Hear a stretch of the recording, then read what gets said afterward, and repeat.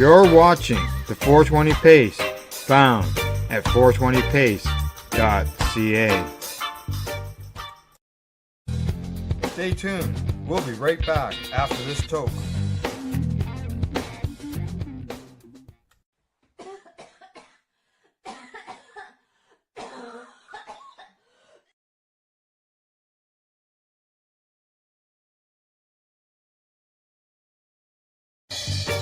You're watching the 420 Pace, found at 420pace.ca. Stay tuned. We'll be right back after this toke.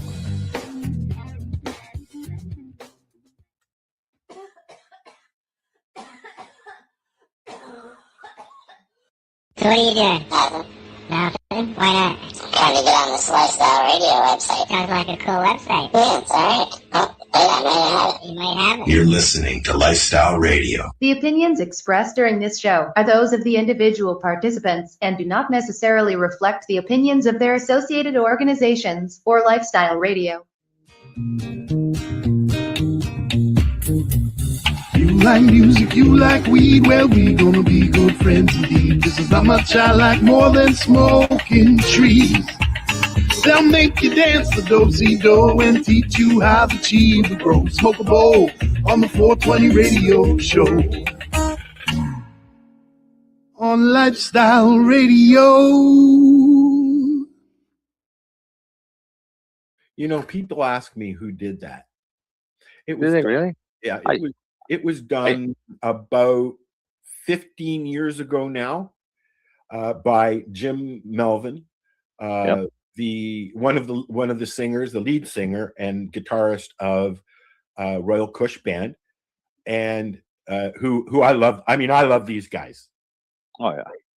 And one day I just said, I need a theme song, and the next minute it was there.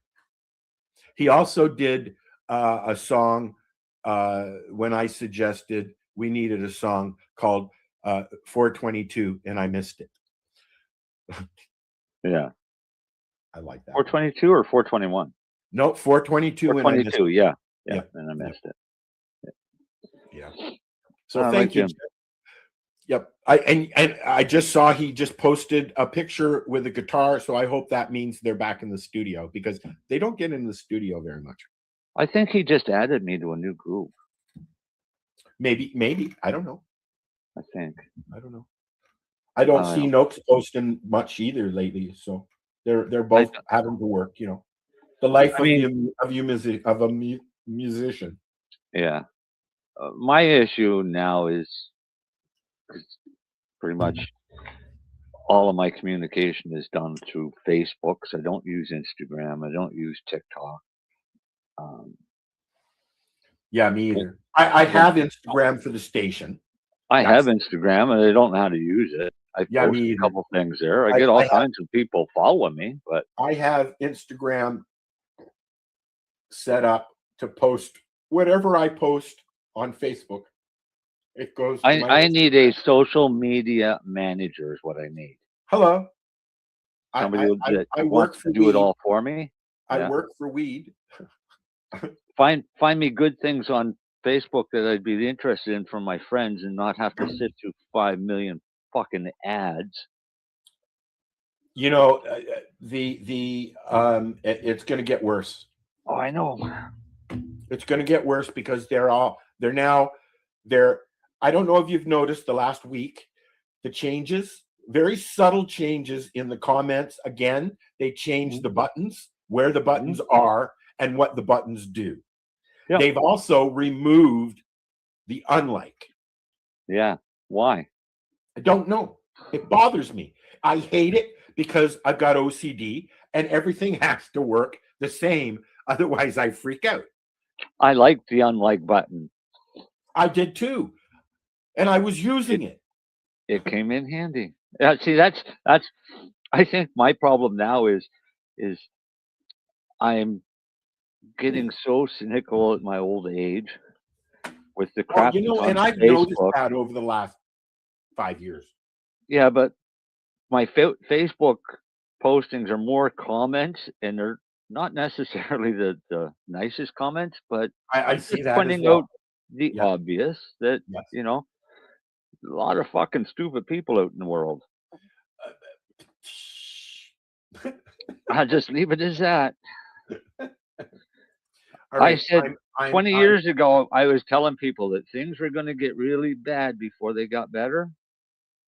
It's I'm starting. tagging you. You're what? Tagging you. Tagging. We are. Oh God. We are on the road again. Live again. Again. Share, and then I can share. Happy, and they can all sing. Hey, and Dale, dance why and don't you praise. come in here and say hi with us? Give There Dale you the go, that's link how and it tell goes. him get his butt in here. You know, he'll run away if you do that. He'll have some excuse of, I'm watching on my TV. No, he's not. He's sitting in his fucking grow room at his computer playing with his plants while he's fucking watching us. That's exactly what he does. In fact, a lot of people do that. See? He just did what? I don't know. What did he just do? I'm high. Leave me alone. You started the conversation with him. I don't know. I forgot. How goes it? I forgot it. I forgot already. Waiting for Buddy Weeds to show up. He'll be here soon. I'm waiting for Dale to say, no. He's saying, come on air, Dale. Give him the link. Give him the link. You know what? Fuck it. Anybody want to come on the show? Here's the fucking link. Come on in. We have room for 10. Where's the link? It's right here. I'm going to do it. Oh, no, I can't do it because it's a permanent fucking studio thingy. Yeah. Hang on. I'm getting the link. Backspace. Oh, so anyways, I think I was remiss in saying, welcome to the show. I am Al, and I am your original type host. I've been sitting here for many years, and my butt hurts. Hey, I got a question for you. Rosa has a cheek thing, a lump that it moves, so it's not, but it might be melanoma or something. So, can I use the same mixture that I made for my tummy? Yes. When I burned on that, and will it burn her? I've been cleaning it every day with just water because I don't want it to burn, and she gets very irritated, and it's grown a lot. Is it open sore? No, it's like a mole, and she keeps scratching at it and breaking it open. So it's I'm worried about it getting infected. She's had it for years. And you can feel a lump there. No, you can see that there's like a mole there. Oh, okay. So it's more of a mole, or it's the same kind of thing that Buster had, a hangy thing. But it's on her cheek. It's right here on her cheek. So she scratches at it when it gets irritated. She scratches on it and then irritates it more, and then it starts bleeding, and then she's putting blood everywhere. That's why I did 4 loads of laundry yesterday. Yep. You can use that same topical. Okay, cool. Hello, Joey Patton. Who? Hi, Joey. Whoever you are. Joey is. Darcy's on his way in, Dale. And I sent Dale the link if he even bothers to look. No, he won't. Back and find this because he doesn't like talking to us like that. He just likes to be a voice in the chat room.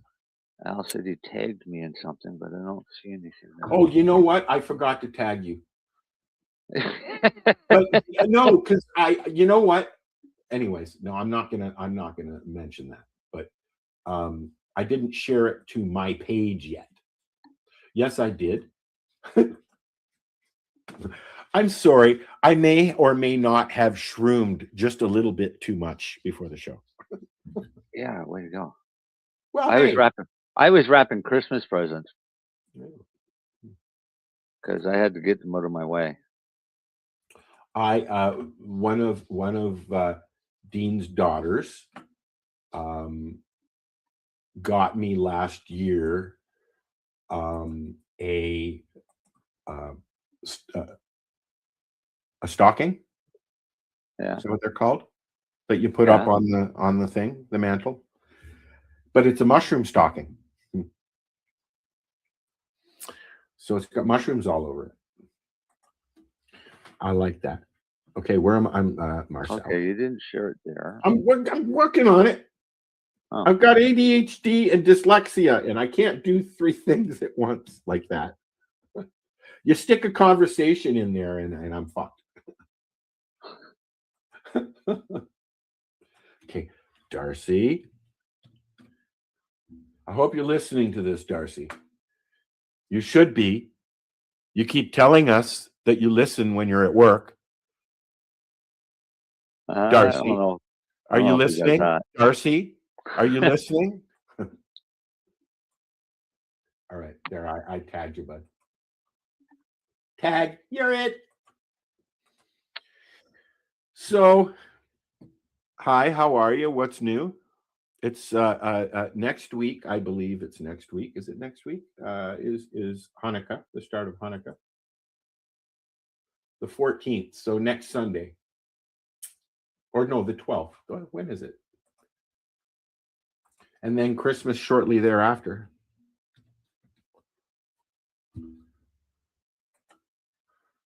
(14th) to the 22nd.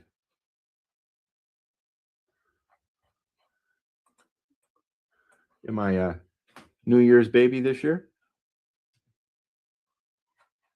Oh, yeah? I don't know. I'm going to look.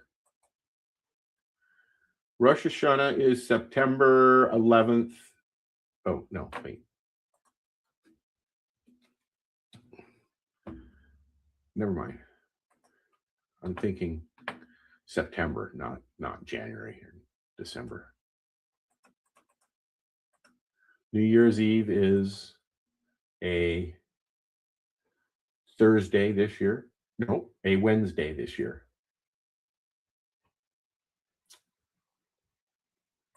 Can I share it?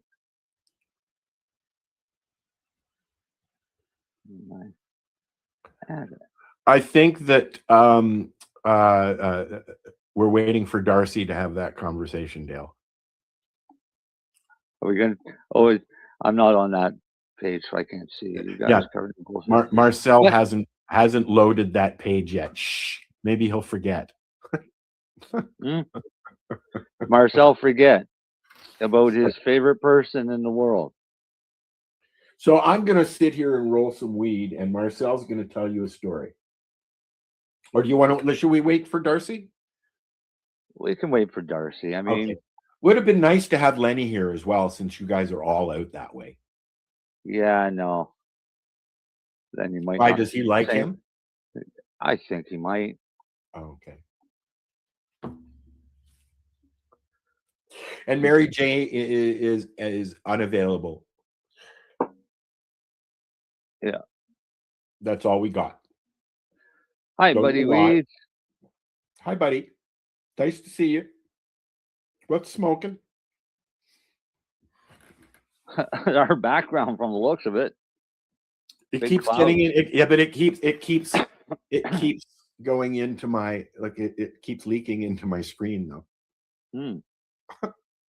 I like that I can do that, actually. It's kind of cool. Yeah, that's why I never have a camera on, because all you'd ever see is a big cloud of smoke anyways.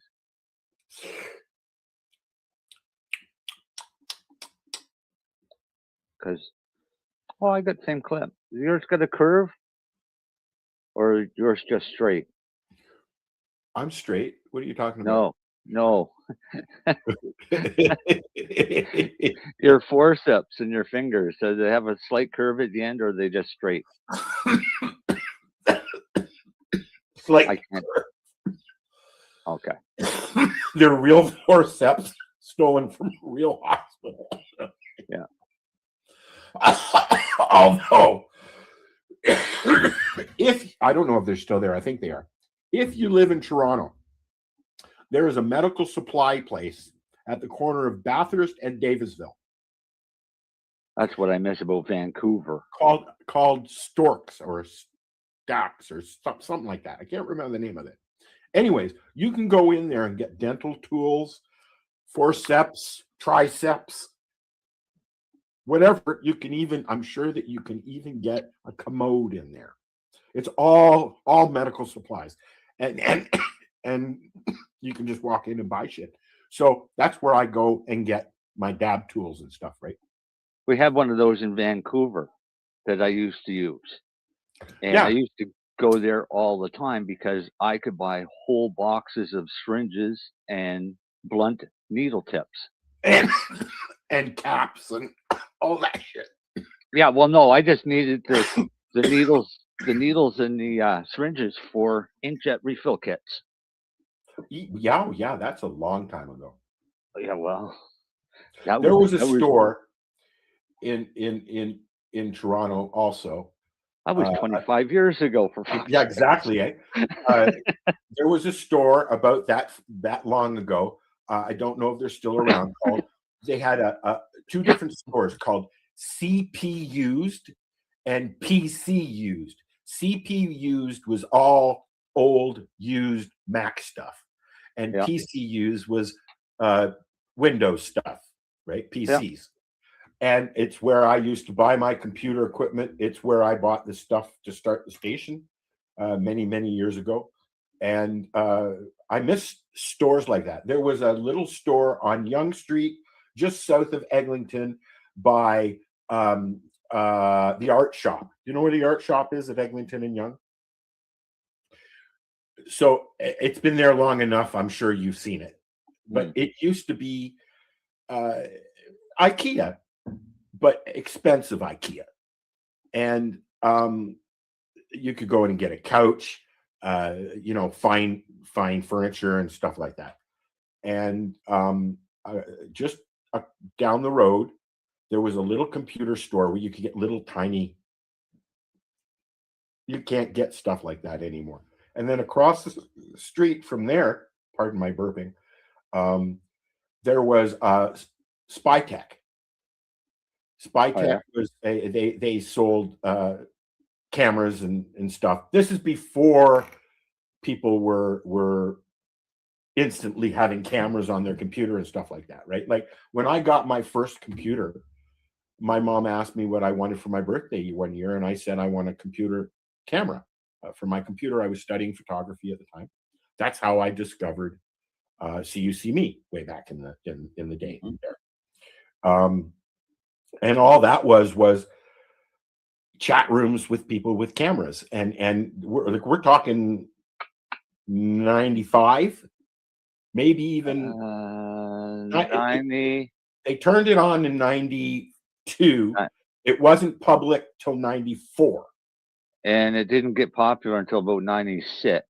Yeah, so 95, 96 is when we started finding these chat rooms that we could go and hang out with cameras on. And then all of a sudden, ICQ and Yahoo and MSN and AOL started adding webcams to their platforms, right? Yeah. So now everybody has a fucking webcam now. Everybody. Yeah, because at that same time is when they started coming out with high-speed internet. No, when I started my website, dude, I had 2 dial-up lines. No, I know, but I moved to New Brunswick in 93 or 94. Just after I got there, they wired the entire province with a system called Vibe, which was a fiber optic system. What's it called? Vibe, VIBE. Oh, yeah, I entered in. I was a test home for At Home. Mm-hmm. So way even before that. Yeah, but it was amazing because we could stream movies. The only thing is when you went to stream a movie, it would start playing for about 5 seconds, then it would buffer. Yes. As soon as the buffer was done, then you had the rest of the movie. Our website, our chat rooms, like I had, countless number of chat rooms, and each one was audio video. But CUC Me was developed to use as a teleconferencing software, or this is before Skype even. Some of my members of my website back then were the original Skype team, right? So the interesting thing about this software is that it was freeware. It was open source, developed by Cornell University, then sold to White Pine Software, and then but we kind of took it over and did it ourselves, right? And there was a whole huge community. I was getting over 1 million hits an hour at one time, dude. Okay, on dial-up.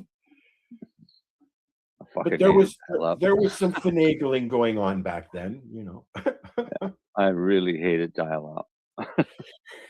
I had before I started getting into the chat stuff, I was running What's Up Toronto magazine, and my sister and I published that. And then we took everything and put it online in the form of a bulletin board system, a BBS system, which were hugely popular, mostly in the adult market back then, because the call girls liked to use it because it was secure, right? It was their own personal messaging service for dates. But we took a Mac-based, web-based program and put it online in the form of a bulletin board, and it looked much like what we know in the World Wide Web, right? You could load up the article, the pictures are there, you can read the article, you can listen to the article, you could post a video. But this is back when you had to use 3 different programs just to see a picture. You'd sit there and watch it, scanning, open. Oh, look, there's titties. Oh, man, she's wearing a bra. This is that far ago. You remember those days, don't you? Hey, I'm figuring it out. What are you figuring out? Well, if I post from Facebook, it just posts here. If I post from here, it posts as the 420 radio show on multiple posts. If you post, but you can select it to post as you. Just don't hit that share your yeah, sure you can. I am posting as me. Hi. Just like you did. I don't have that option. You can't post into the chat room? I can post in chat room, but if I post in chat room, I'm not posting as me. You see the little button that says all? Do you see you? Do you see you? It says lifestyleradio.net. It posts as everything. Yes, as everyone. Yeah. That's what I get. Okay. If I post in here. Okay. But if you post on the wall in the chat on the socials, it'll on come Facebook, up. It just comes up in here. Yeah. I knew I could figure it out. If that other one where the all is, I can select who I want to post to, and I don't want to do that. Never turned on the comments on the stage. There we go. Now people don't know what we're talking about. And now I'm gonna run a commercial. There you go. There's a commercial right there for the Hi Guys podcast. Oh, okay, I got you. I thought you were gonna play a fucking commercial or something there. Well, soon. It's almost the bottom of the hour. Yeah, that's true. I'm glad we don't have sponsors. Oh, wouldn't they be mad? Oh yeah. Well, no, I think if we had sponsors, then we used to. Not paid sponsors, but we had sponsors like the Shatterizer people. They'll always be, with me, because we should offer sponsorship to people like Shatterizer and well, they're kind of family, so they get automatically. Yeah, but you know what I mean. Other ones, there's other people other than Shatterizer. Well, we're talking about it. We're open. I got 2 fucking networks, a TV network and a fucking radio station, and I'm sure that Al would jump in there too if you wanted to do some advertising on Pace. Hit me up. Yep, there you go. Not looking to make $1 million, just looking to pay for shit. Right? Yeah. Get out a new computer fund. I need to raise $1,000 for a new computer. That's what it is. I'm gonna start using the stars on Facebook. Do you have a GoFundMe for it? Never. Speaking of GoFundMe, guess who was on Pace the other day? Who was on Pace the other Russell day? and Christine. No way. Yes, I was like, wow, they're still alive. Right on. And how is Russell? Is he still claiming to be I didn't. I haven't watched the show yet. Oh man, I'm wondering if he's still claiming to be the world's angriest pothead. Probably. He lost that title after he met me.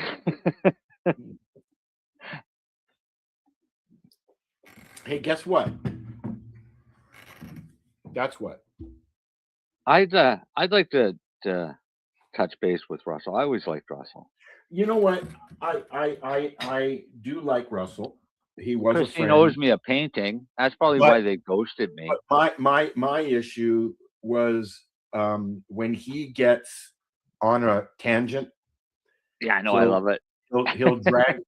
I don't.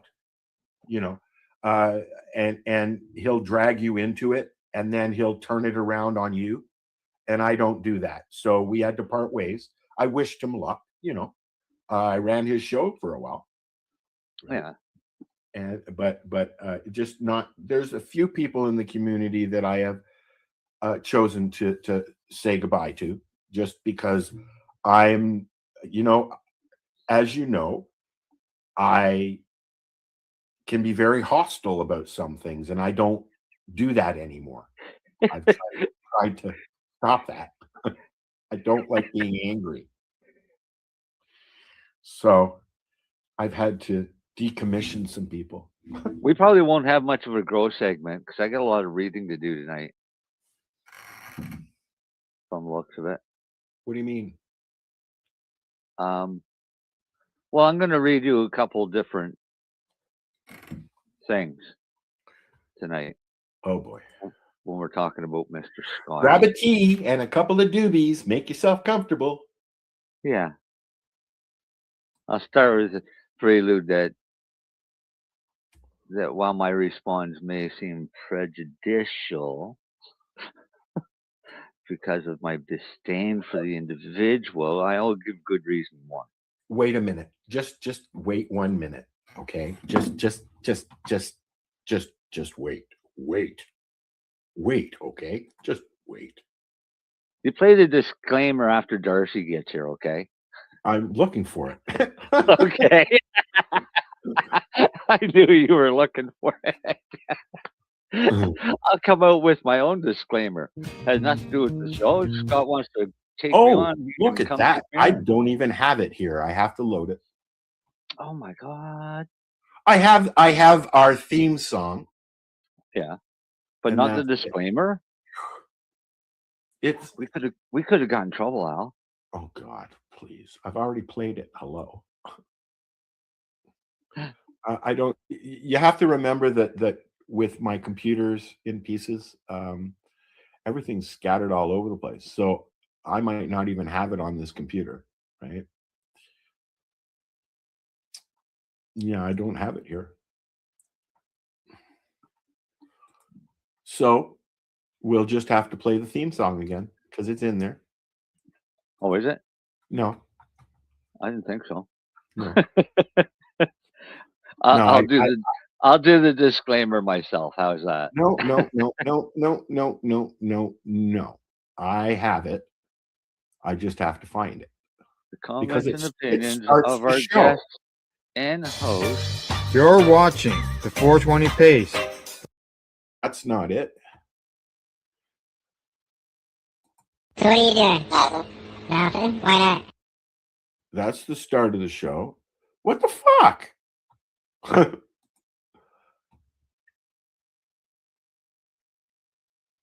All right. Anyways, so I'll look for this and you find something to talk about. Hello. Well, don't mute my mic and then tell me to talk. I didn't mute your mic. Yes, you did. The I didn't program do did. it. The Oh, okay. program did it. You're saying you don't go talk about something, then all of a sudden my mic is muted. Like a little fucking No, room. I'm doing what I said I was going to do. I'm looking for the disclaimer. All right, you look for the disclaimer. I'll look at some other news that we can talk about that I don't need a disclaimer for. How's that? The U.S. Let's go there. I'm confused about the U.S. You know what's going on down there. It's you know. Well, they want to legalize it. They don't want to legalize it. They can't make up their mind. So as soon as, and I'm sure people have seen this, but as soon as it starts being talked about of being legalized by Trump. Nothing. Why not? Trying to get on this Lifestyle Radio website. Sounds like a cool website. Yeah, it's alright. Oh, wait, I might have it. You might have it. You're listening to Lifestyle Radio. The opinions expressed during the Found it. I found it. Sorry. Anyways, as soon as any talk starts coming out into the media of cannabis being legalized in the U.S. by Trump, you get flooded with propaganda bullshit. Well, one person has this to say, another person has that to say, and they're not saying the same thing or even close to it. Well, but it's how about all these health scares that are coming out, that there's this new thing called scramping or something like that? Scramping? Something fucking stupid. That they're giving a new name for cannabis hyperemesis syndrome, which is very fucking rare to begin with. Yeah, I've noticed this last week that they're bringing that shit up. Actually, it's been a couple of months where they every now and then it goes away, and then every now and then they give it a new name, right? It's like putting lipstick on a fucking pig. It doesn't change the fact that it's bullshit. How can somebody diagnose you with that when they don't even consume themselves? You know, I mean, because of the symptomology, but the same symptomology is a fucking bowel obstruction. There are other right? There are lots of things. I don't know. I went in. I have a good shit. I had a panic attack, and I thought I was having a stroke. So I called an ambulance. Normal for a panic attack. Well, my chest was coming out of my fucking throat, and that's what's normal about it. Why people think they're having a heart attack. Correct. So I called 911 and went for an ambulance ride to the hospital. It cost me $245 to find out that I have cannabis hyperemesis syndrome. And I instantly said to the doctor and the nurse, "Don't even start with me. I'm a cannabis educator. Please try something else." Yeah. Okay. I refuse to even hear it. Okay. But there is some validity there, as we're finding out now with new studies. But they're trying, look, the flat outright, they're trying to find a reason to dump on cannabis. Right.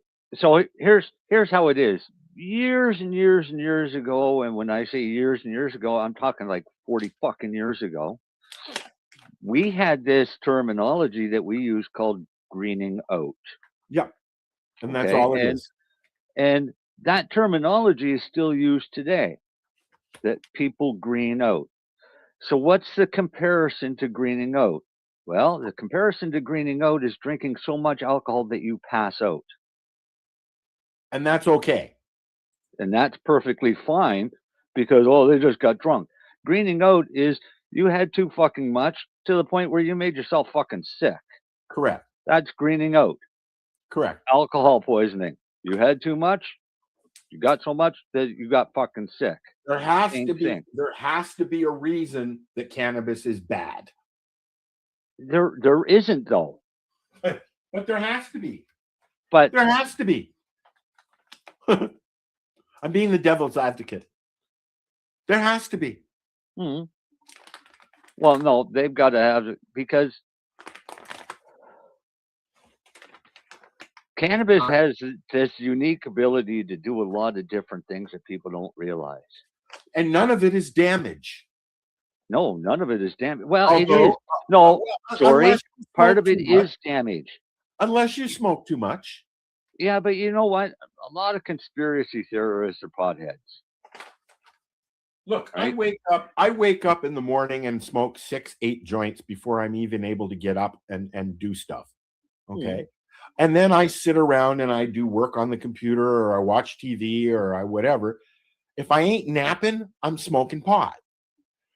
But Yeah. when I don't have it, I can't move. So am I abusing it? Am I using too much? Or am I just medicating to the point where, I mean, sometimes it hurts so much I have to medicate to the point where I fall asleep. So I don't sleep at night. here's the thing, though, and a cool way to look at cannabis as a medicine. It's a very effective medicine, but it's really effective at low dose, Yes. regular basis. Yes. High is a side effect, Or what we call now microdosing. right? But high is a side effect, Yeah. And if you get too high, have something to eat and go to bed.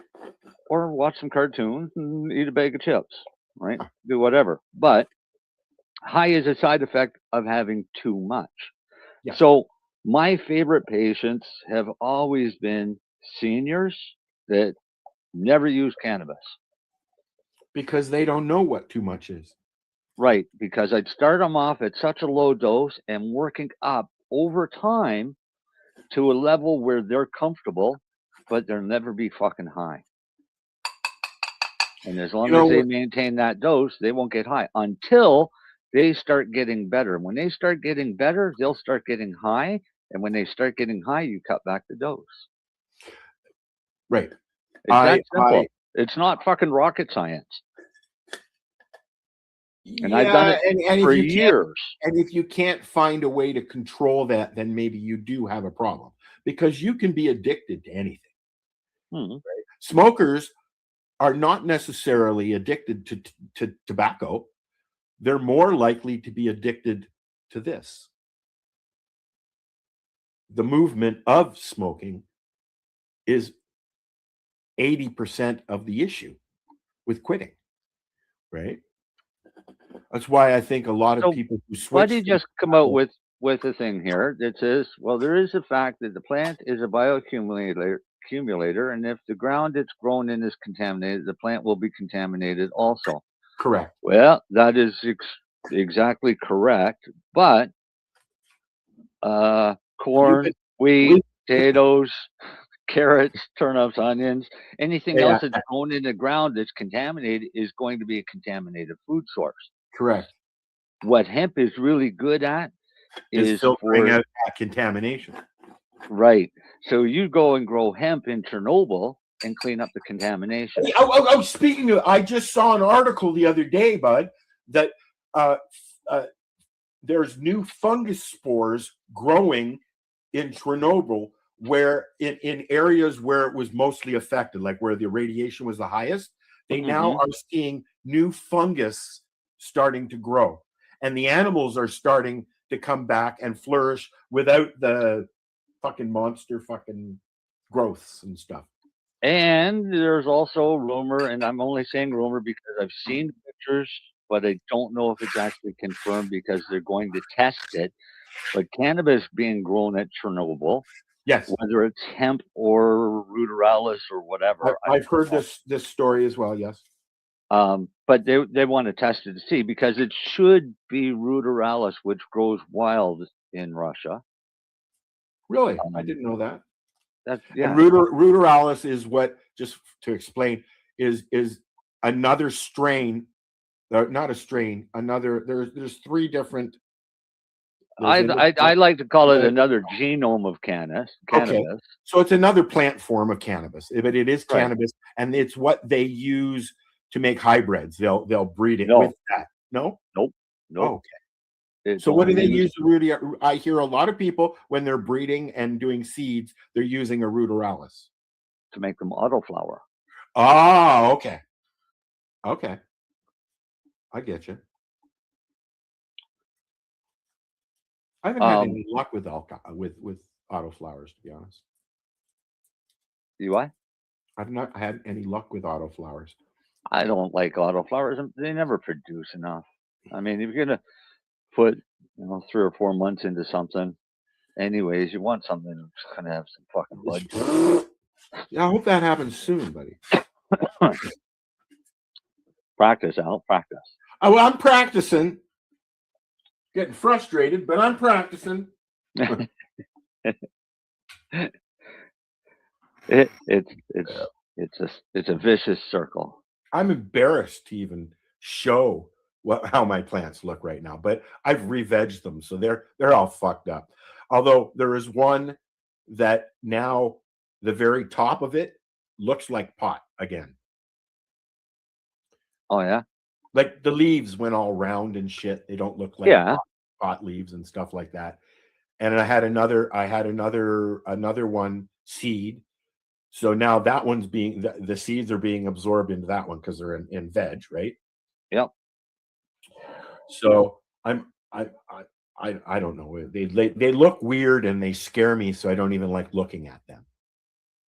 Yeah, they're just ugly for a month or two, and then they get beautiful again. Yeah, it's been about a month. I'm gonna. I have not taken any clippings yet, but I'm gonna. Don't smoke barley. Drink it. Oh, okay.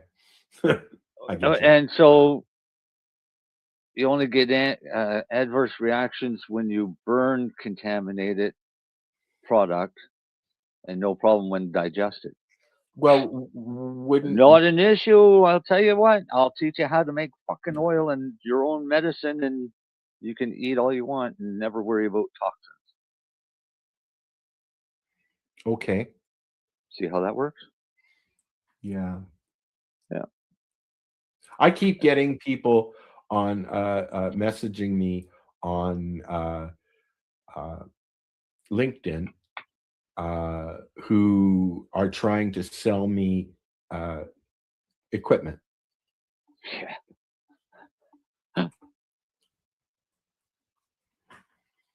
Yeah, that's my reaction too. With what buttons? Well, no, because I'll make a lot of comments on a lot of different posts, and I made one the other day, and the post was something about you have a guy standing there with a swimming pool full of bud, like a kiddie pool full of bud, right? What would you do with this or whatever? What do you think I'd do with it?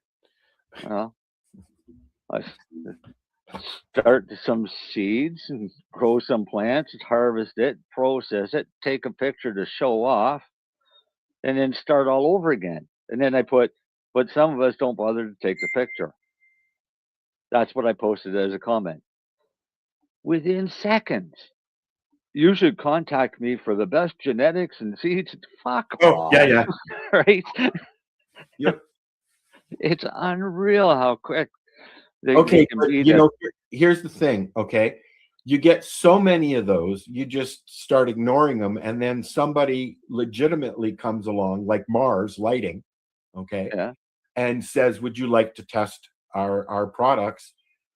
And I said no because I thought it was a scam. Oh, you silly boy!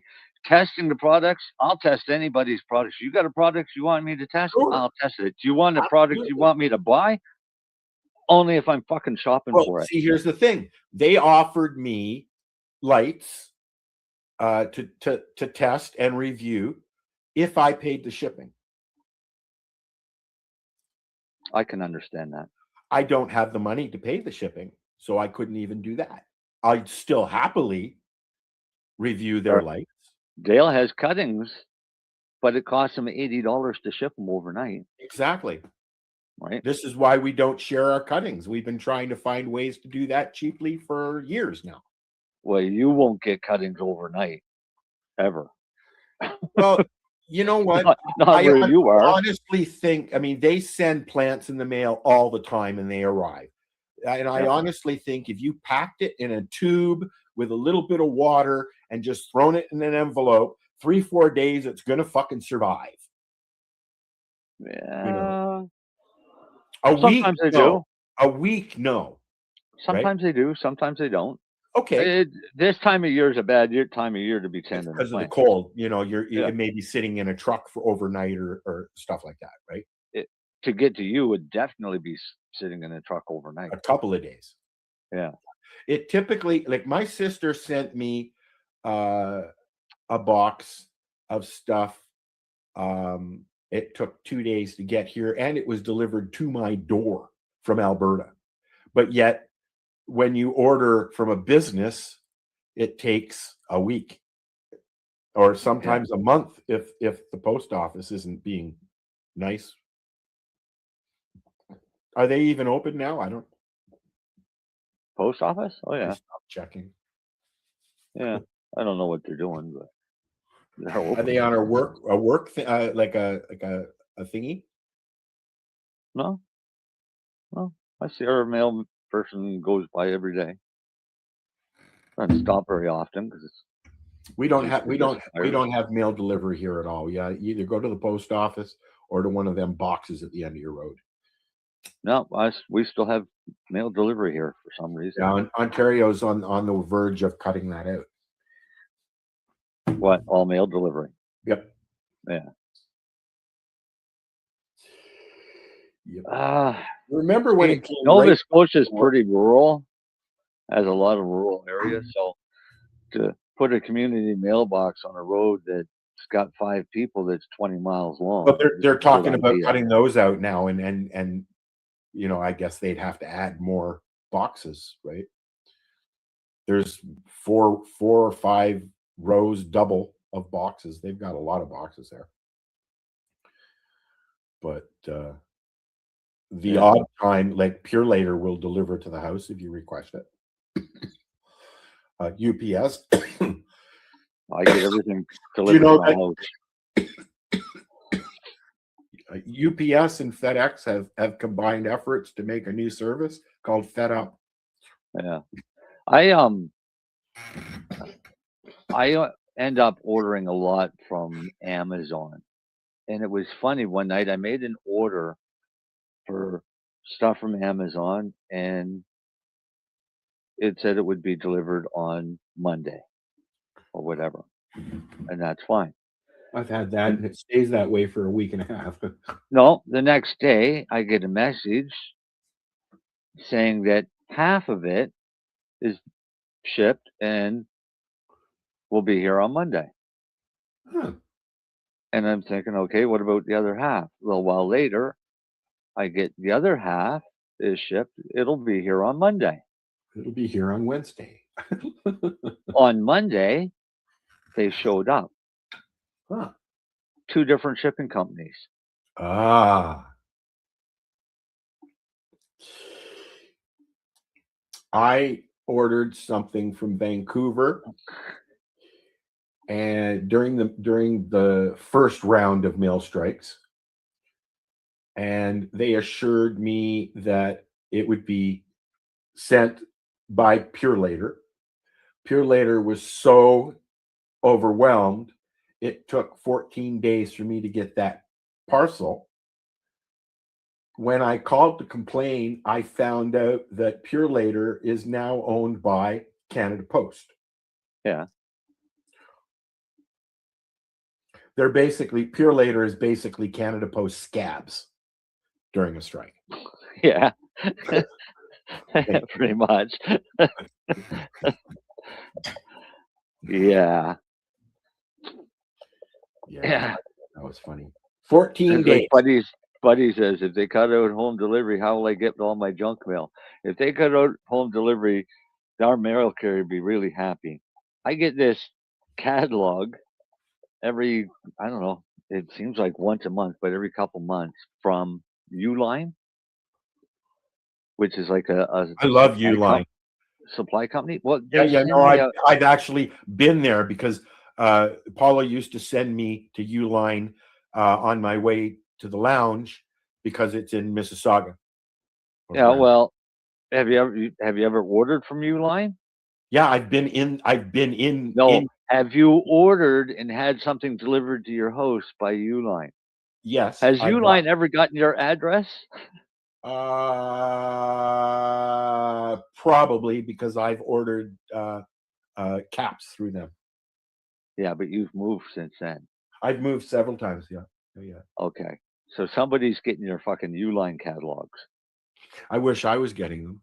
They're probably going You to the just go apartment. online. Their whole catalog is online. That's You what know I the don't catalog. understand. You know the catalogs that I miss? What? Lee Valley.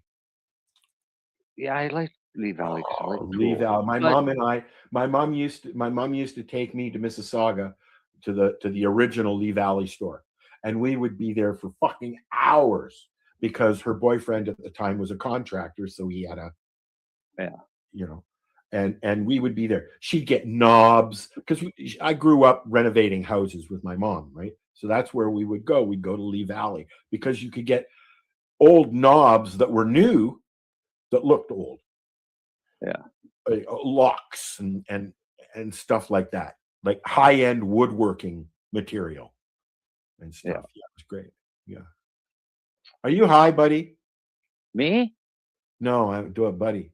Oh, I might be, but it's Friday night, and I'm worked my ass off all day and got a whole bunch of wrapping done, and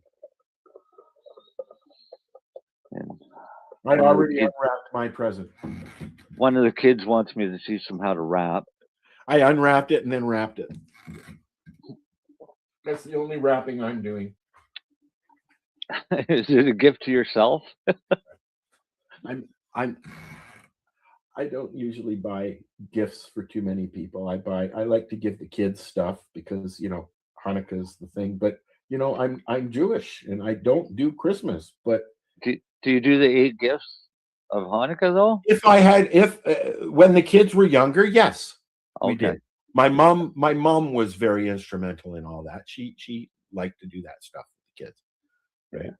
But now it's you know what, you don't even send me a birthday present. Fuck you. Yeah, you get used to that. Yeah. Huh? David moved into his apartment.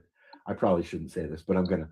David moved into a new apartment the first of last month, and he's loving it and that, right? So Kelly says to me, so David walked in and said, I'm gonna ask Alan to buy me something for my apartment. And I was just like, are you serious? I said, he knows I'm broke, right? What's he gonna ask you to buy him though? I don't know. I'm like, no, sorry. Yeah. You know, is he working? He's working more than anybody I know. He's working 40 hours a fucking week. Good. What's he doing? He's a bag boy. Cool. And he does restock. So have you been seeing a lot of these posts about tipping in the U.S.? I go in. I like Subway. We have a Subway here. Yeah. And it asks if you want to tip them, and I'm like, no. Right. And I do understand they're making a living and that's their job, but they're being paid to do that job, and they're not bringing me my stuff to my table. So why should I be tipping somebody at a fast food counter? Exactly. So in the States, but I'm seeing a lot of these posts where people are saying that if you can't afford to tip, then And don't you go shouldn't out be to going eat. out. Yes. Yeah. And when they first started, it was a 30% tip. Now it's gone up to a 40% tip. So let me give you some math on this. We'll go with a 30% tip. But it's usually what, 14% here? What? Tip is whatever you decide to fucking give, Yeah, no, I understand that. Yes. But right? there But is a let's do some math on a 30% tip. If you have a waiter or waitress that is getting paid in Canada, getting paid, say, minimum wage of $15 an hour, all right, that's pretty fucking low. But they're working as a waiter or waitress, so they rely on tips to get them through. On a half decent shift, they have 10 customers. Each table pays $100. Each table leaves $30 tip. All right. How much money did they just make in that hour for bringing you your fucking food, doing their job that they were already paid for? Right? I always tip when I'm in a Buddy restaurant. says 10% is a fair tip, and I agree with Buddy. And I'll tell you, I've walked out with a lot of places without leaving a tip because they didn't warrant a tip. I've tipped more than 10%. I tipped more than 10% to actually I gave a But 20% I'm not tip tipping tonight. I'm not tipping at a fast food restaurant. No. Where I'm going up to the counter and walking out with it myself. Yes, they've Right. prepared my meal, but I've paid for that meal, and they're being paid by the company that they're working for. That's like tipping in a drive-through. If Right? it's one thing if it's Christmas and somebody's celebrating a birthday, that's different. But No. Here's how it is. I'm more likely to give a tip than most people because I pay cash for almost everything. Me as well. Keep the change. Right? So I'll say keep the change. If it's $4.75 for my Some order, people are offended here's by a that. $5. Some people are offended by that. What? That you only got a quarter? The rounding off. Too But fucking bad. Then give me my change. I'd rather just say, no, I'm not giving you a tip because you didn't really serve me. I mean, tips are for serving. I don't want to say servants. Okay. That word is gone long time ago. But tips are for people in the service industry that are doing a job. So let me tell you this.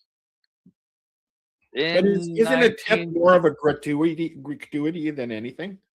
For the service, yes. Yeah. Um, we just lost 2 people because of this conversation.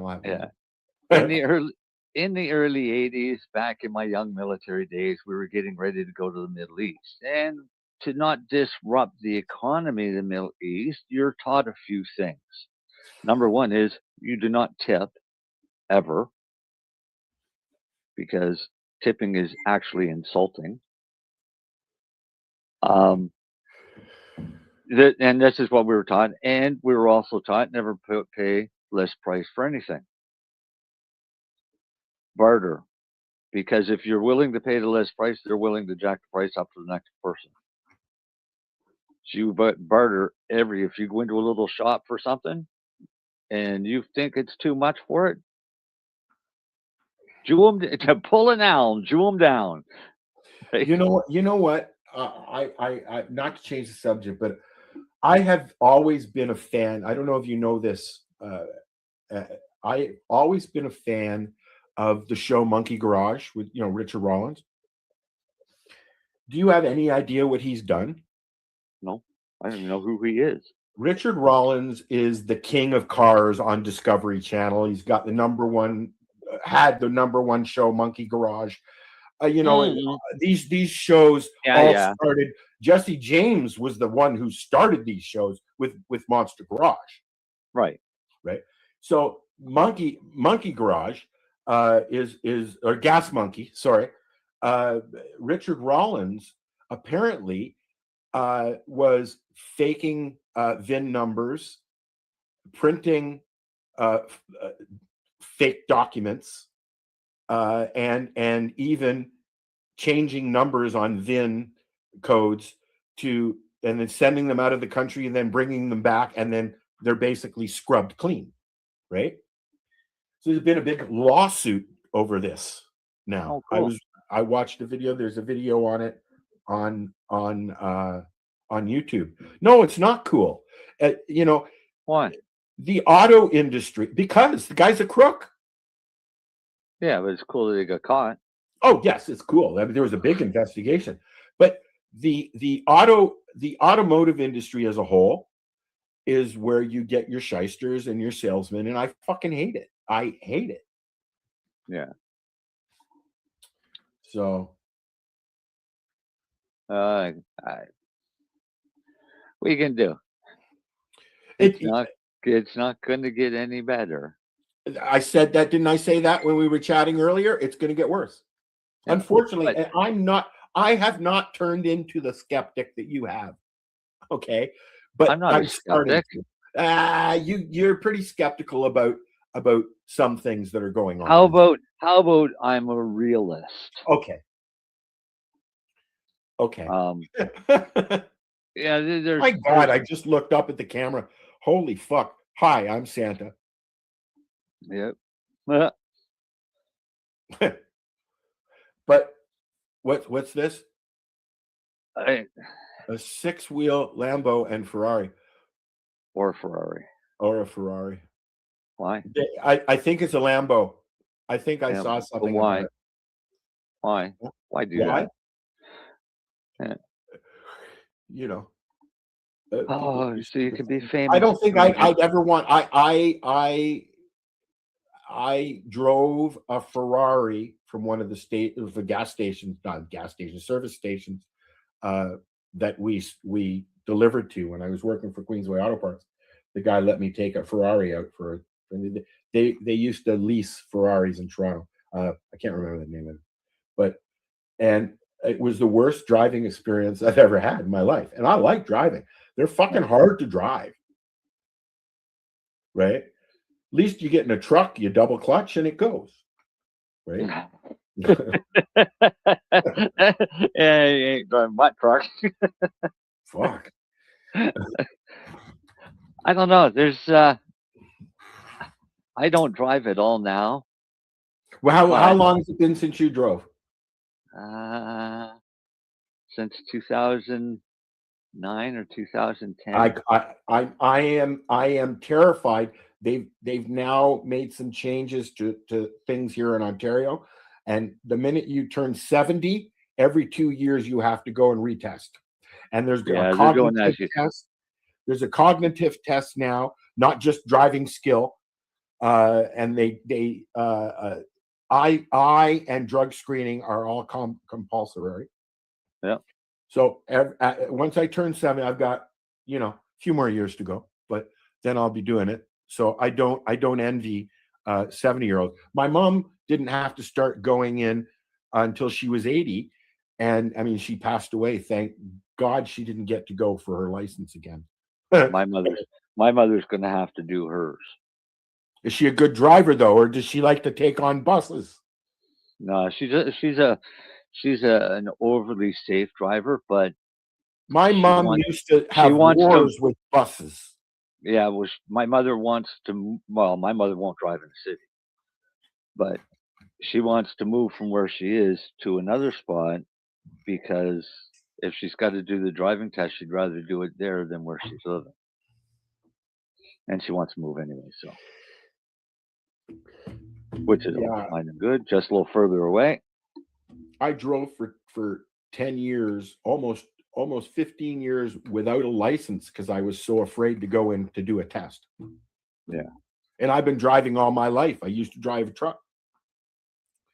I mean, that doesn't mean I'm a good driver, but I am. You have to trust me. Yeah. See, with me, you grow up in the era of the Blues Brothers, and you have the city of Toronto to roam around in a Dodge Dart. You learn how to drive. No, there ain't no power steering there. No, I learned to drive when I was very, very, very, very young. long before I had a driver's license. Army green Dodge Dart. It was my buddy's parents' car, and that's what I learned how to drive in. And I learned to drive. It was one of these drive down the road like this. I learned to drive in a Mini Minor. I've heard of them, but I don't recall what they are. The first car I ever drove was a Toyota Camry, and it was a stick shift.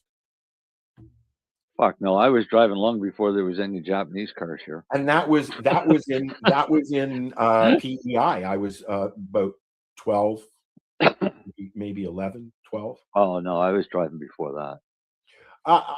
Just on the lap. I think when we were kids, we used to do the Florida trip every year, so there was some driving on the highway. I was 11 or 12 when my grandfather taught me how to drive standard shift on the fucking wheel.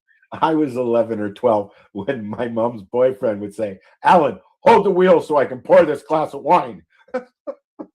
No, and then my parents would have wine and cheese parties going up and down the fucking internet or the interstate between Toronto and Florida. They would have wine and cheese parties in the front while we were harmonizing, my sister and I, in the back, terrified that Larry was going to drive into a fucking truck. Let's quickly go through this. Start with a Mini Minor. Went to I don't know if it was a Ford or a GM. A Mini Minor, is that like a mini car truck? Austin Mini car. Oh, an Austin Mini, yes. Tiny little car, right? Yes, I remember. I like those. I was back in the 60s. Then I went to the truck. Now they have the mini. They have the larger minis, the SUV minis. No. Yeah, and then went from that to a Nova, Chevy Nova, and then all different cars, because we had all kinds of cars all through that area. My buddy had a. Then I went into military and learned how to drive military Jeeps, military trucks, armored personnel carriers, tanks. I got chased by a tank. Then I learned how to taxi around a snowbird. The jets, the Canadian military snowbirds. Yeah. Learned to taxi those and trackers. Cool. And then I stopped learning how to drive military vehicles. But you had your license taken away when you got diagnosed with MS, or before? After the seizure started. Then that's the thing. Like I feel so sad for my little one Emily. I mean, she's grown up, but she's got epilepsy and she's fighting with seizures and she's got type 1 diabetes. She's in and out of the hospital monthly, and she'll never be able to learn how to drive. So I told her, I said, when you come and visit, I'm going to teach you how to drive. Even though you can't get your license, I'm going to teach her how to drive. I taught her sister how to drive. Well, it's not just that. It's a good life skill to have in case of an emergency. And right? If there's an emergency that she has no choice but to drive, it's a life or death emergency, drive. Fight it in court. It's always fun. It is against the law for somebody with epilepsy or who has seizures. My friend had a heart attack while he was driving. They took his license away until the doctors cleared him. And people don't. Last winter, I had my car wouldn't start. I had the snow was too high. I couldn't get rid of the snow. Like I couldn't even get out to get it to a thing. I was without a car. I fucked up my knee. I couldn't walk. I was in the house, as you know, for 3 of the 4 months of the winter. Yeah. I felt I had to depend on other people to get me shopping and to get to appointments and stuff like that. And I fucking hated it. Yeah. Right. Well, I hate it too, but my problem is is I could probably drive now, but there's How long always has it the been risk. since you've had a seizure? Mm, I learned I was probably 15. a minor buddy. one 6 months ago or so. I was Right. 15 years old, buddy, when I first started driving because I took young drivers. Oh no, see, So you're allowed were- to get your 365 at 15 if you took young drivers. we were farm and woods kids, so I mean, driving tractors was I just grew up, like normal. I said, I grew up in the city of Toronto. The cops knew us well. We used to chase each other around the city quite regularly. I had many visits. If you know what, if they had, the street racing clubs and stuff like that, like they do now, if they had those back then, which I'm sure they did, they were just very private, I probably would have joined one. We had our own. Well, we had our own rally course. If you wanted Pen up. back then in the 60s and 70s, you were either a biker or you were a hippie. I mean, that's just how it was back then. No, right? Not if you grew up in the farm country. No, I'm talking about in the city. Yeah. See, I didn't grow up I grew up in the 70s in the city, which was all fucking. I grew up in the 70s in Yorkville, in Toronto. I didn't grow up in a very friendly place. How much more hippie can you get? Yeah. And then we moved right out into the middle of farm country. I didn't do that until I was in my 30s, as you know, because that's when we met. And it was still fun. Yeah. Right? Doing farm, I had a lot of fun in the city because I was doing city things. Get to the country, I do country things.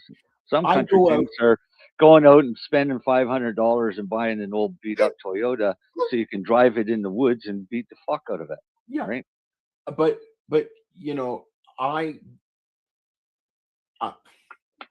I've never been one to go out and do stuff in the city or anywhere really alone. A lot of people like to go do things alone. I don't. So I'm more apt to go out, do what I got to do, and come home. Right. I went to a couple of concerts before I moved up here alone. James Taylor alone, because my sister had moved and we bought the tickets together. And I didn't enjoy it. I've done a lot of alone things. I've gone to the movie theater alone. I used to do the movies alone because then I don't talk. If I'm alone, I won't talk. Well, I don't talk at a movie anyways, but usually if you go with other people, there's some conversation there, and I don't want that. My mom would just sit there. We didn't talk. A movie theater is the only time I will stop talking. See, I was trained as a sniper, so I got to spend a lot of time alone. Yes. Right? Sitting out in the middle of nowhere with just a radio.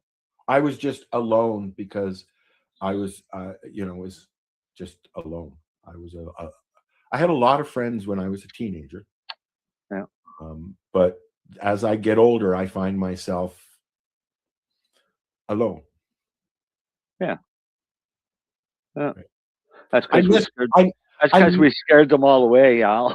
I miss the having somebody around to share my day with. Yeah. I miss all that. Right. Let's find a woman for Al. I don't even know how to have a conversation with a woman anymore, but I'm afraid to say anything. I like to flirt. I like to talk naughty, and nobody wants to do that anymore, right? So my problem is I like to learn, so I ask questions. Well, my problem is I've started having naughty conversations with myself, and it's not working out that well. I'd have conversations with myself, but myself is a fucking asshole. Right? Well, that's the thing. I keep saying no. So, Darcy's late. Let's start talking about Scott. All right, you go ahead, and I will listen because I have no idea who this Scott dude is. Okay, so Scott Armstrong is the the new Nova Scotia Attorney General. Okay, so the king shit of the pile. Yeah, and he's just come out with a statement that has ruffled more than a lot of feathers. Against cannabis, obviously. Yeah. But a little background on Scott. Scott used to be a federal member of parliament. One of Harper's. I just want to say is if this conversation gets back to him and you, sir, would like to come in and rebut. Oh, you're more than welcome to come and face me. Go ahead. So, just putting it out. Hold on. Just wait 1 minute, please. Hold on. Your disclaimer. Yep. I went and downloaded it and everything. Are those of the individual participants and do not necessarily reflect the opinions of their associated organizations or lifestyle radio. So what are you doing? Nothing? Why not? Trying to get on this lifestyle radio website. Okay, there you go. So, Scott was a member of parliament for my riding back at the time when I was really, really sick and really, really needed some assistance. And grumpy. And yeah, well, no, I wouldn't have been grumpy if I got some fucking assistance, but I started pleading for help from my member of parliament, who ignored everything that I sent him. So I sent it to other members of parliament. They contact me right away, rather upset that he didn't, and wanting to know if they could go and speak to him on my behalf, which I said more than once, yes, by all means. Actually, I think it was Stouffer to smack him up the fucking head for me. Call his constituents office, contact them. Actually, I sent an email to him. His office turned around and called me and said, "We're going to have Scott call you right away. This is very important." Never heard from him. Yeah. He never did. He fucking ghosted me almost as bad as Maureen McDonald did at the same time. So I was fighting provincial government and federal government at the same time. While you were sick. And this is all to try and get help. H-E-L-P. Help. Just to get help from my member of parliament who was elected to fucking help me, but totally ignore me. So then he loses his seat and they've got a new election coming up and he's running and shows up at my fucking doorstep wanting me to vote. So he got thrown off the property. Told that if you ever, he stuck out his hand to shake hands, and I said, if you want me to rip that off and shove it up your fucking ass, I'm more than willing. And that's how the conversation started.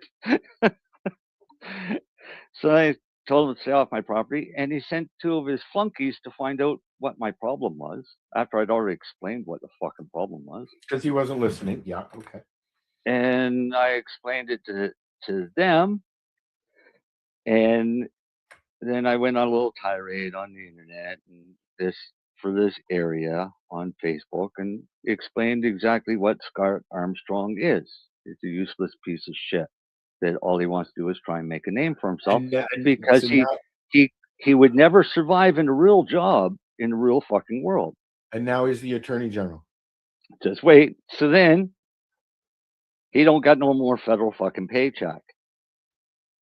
Which means he's got to go get a real fucking job. Can't do that. So what's he do? Runs for provincial politics, but not in my fucking riding. And Darcy's mother's riding, I think. And now he's been appointed as the Attorney General for Nova Scotia. So if I sound a little biased, it's because the other guy's a piece of shit. But this just is going to help prove along of what I'm talking about. So, according to him, this is the directive that came out. The province is taking a more aggressive steps to address the growing public health and safety risks posed by illegal cannabis. Today's step, December 4th, Scott Armstrong, Attorney General, Minister of Justice, directed all police agencies in the province to intensify enforcement aimed at stopping illegal cannabis operations and report back on their activities. So illegal cannabis is more dangerous than legal cannabis, is what they're saying. Illegal dispensaries pose a real threat to consumers, to youth, and to the integrity of our regulated system, said Minister doesn't work. Armstrong. That's the only one that it affects. We have already taken steps to confront these risks, but the challenge is evolving, and so must our response. Protecting Nova Scotia means strengthening our efforts, advancing new measures, and shutting down this shadow market before it can cause more harm to public health and safety. So the fucking guy does a press conference, and all the media are there, and he's spouting off all of this bullshit. The media are saying, wait now, where are all these illegal dispensaries? Sorry. There are no illegal dispensaries in Nova Scotia because they're all on native land. But they consider those illegal. And those are the ones he's talking about. You know, In his fucking warped brain, yeah. Yeah. So, of course, this has caused a bit of an uprising with a lot of the people that are in this industry. And to the point where the chiefs have responded to the letter from the Nova Scotia Attorney General. All right. So it says the 13 Nova Scotia Mi'kmaq chiefs were surprised to receive a letter from the Nova Scotia Attorney General and Minister of Justice this week. In his letter, Minister Armstrong stated that all cannabis retail activity, including on-reserve activity, must operate under the existing provincial framework, and noted that he issued directives to the RCMP for enhanced enforcement of illegal cannabis dispensaries, including on-reserve dispensaries. are they lumping what they would consider illegal grows at home as well? No. Okay. Prior to federal legislation of cannabis in Canada in 2018, the Maluktuk Sagmac Don't even Assembly try; you'll embarrass yourself. reached out to Nova Scotia government to share understandings on what the regulation of cannabis could be in the Mi'kmaq communities, along with what Nova Scotia was doing in the rest of the province. The province rejected those requests, so our regulatory system could not proceed. The result is exactly what we predicted, a system that does not and cannot work in our communities. Attempting an approach in 2025 that ignores previous opportunities to work together and the formal existing channels to work nation to nation is disrespectful. Although our perspectives may differ, it's important to state that the province does not govern our communities, said Chief Terrence Paul on behalf of the Assembly. We have a right to self-governance and self-determination. This is a clear example of what happens when the province will not come to the table with us from the onset. An archaic government process we've experienced far too often in our communities. Minister Armstrong's directive to the RCMP, inaccurate information provided both in writing and to the media, plus citing a court decision that is currently under appeal, only frustrated the Assembly further. The RCMP must respond to the priorities of the Chief and Council in each community, continued Chief Paul. Minister Armstrong must understand that the province does not have jurisdiction to govern our communities, nor do they have a complete understanding of what happens in our communities. Therefore, they cannot decide what is best for our members. Did you watch the broadcast? No. Okay. The Assembly was disappointed with the I did, Al. I was waiting for that. Assembly was disappointed with the lack of understanding of the treaty and Aboriginal rights and title implications with Minister Armstrong's statements. We hold Aboriginal title, Aboriginal rights, and treaty rights over our territory of Mi'kmaq. This jurisdiction protects our autonomy and our identity. Nova Scotia must realize that a non-collaborative approach has never nor will ever be appropriate or acceptable, said Chief Paul.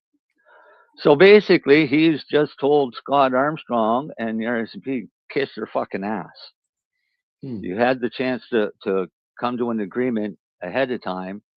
And now, because Nova Scotia liquor isn't making the money they thought they could make by selling shitty fucking chemical-laced wheat and mold, they're all upset.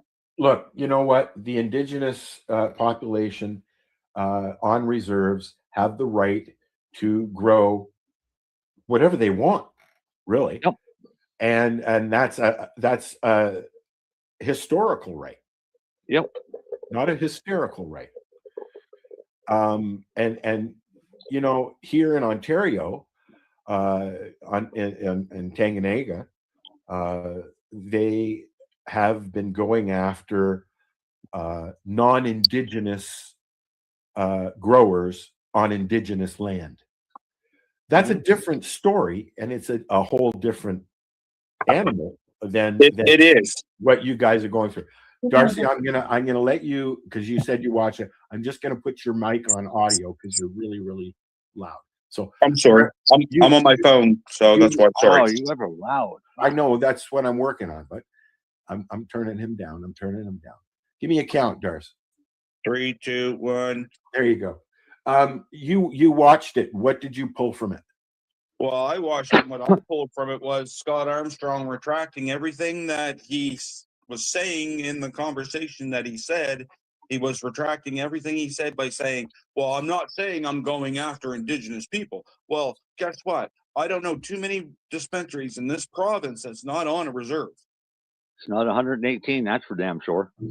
That's for damn sure is right. So therefore, you are going after reserves because the reserves don't want to work with you and the NSLC, because what they want is they want them to buy product from NSLC, which is then NSLC getting their markup on it. See, there's the whole thing. And they can complain about it's the kids, Al.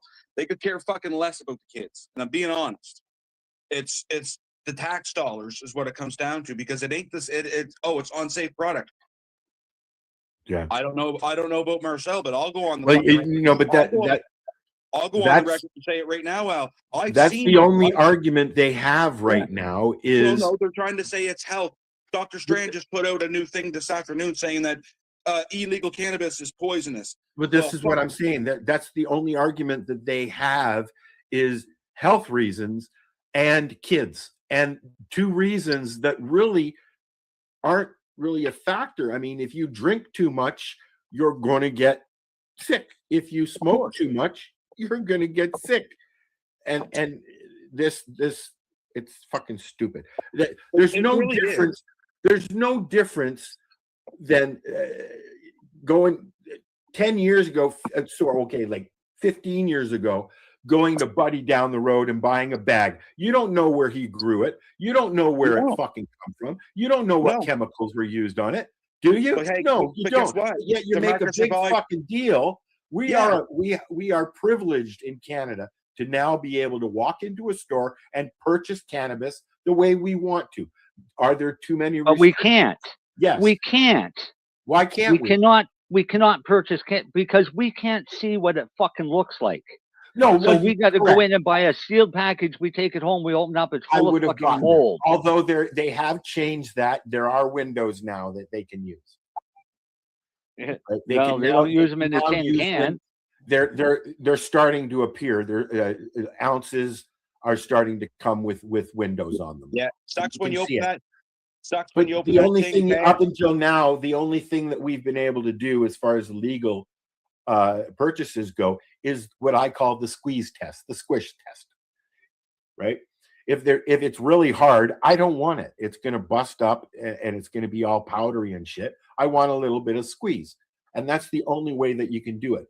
Going into an indigenous store, you can talk. Hey, what do you think about this strain? I haven't smoked it, but I hear other people have liked it.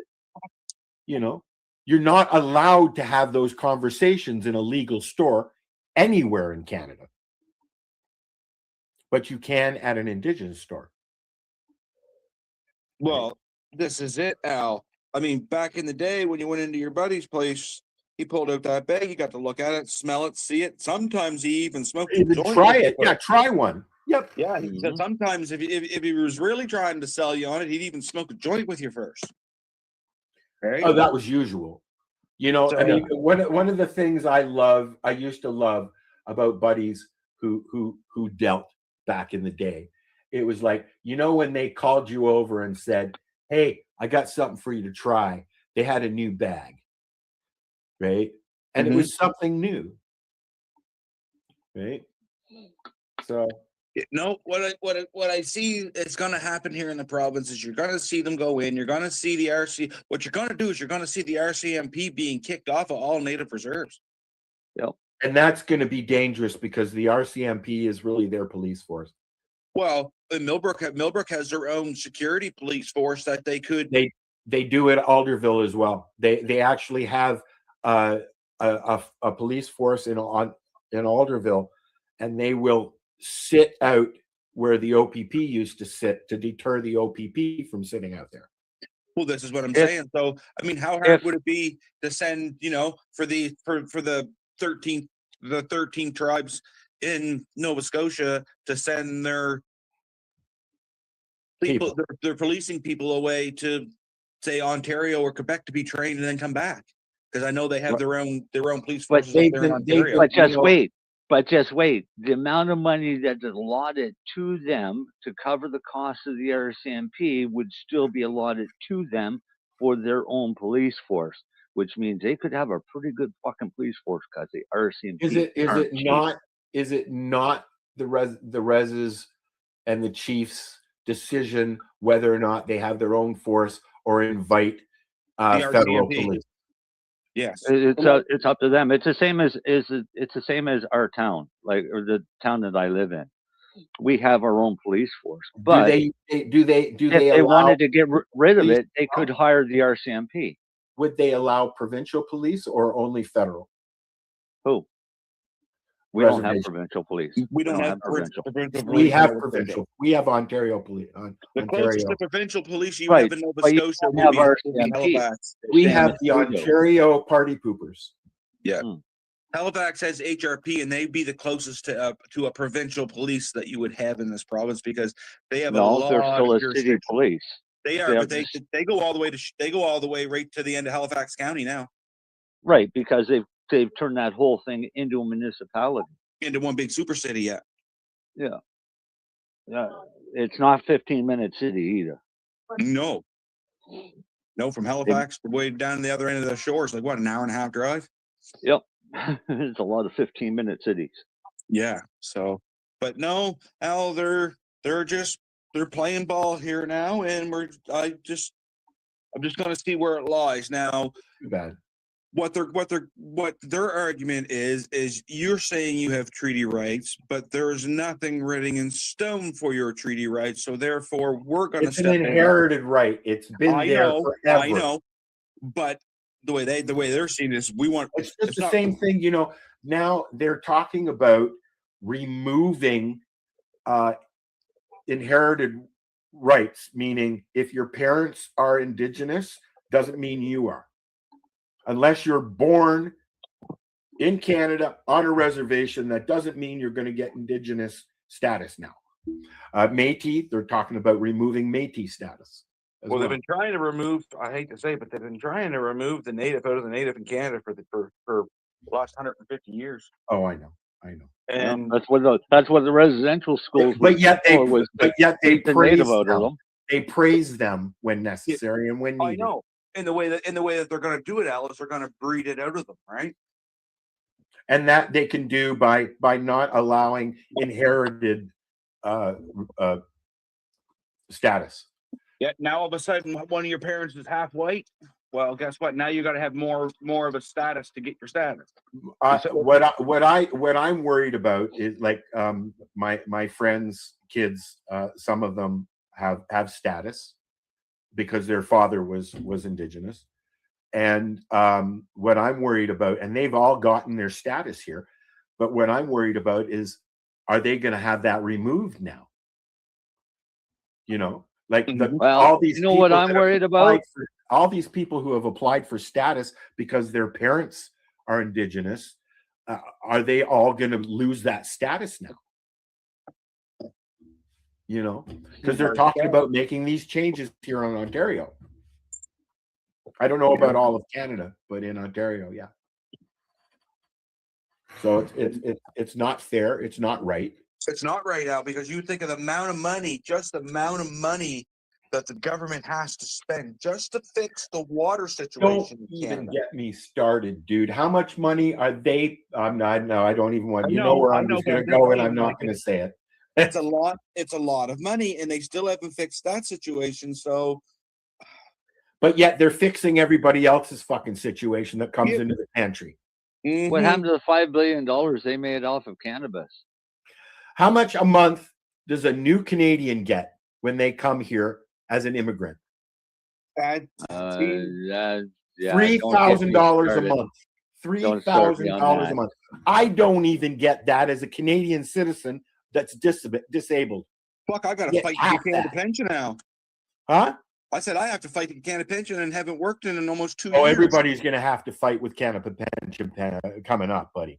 You know, like, you know, you're not disabled. Well, what the fuck am I in a wheelchair for if I'm not disabled? Yeah. You know, they refused my niece Emily's application for ODSP the first 2 times, saying that she's not disabled. She's got type 1 diabetes, in and out of the hospital weekly with fucking seizures from epilepsy. She's not disabled. She's now on it because most of the time when you appeal, you get a good something good out of it. But it's fucking ridiculous. They are supporting people that don't. I don't even want to go there.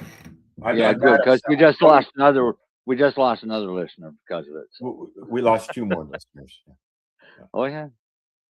Right. You know, like, I mean, I do you know what I'm worried about?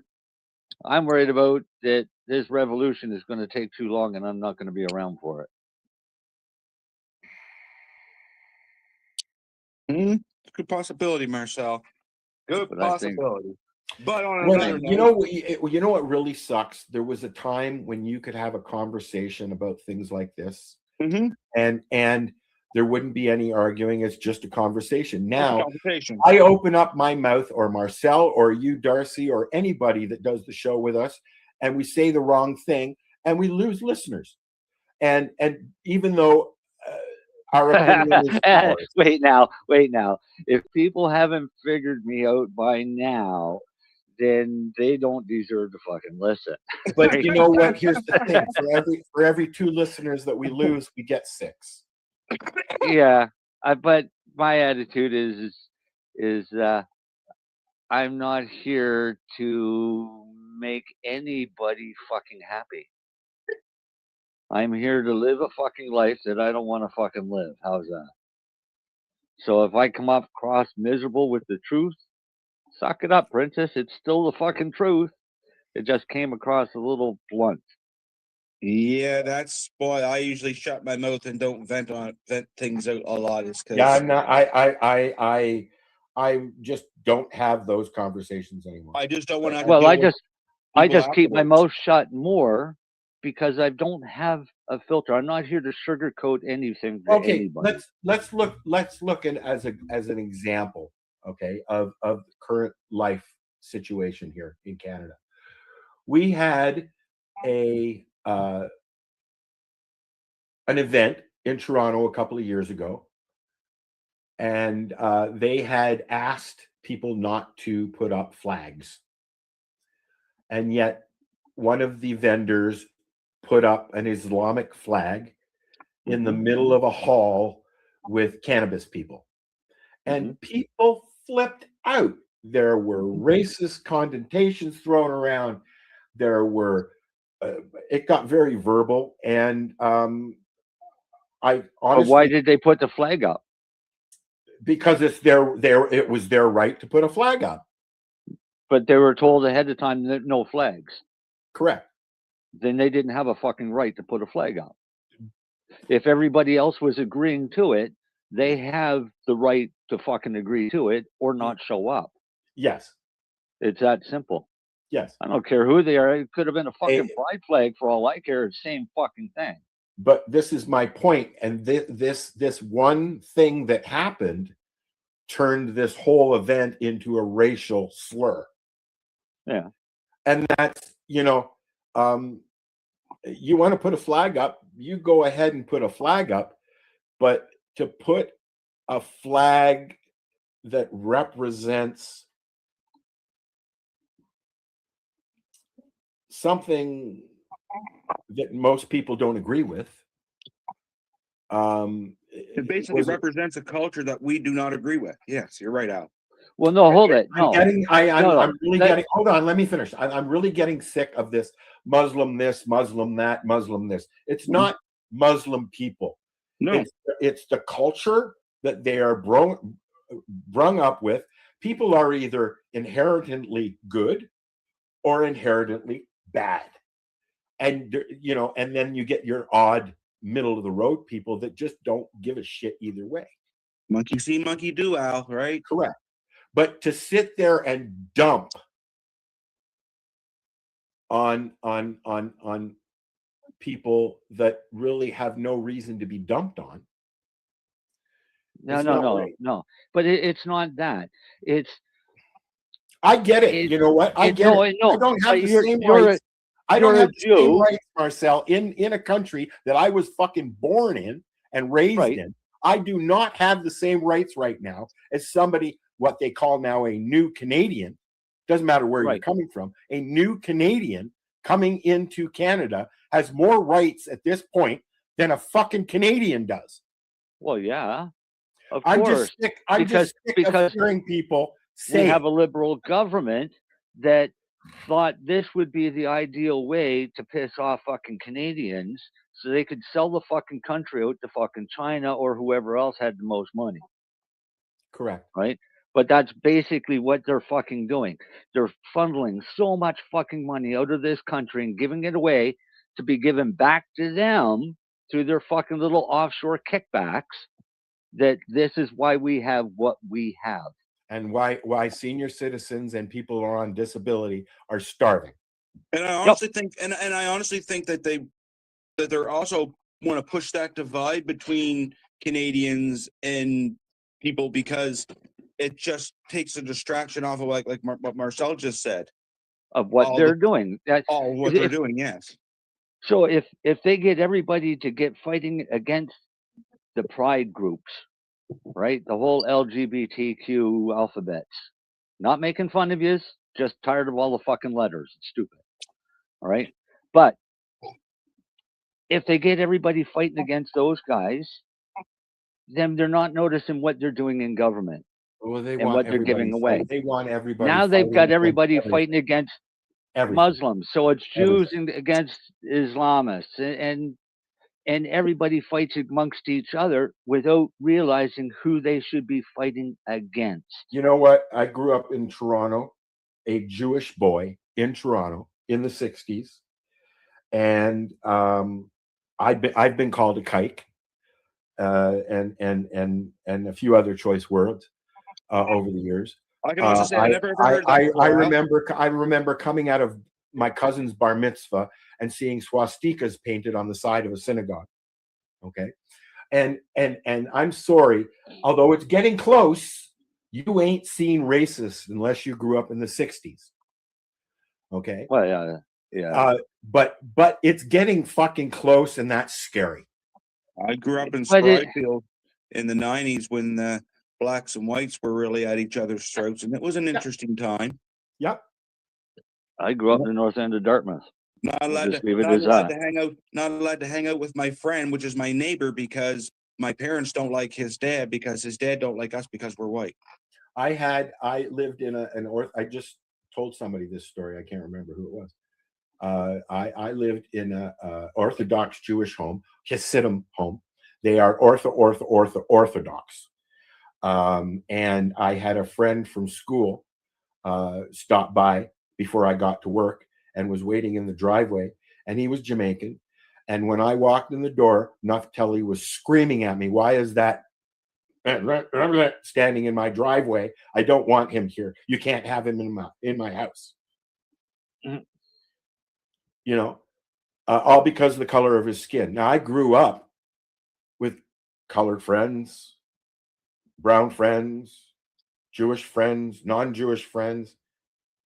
I don't get it. I don't get why they hate you. Now you've got people who are coming to Canada and living here, being supported here, working here, who are now turning against Canada. Canada, yes. Right. Here's the issue. Okay. And I watched this happen. When I went to BC, there was a large population of East Indians in British Columbia at the time. And I moved out to Chilliwack, which is quite a bit Oh, I east love that band. from Vancouver. And we didn't have a large number of East Indians in Chilliwack area, other than the ones that came in and worked in the farms. And they were coming from Surrey and Aldergrove areas. When I left, half the town was taken over by East Indians. And I said that once they figured out that they can get to the other side of the mountains, they're just going to move completely east, which they have. I've worked with a lot of the East Indians. I've enjoyed a lot of the East Indians. Great people. I don't care who you are or what you are. If you're an asshole, you're an asshole. Yes, Right. thank you.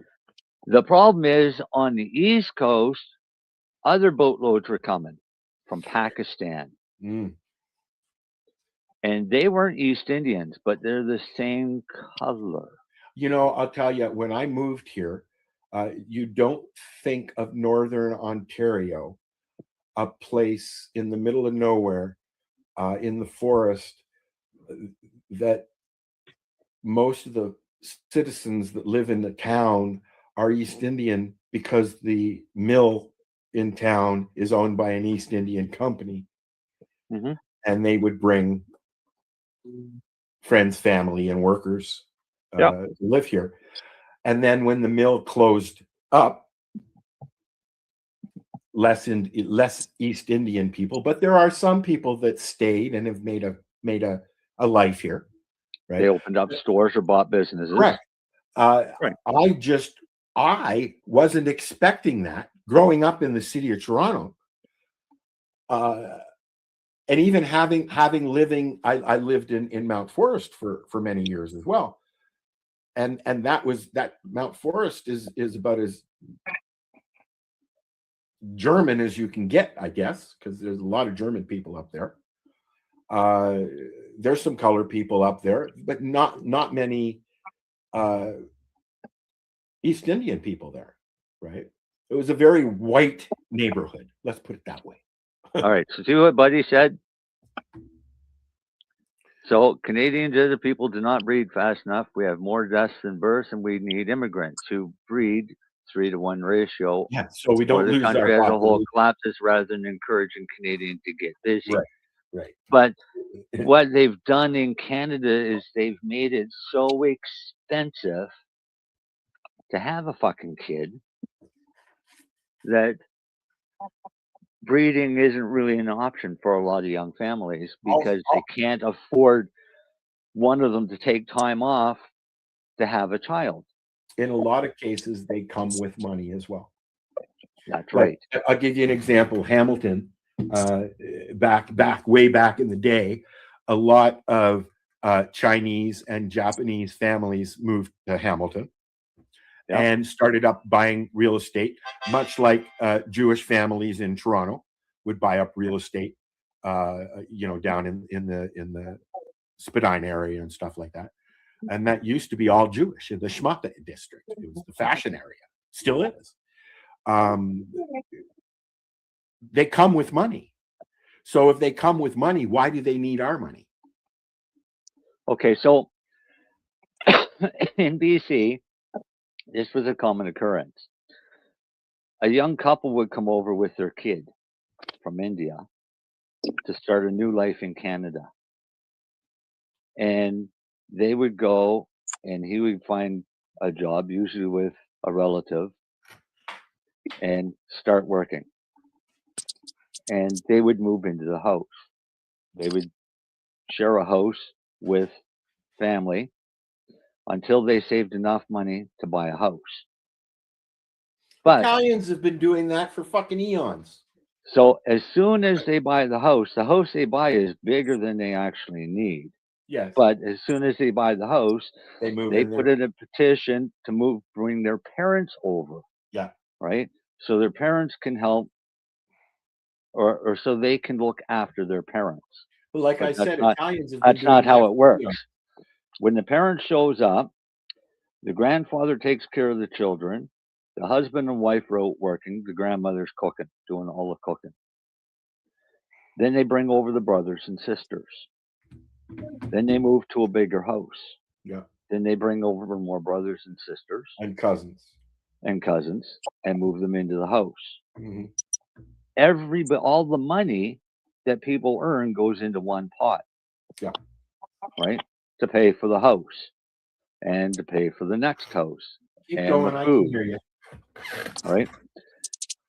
And meanwhile, the grandfather is raising all of the children to whichever faith and belief they need or instill on them.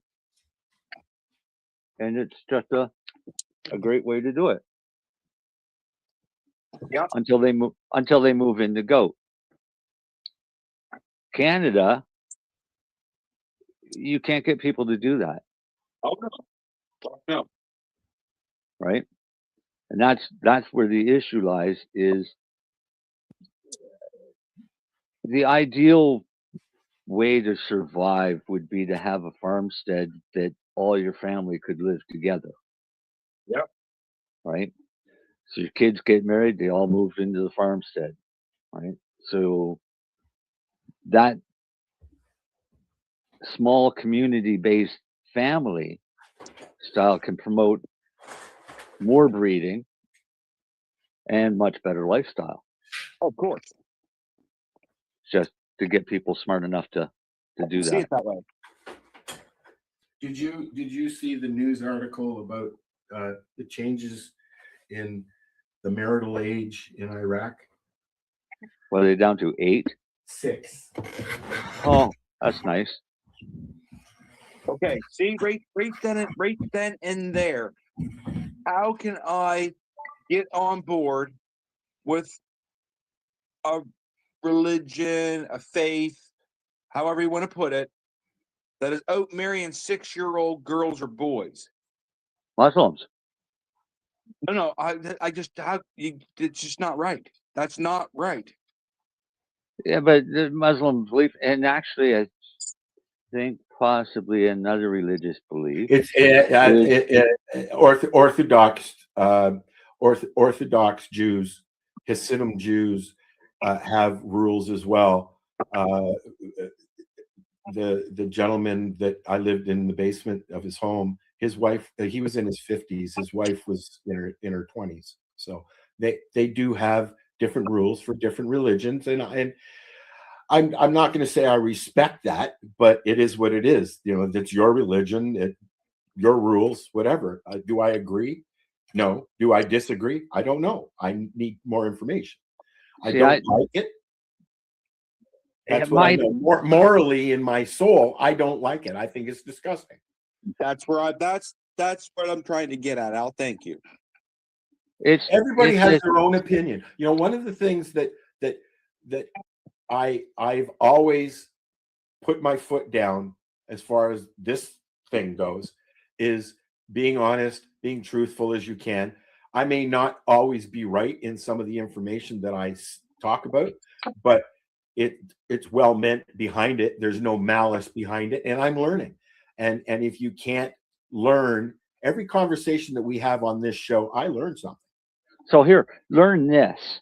No, I don't want that. I'm done. There is a difference between it's 8:53. I'm done. I'm not learning anymore. There's a difference between faith and religion.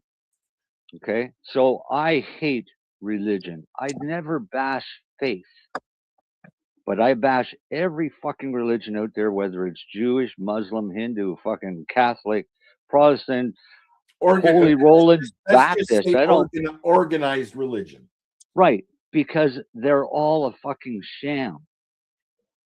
Faith. It's like insurance. You have faith. If Yeah, they take forever to fucking pay you. Yeah. Just tell me about it, Al. I know all about that.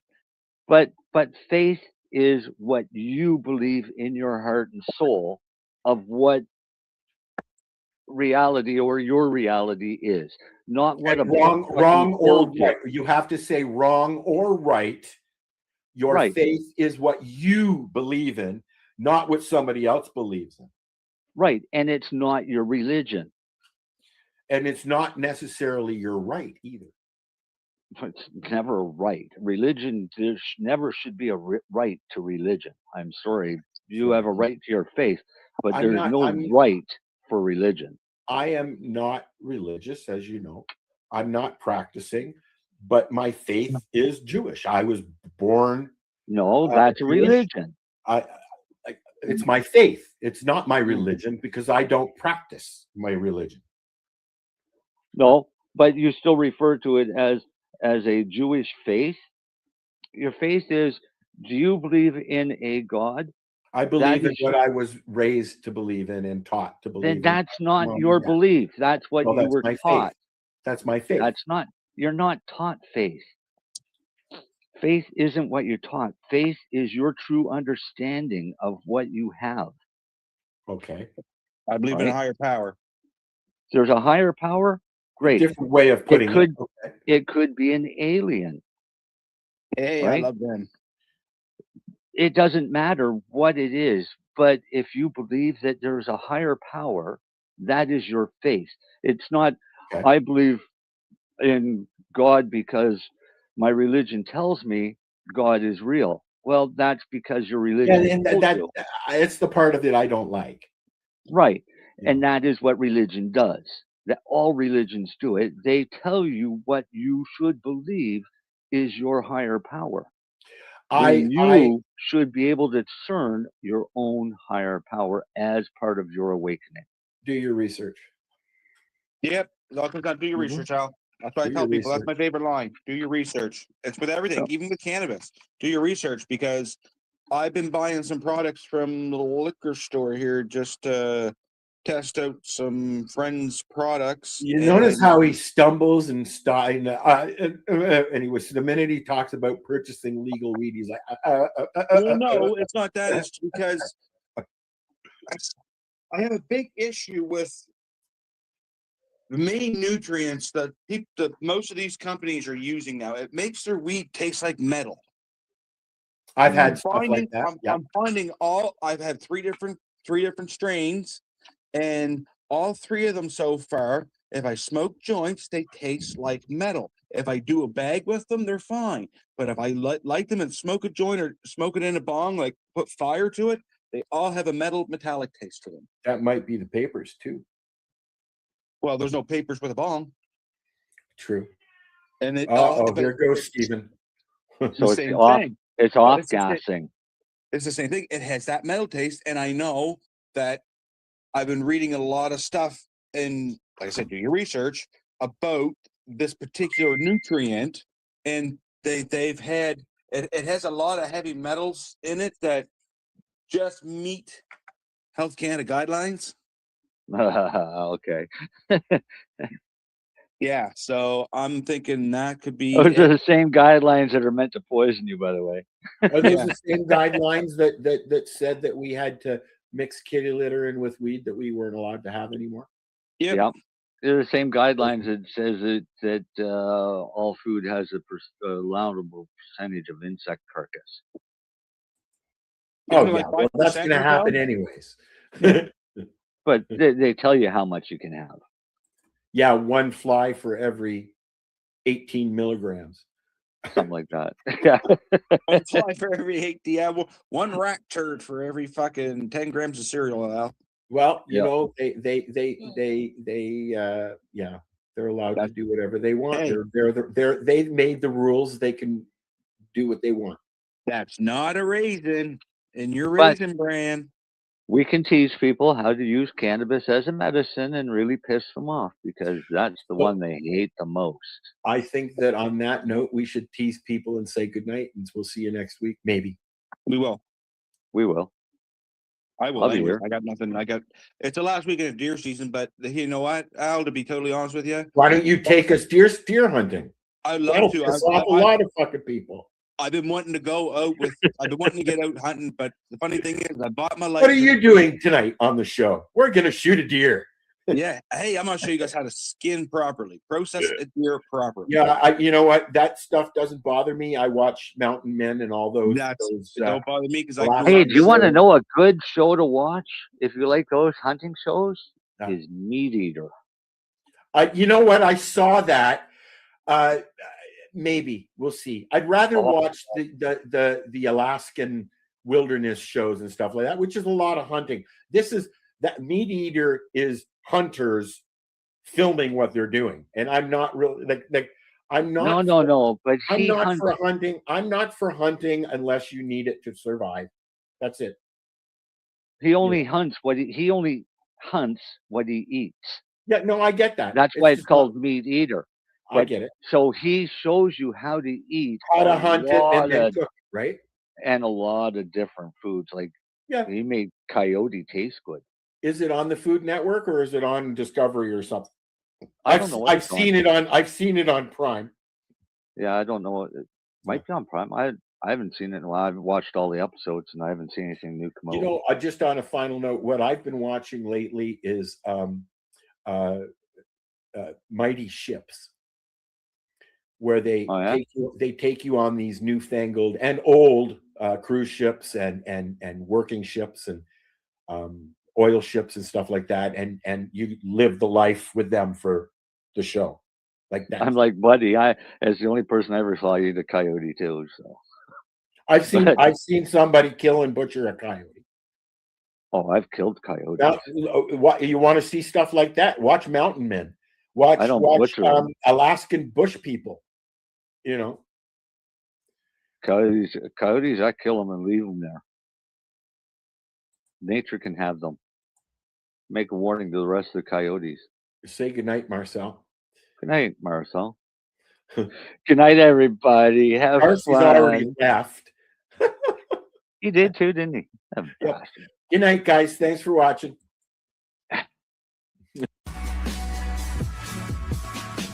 Tune in Fridays at 7 p.m. Eastern Time on 420radio.ca.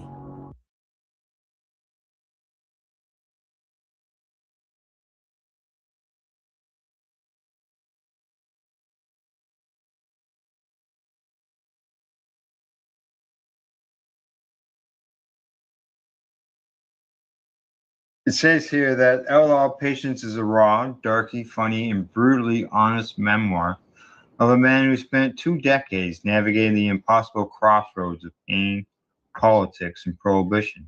When doctors, politicians, and cops failed him, the law itself turned on him, and he fought back. Russell Barth and his wife Christine Lowe were among Canada's most outspoken medical cannabis patients and activists. What began as a personal struggle for pain and relief became a national battle against bureaucracy and healthcare system, and often preferred punishment over compassion. From police rage to courtroom absurdities, from the trenches of Parliament Hill to the quiet desperation of chronic illness, Barth exposes a world where sick people can be treated like criminals simply for trying to survive.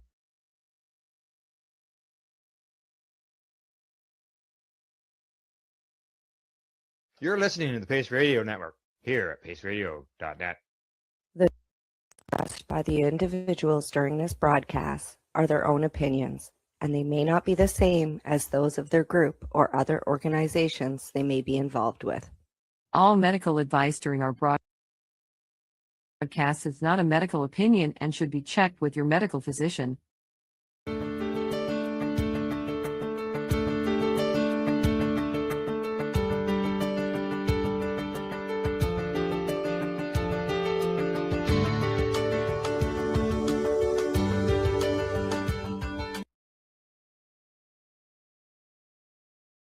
You're listening to the Pace Radio Network here at paceradio.net. The views expressed by the individuals during this broadcast are their own opinions, and they may not be the same as those of their group or other organizations they may be involved with. All medical advice during our broadcast is not a medical opinion and should be checked with your medical physician.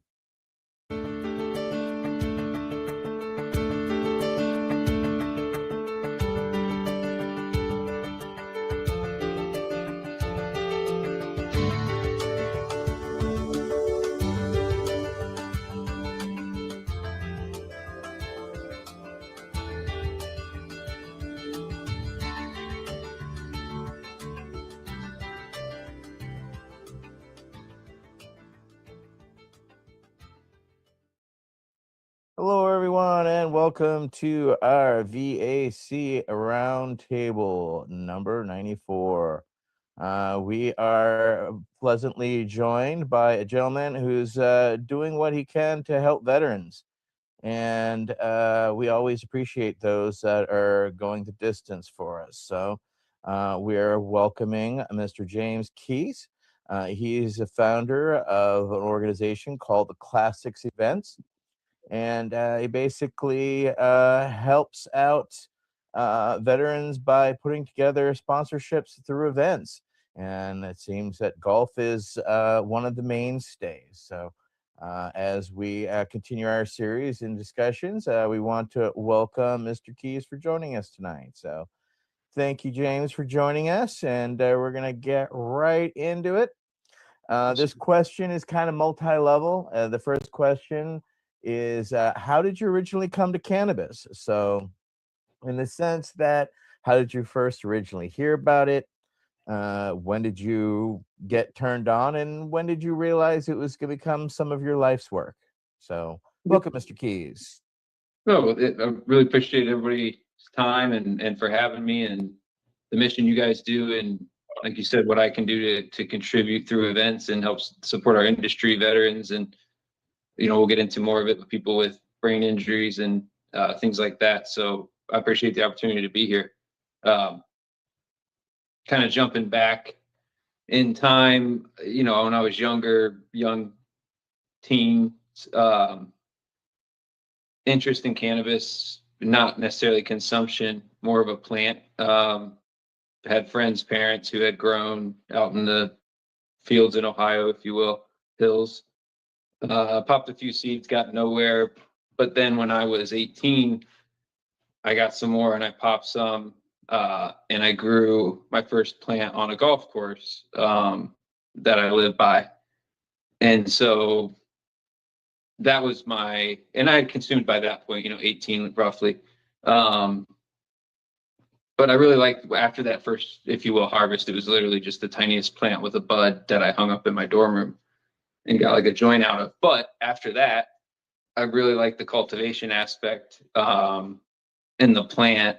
I got a shitty 400 watt light that was like 1,000 degrees, 5 gallon buckets from Home Depot that were orange and drilled holes in them and did that. And that was my first indoor harvest. And I got like a gym light that was like the big square one that like fell off a truck, and got a harvest with that in Ohio. G13 was big back then. This is like 2006, 2005, 6, 7. And then,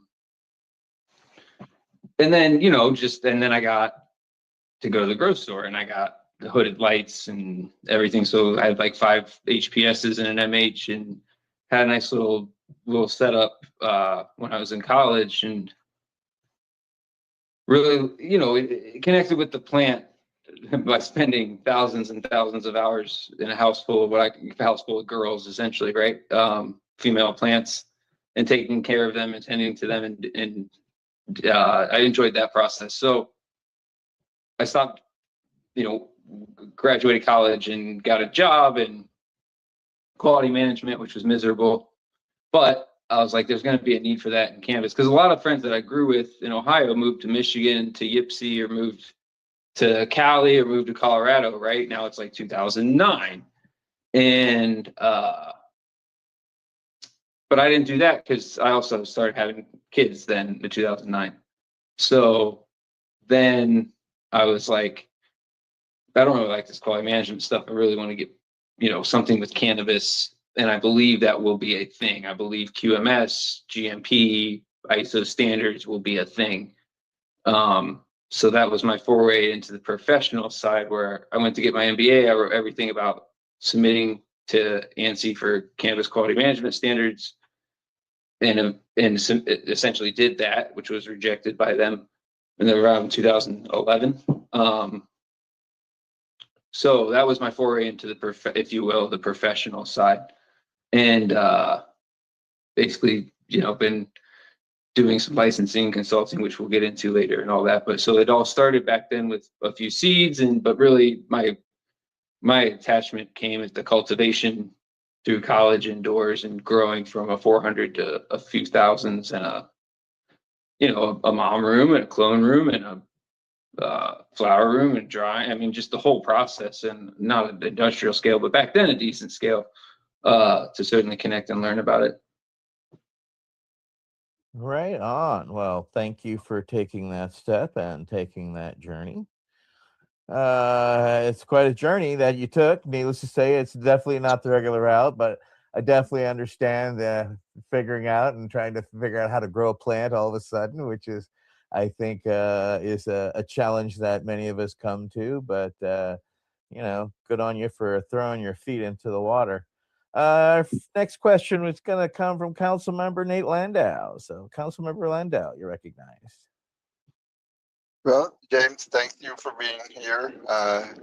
When I met you at Meadowlands in 2021, right away, your story was very unique, and I'm so glad that it become full circle. We get to interview you. My question for you is, you built the classic events into a national series of high-end golf and networking experience. What inspired you to bring cannabis industry leaders together in this particular format? Thank you. Yeah, and Nate, we really appreciate you making it all happen, really, in the introduction. And Meadowlands was, one of those awesome experiences in this industry to do something unique and connect with people professionally and personally. So yeah, it's great to full circle and be here. And to answer that, like, back to obviously what I was talking about with the golf course, but so I grew my first plant on a golf course, and some of what we'll get into here too is like I couldn't work in Ohio essentially, right? Like there was no market here until recently. I mean, there was a medical market that was growing, but the first 10 years there was really nothing. So I had gone to a lot of places. So anyway, when we legalized recreation here, recreationally, I knew I wanted to rent that golf course and throw a huge event. That was my goal, period. And like I just wanted to kind of christen that place and put all that to bed, if you will. So that's what I did, and it was really successful. But I believe that for a number of reasons it would be. I think there's a combination of business gets done on the golf course is an old saying. It's certainly, especially in the olden days, but served especially the upper echelon or business judges, lawyers, decision makers in that sense, right? Nowadays, it's opened up a lot more, which is awesome for us in a number of ways. It's much more inviting and communal. But the other part of golf courses is it's outdoor recreation. And in cannabis, I'm sick of sick of going to warehouses, sick of being in like the back door and it's still being old school in ways where like people would get in trouble, or you'd have to, all congregate out back in the snow and still smoking. And I mean, there's a beauty aspect to that, don't get me wrong. But in the sense that for the whole event and experience for guests and professionalism and helping elevate our industry, to people who do make decisions, and two doors that are hard to get open, and to an image that is ingrained right or wrong in people's brains. Golf, from a societal and a just luxury venue standpoint, it's nice to break into that for our industry, because there have been other golf events, but I thought we try to do more than just golf too. Like we have a ton of depending on venue, but we have a ton of different things we try to do. Like in the clubhouse for the first classic, we had 33 speakers, panels from 9 to 5. We had women's panels, for like 3 different ones during the day, like social impact panels. We had state legislature, like representatives speak, county commissioner. Like we tried to do really good educational, try to do impact, try to bring people in. The clubhouse, we had a lot of booths around there that were, again, like social impact booths or local activists and people like that in the clubhouse too. We had our people's pavilion outside with glass blowing and plants and mushroom blocks, non-psychedelic like lion's manes, trumpets, things like that as centerpieces. We had like a local guy who's in the industry but chef making treats in the VIP that he paired with like local terpene profiles, and he got the food from farmers markets. And so like we tried to make it as much as it's a country club, which it is, right? We do really nice venues, but also communal, bringing people together. And then golf and cannabis are perfect. Like you're out on a course driving a little car around for 4 hours, smoking weed and having fun. That's literally what it is. So it's a perfect mix for sport, cannabis, networking, luxury. I think all of those things blend very well. And that's what my vision was. And I think we're starting to prove that and show that and find traction. And it's a great way to cross paths with the straight world, right? In the sense of, golf is always usually associated with, alcohol. It's not usually associated with. But I agree. That's years ago, I used to have a cycling team. We were the first cannabis cycling team in the United States. And I agree with you. I got tired of meeting people while they were sick. I wanted to meet people when they were healthy. You know what I'm saying? And it was sport I have found is a great way to crack that door as well as those glass ceilings, because, cannabis has been so underground, and it's been amazing how, even though it crosses every social and economic boundary, it still carries a social stigma, right? That is why you don't see cannabis and golfing necessarily tied together. But it warms the cockles of my heart that it does, because back in the day, we did fundraisers as well for a charity that was a school for the deaf, and we would hold sometimes. They would hold a golf outing, and that was a way for us to cross paths with people in the normal world who were and have a lot of questions about cannabis, because and are necessarily they're afraid to talk about it because of the stigma or how it is at work, et cetera, et cetera. They're not necessarily in a comfortable place. So to find and then create that area and dispel those stigmas is something that we definitely need more of. So I commend you on your work, Mr. Keys. Next up will be Council Member Mike Davis. Yeah. Hey, James. So with over 20 years in cultivation, compliance, and licensing, how has your hands-on industry experience shaped the way you design and host your events? Yeah, thanks, Mike. And I love that question, which I think put a little color on, but like, as you guys know, and people who have been, I wouldn't even say in the industry, people who have been passionate about the plant and the business side, I think does matter somewhat here. But like, really just, you touched on the point of like, it crosses all barriers, right? And if you've been smoking weed and doing your thing for 20 plus 30 years, it's like you've seen that firsthand, right? Like you've bought sacks here, you've smoked with people that you've never even thought you met, you've done desperate things to smoke, you've had more than you could ever have, you've experienced it all, right? And like, I think that plays into what I'm trying to do with the events is and make it, there certainly has to be an economic point to this. Like it costs money to put it on. And so I have to find a mechanism to fund that / try to do impact and make a difference on the back end of that. But given that we cover that and we do our best there, we have an awesome venue that's freaking huge that has a ton of space usually and unused space and gardens and da da da da da, right? And patios and cafes and this room and that room and all this stuff, right? Because it's rich people, nice venues. So like, again, welcome the community in, and knowing who that is, maybe who, and if you don't, I'm not saying I know everyone's intentions and the best all the time, but like, real recognize real, right? Like people who have do the right work, who have the right vibe, who are in the community, like you're definitely invited to one of these events because of the impact you make. Like I always make a point of that, especially in Ohio, when I worked with people who were activists, and I'm like, just tell me who needs to be there, right? Because like we're doing this and they've already put in the money, essentially. They've already put in the work. So like this is to bring everybody in, hopefully. And there might have to be a limit to that. Again, especially the first one, we almost got the fire department called. I mean, we were cars everywhere, and like it was one of the biggest events they ever had there. I loved it. Was so awesome for the community to show up like that.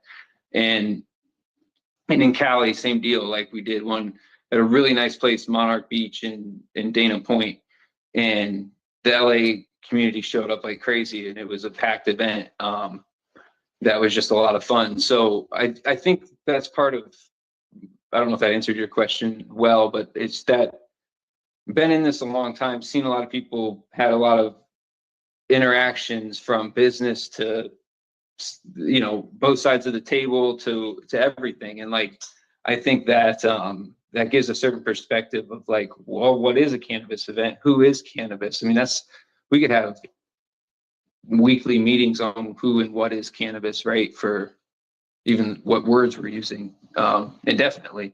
So it takes a certain understanding of that, I think, just through, what do they say, like, you know, swimming through or being in the ocean, like being a part of it. So hopefully it helps us put on really good events and have really good people there, have the right people there, have the right vibe. Councilmember Landaz, got to follow up.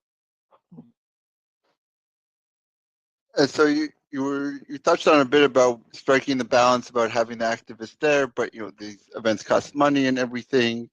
And now that you've done a bunch of them, how do you strike that balance? That, you know, getting the people that have done the work, but you have to look to the future of bringing the people that are going to be the large MSOs that are going to have a lot of influence on the industry. How do you balance the two of having both kinds of people at the event? Yeah, and it's definitely an attempt, right? And I think we're doing a good job of it. I know through my market research and looking at the benchmarks of other events, and especially golf ones, I think some had missed it in the past, and just trying to learn from everything, right? So I think one of the ways we do it, especially one of the ways I try to do it, especially, is partner with people in a number of ways. So like what I mean by that is, like in Ohio, you know, I've got activists who, they know who the activists are. They're at the state house. I can't be everywhere at once. I don't expect myself to, and like let the expert be the expert. So like working with that person to say, hey man, who should be speaking? Who should be there? You know, helping them own that piece is huge for me too, because again, I can't do it all. And I don't know everything. I half the time I always say I have no idea what I'm doing. So like take that for take my answer for what it is. But like that's a big piece.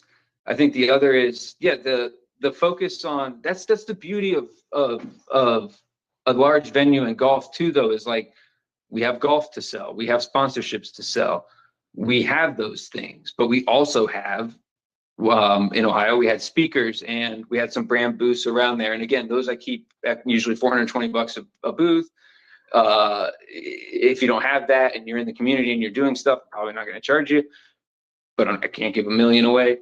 But like, you know what I mean? I build that room out especially for that reason. We had like live artist painting in Vegas on hemp canvas, and like bringing that aspect, like the artist and the DJ, and then inviting people in that are general admission, and especially in Vegas, or maybe are there, that have again been impactful or an influencer in some way or doing something, right? Like welcoming them in to experience it without the golf. So we try to give that to help find that balance. And then something I think I'm learning, hopefully hopefully I'm learning, is brands, like if MSOs, a lot of them will spend money, maybe, certainly haven't gotten to write crazy big checks yet, but like what I see is some of them spend money and their activation is what it is. But then you'll see a hotter, younger, maybe, if you will, like brand spend way less money and make way more of an impact because they got a vibe, right? They understand what they're doing with that. So I think that's huge too, is the brand is somewhat of a living, breathing entity, right? So like the ones who have that, let that show and come out, and then some of the dollar ones are what they are. That's okay. Right on. Great points. Next up will be Council Member Marilyn Mathry. Hi, sorry I'm late, and sorry, James, I hadn't met you earlier. Anyway, my name is Marilyn Mathry. I'm Navy Nurse Corps, old Vietnam era, so a long time ago. But as you're talking, running patients out of time, it's like, yes, I need to talk to you a lot more. But anyway, your reputation as a trusted connector is central to your work. So what do you think makes a truly effective connector in such a fast changing industry? And this is information needed by the older folks here, especially. Man, I appreciate that. And, thanks for being here too and taking the time to even ask and be curious about it. I mean, I hope I can provide some insight from my perspective. Because I don't know the exact answer, the right recipe. I certainly haven't figured it all out. But like, let experts I think, again, being in the weeds of things helps a little bit. I know we're all probably more trusting than we, as an industry, certainly, but as individuals, probably part of just cannabis, right? Probably more trusting than we should be, or more forgiving, or more welcoming. I don't know what the right word is, but there's certainly in the connecting side. I'm a sponge personally. I like to absorb things from information, right, from people, and like absorb things from like a monkey see, monkey do type perspective. And so like when I did the standards, or even with the kind of what I was saying about the experts helping me build a classic, is like, if I really believe in somebody or what they're doing, or that's they're king of that castle, whatever that is, and let's work together. Let's benefit each other, right? Like, you do your thing, I'm doing my thing here. If there's some sort of crossover there, great. If there's not, I probably, in my opinion, know another expert over here who I think's an expert, and try to connect those dots. They're not always going to be right, or they're not always the right fit, but I think that's always been a big piece for me, is like, hey man, I know what I know, and it's not a whole lot, but like, I think that person knows a shit ton about that, and that person knows a lot about that, and like either trying to connect them, or suggesting, or hoping to work, and knowing that I've got at least that resource on that side, I think's an expert. So I a lot of it has been that is aces in their places, is a saying I heard a long time ago, and I think is very true. No, connecting, as well as, intergenerational connections are key, because some of us old school, we lose our abilities and try to figure out new creative ways, as well as outreach more than anything, right? And I think what you've been able to accomplish and what you're accomplishing is a successful route that's been done in other places, but has not necessarily been transcended into the cannabis space as well as you've been able to do it. So congratulations on doing that. Next up is Councilmember Michael Crowitz. Mike, you're up. Thanks, Etienne. I apologize, as Marilyn did, for being so late here. Welcome aboard, and I appreciate you coming in. It's been a little bit of a challenge here in this time of year, as well as with all our trips and stuff, and as well as your personal schedule. So I'm glad that we were able to pull this together, and it's good to see you. So my question is, the classic events aren't just about networking; they also spotlight philanthropy. So why was raising awareness and support for brain health research such an important cause for you personally? Yeah, Mike, again, I appreciate it, man, and glad we could do this at the right, when it all came together. And thanks everybody for being here. And the classics, we kind of got into the back end of it, of like my history with cannabis, which I guess I left out this part. There's a lot of parts, and what it has to do with this, right? So the brain tumor. Well, so I had a brain tumor 6 years ago, almost 7, and so I was in, I've been in cannabis my not whole life, but you know what I mean, essentially at that point, half my life. And so it was already a thing that wasn't really like had anything to do with my brain tumor recovery in a way. Like it wasn't like I discovered it then or something, I guess is what I'm getting at. But so anyway, I worked down in Colombia for a license holder, helping set up a grow and all of that. So I thought I ate something bad, basically, right? Because I'm dizzy and all this kind of stuff. So I go to the ER and there's something in my brain. It's a brain tumor on my hemangioblastoma on my cerebellum. So I'm like, shit, all right, that makes sense. It feels like it. So kind of at that point, I'm like, can't leave the hospital. So I had, long story short, I had to go get, actually they let me go home for like 2 weeks after a few days. The swelling went down or whatever. And I had 4 kids at the time, 4 daughters. And I just had, well, I didn't have, she had just, she had just had the baby in December. This is like May. So it's a new baby. That's one of the reasons I knew to go to the hospital. Was like, I don't think I should hold the baby because I think I'm going to drop it or I'm going to fall.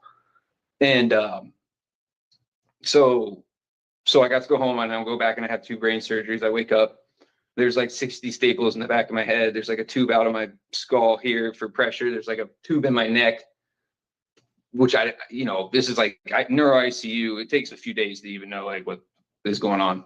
And I was like, what's going on essentially? And I'm like, what is this one for? And they're like, oh, that's so we can put drugs in you that go like straight to your brain in case shit gets crazy. And I'm like, whoa, like what's going in there, And they start listing like this and that and like Michael Jackson type painkiller drugs. I remember thinking like, I remember that name. And I was like, no, dude, I'm good on all that. Like, what do I need? And got it down to like 3. And I had my buddy bring me edibles and aromatherapy in the room and just, and I just had have a different kind of mindset of like, cool, like how do I get out of here? And so I just did that and then like got out of there. So I feel like we're on somewhat of a tangent, but that was what happened with the brain tumor. And I used cannabis in that time frame. So got back home and the crazy part of that story is my son was born a year later on the same hospital, same day from the brain tumor. So diagnosis. So that was really cool. So anyway, that has a special, obviously, part to my story. And I have a giant scar on the back of my head. So like, that's also good. Play the hand you're dealt, right? So like, my thought is, you're kind of seeing, I think, the story form here in my head. It's like, all right, I grew my first plant on a golf course. We're about to legalize in Ohio. I've been doing this around the country, not around the world, but essentially all over for a while. If I really want to throw an event at that course, I think golf is hot, right? This is like 3 years ago, let's say. And I've been thinking about it don't get me wrong, for a while. I wanted to buy the place. That was my ultimate goal. Didn't quite get there. And then, so that was kind of the motivation of all this to create the classic, was like, we can do something good while connecting the industry, while breaking barriers, while bringing people outdoors for sport and cannabis, which is its own kind of thing, while moving the industry forward, while celebrating Ohio. Like it just checked all these boxes, and it was like, it was the right recipe for like, this is cool. Like, this is going to be awesome. And then like, hopefully that brings 2 things, like the right people in the room, which is how you can do things, raise money and make an impact that way. And then bring awareness around, like, just from I can walk and talk and tell my story. That's probably not in most cases normal after 2 brain surgeries. And, I got like a screw in the back, missing a piece of my skull and a giant scar and a screw in the back of my head and all this shit that like, it isn't normal. So being able to tell that story and share that and bring awareness to a lot of neurological aspects, I would say, with cannabis, and then hopefully have the right activations and ways to raise funds through this, which is what I'm learning how to do, I think. And we're getting there, but we have activations on the course. We have some stuff in the clubhouse. We're trying to learn how to get people involved and then give back and make an impact. That's quite a personal story, and thank you for sharing that, Michael. As a follow-up. Yeah, I've been trying to figure out how to ask this. I have sort of a question in my head, but I'll form it as I ask it. How about that? But basically, Veterans Action Council, we've taken great interest in medical use of cannabis, but also it's obvious to anybody that looks at this stuff that and talks to people out there that are using cannabis, that's not a defined line, right? One of our mentors in our movement, one of our veteran leaders, Dennis Perrone, famously said that in a world that gives Prozac to kids, all of the cannabis medicine, all the cannabis that's used should be seen as a medicine, and anybody that uses cannabis should be seen as medicine in that light. That's truncated usually to all use of cannabis is medicine.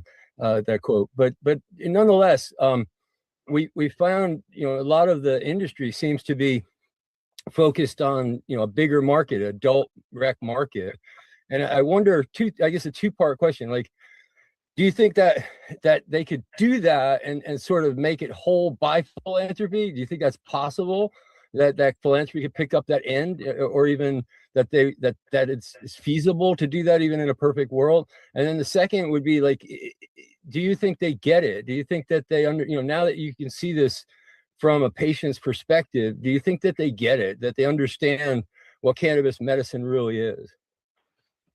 A great question. Great questions. I hope I can answer them as concisely as possible. I'm going to start with the second one. Like, from a medical standpoint, no and yes. Like, no, like when I tried to explain that, which we're especially you guys have done things long before I did. It's like you're used to being the crazy person or the one, the stoner hippie or whatever the hell you're getting a bit stereotyped. So like when 12, at least I was older at this point, I'd already been rejected by my community for growing weed, and you know what I mean? Like, came from all that, and like I had been through stuff like that. So like when 12 neurologists and doctors in white coats walk in and they're like, what do you mean? Da, da, da, da. And it's like, you're right about what you did. Like, you removed a brain tumor. You're very good at that. I appreciate that. My job is to get the hell out of here and home to my family. This is going to help you do that. Whether you tell me that's true or not, I don't care. Like, this is a fact, and this is how I'm going to heal, and this is how I'm going to get home. And like, if you're not on the same page, like, get the hell out of here, period. Like, my goal is to get home to my kids. Like, if that's not your goal, what the fuck? Sorry, but like, that shit upset me. So it was easy to passionately speak about that. And then luckily it worked. But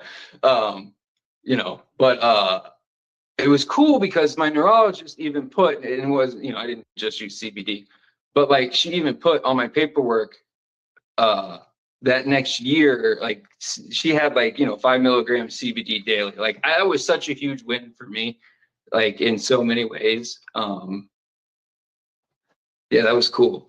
So like, I think that there's opportunity, just like in anything, but there's opportunity to teach and learn on both sides of that table, us and them, or however you want. Not that there's an us and them, but you know what I mean. There's opportunity to learn, and like, you know what you know. That's okay. Again, back to the expert thing. Like, you know what you know. Like, you're good at removing brain tumors. That's awesome. I need one of those right now. But like, doesn't necessarily mean you know how to get Bo home, or I go by Bo, James Bo Keys. Like, it doesn't mean you know how to do that. That's my job. I'm gonna do whatever the hell I gotta do to do that. So that was kind of my take from that interaction, which I'm just thinking about a lot right now. But like, from the barrier breaking or societal breaking point, yeah, I do. I think there's, especially through the people, they care about what they, again, they know what they know, they care about what they care about. Sometimes you can get them to care about stuff they don't, and sometimes you get them to know stuff they don't. But like, the more causes, things people can relate to, relatable things as an individual, an industry, persona, perception, we can do that are relatable, as opposed, and sometimes they got to be taboo, sometimes they got to be loud, sometimes they got to be that too. But a lot of times, other times, which, like, I think beverages is a good example of that. I think most of it's dog shit, and like, but a lot of people drink shitty beer, and they drink seltzers, and they drink pop, and they drink, terrible things that aren't any good. And cigarette companies and flavor companies have taught us to do that since we were kids. So I think that it makes a lot of sense of breaking that form factor. That form factor and familiarity for people is how you break barriers. And that's kind of back to that philanthropy question. Does all this break barriers or welcome more people in or open their eyes? Yes, I think it does, when you meet them where they're at, especially that's on the golf course with an Arnold Palmer that happens to have THC in it. This is a great story. Sorry, but like, after the Ohio Classic, my uncle, he had showed up. He plays golf all the time. My buddy and I were cleaning up the day after, and he's like, "Oh, I found this cooler on the course, and it had these drinks." And we were, but like, he had the Arnold Palmer drinks because he was out there, and they were Arnold Palmers, and he got a little stoned, probably, and he certainly didn't seem upset about it. But that was cool, that was fun. So like, stuff like that. Like, would he have picked up a joint? Nope. Would he have picked up a vape pen? Nope. Would he have eaten an edible? Fuck no. But did he drink that Arnold Palmer? 3 of them? Yeah, he did it. So like, I think there's a certain meeting people where they're at, and then people are at a lot of different places that welcomes people in. And you're finding that way and your way. So good on you. I've got the next question. So, how prevalent is cannabis in regular golfing circles, historically, as well as in this day and age? Are people hiding their use of cannabis at the elite levels? I would say absolutely. More so now than ever. But yeah, man, that golf has always been the getaway to do what especially rich dudes want to do, right? Whatever that is, probably. So like, yeah, and nowadays, like, we got all the hip hop artists playing golf. We got, everybody's playing golf. Golf's hot. So in that sense, so like, I think it's open to, and then the Benjamins and all the jokes and having pen. Obviously, the accessibility of everything makes it more accessible everywhere. So like, hitting a pen is not. It's certainly not. I mean, I remember back before I did the quality management stuff, I got invited to play golf a few times before I did the cannabis quality management stuff. When I was doing quality management, like food safety standards, got invited to play golf and hitting the old G pens that had the glass sleeve, and if I could broke every time, you had to put your hash in there and it had a little coil and all that. Like, hitting one of those out of business one. Yeah, that was cool. Like, that was like back then. That was taboo as could be, right? Like, those guys weren't smoking joints on the course, certainly. So I think that has changed a lot than the past, but I do think it still existed in the past. But like you said, alcohol, drink carts, like, and that's still where the money's at for golf courses or just events too. It's hard we can't have sales of cannabis. We still have to have,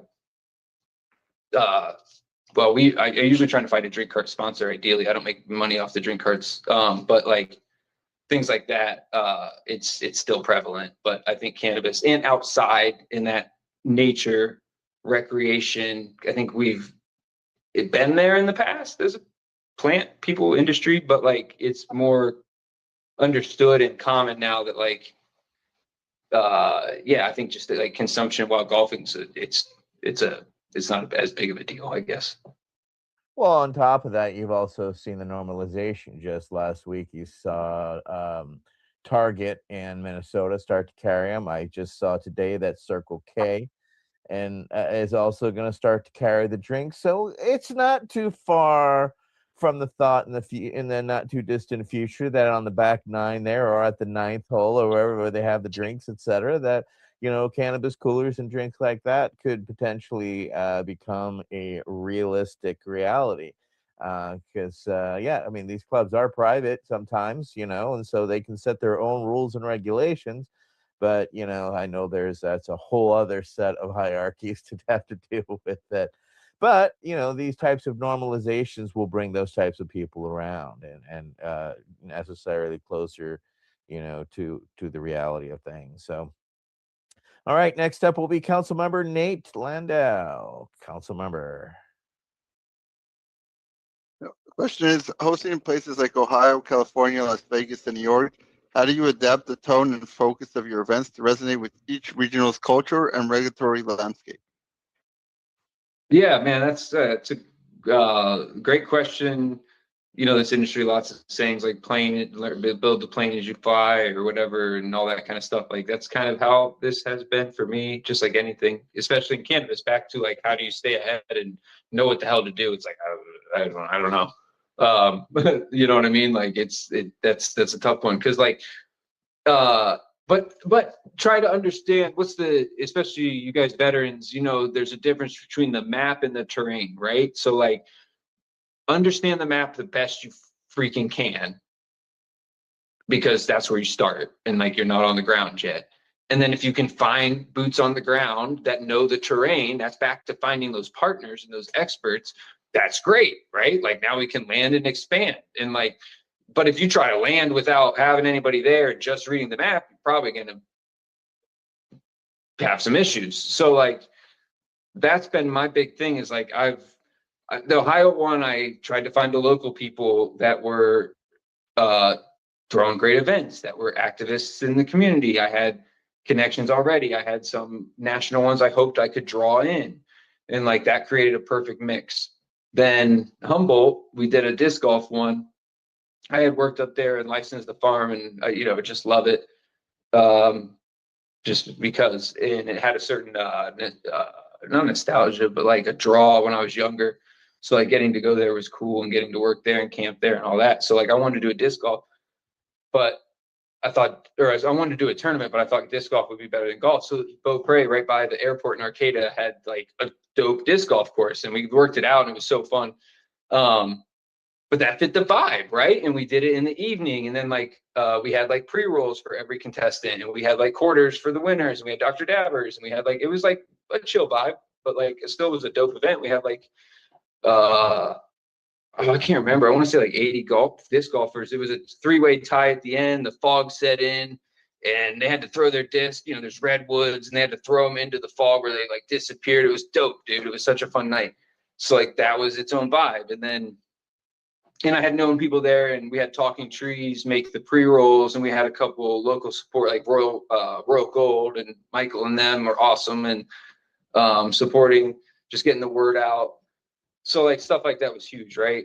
And then Vegas. So I was like, all right, well now, if you don't do it, you're not doing it. So like, you got to at least try. So, and then you guys will appreciate, like, it's this industry, like, I'm hustling. So like, the other logic was to get to Humboldt, I had to stop over in Vegas.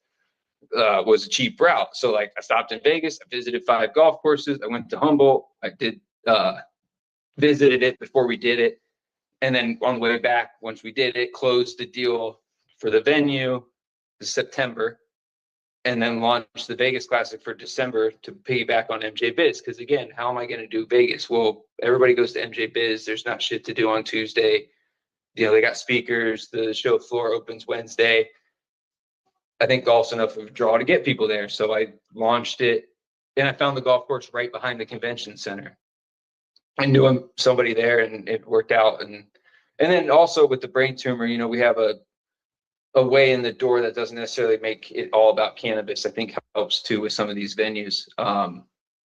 So anyway, I just kind of giving context on like each one finding that vibe in person and reason to be there and draw from really nice venue. Like for golf, I think that's crucial. Like, you can't just go to any course,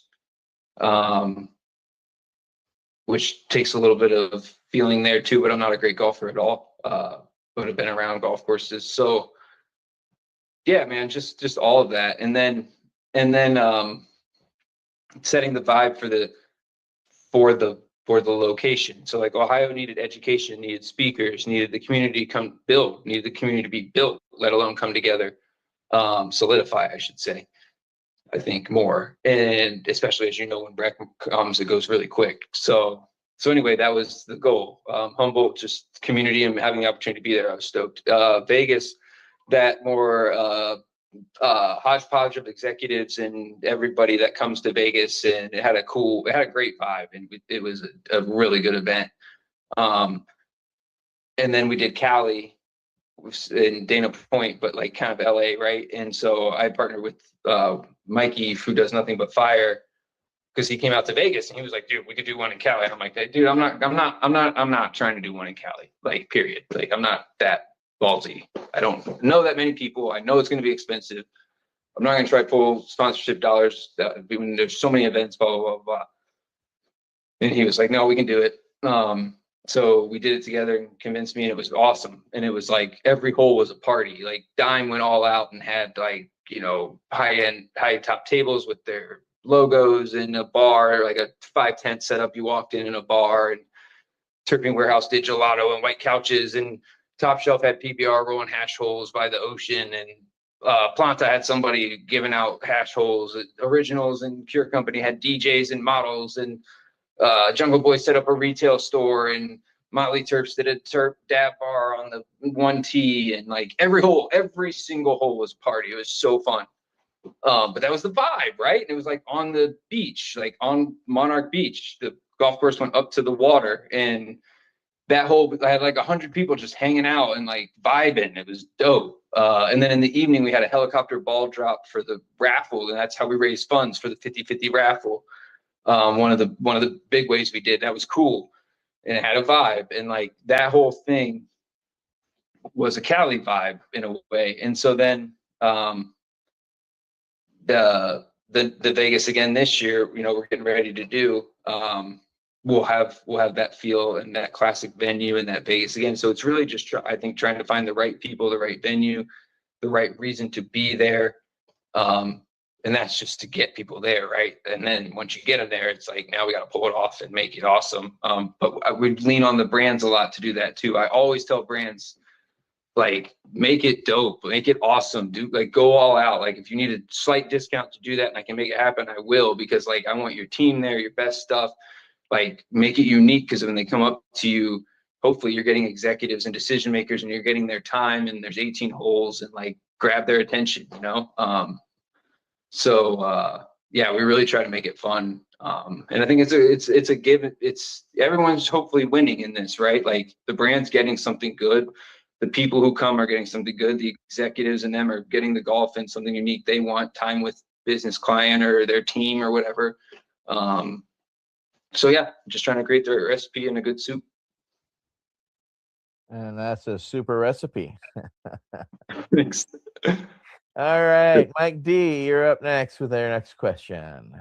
Yeah, that's definitely the VIP experience. And that kind of ties into this next question. You know, in hospitality is definitely the cornerstone of your events. And that was definitely some top tier, you know, hospitality, what we were just listening to. So what role do you think this premium experiences play in shaping how people perceive the cannabis industry? Yeah, man, I hope it breaks barriers. Like that's what I see long term, and we gotta survive before we thrive, just like anything in cannabis, right?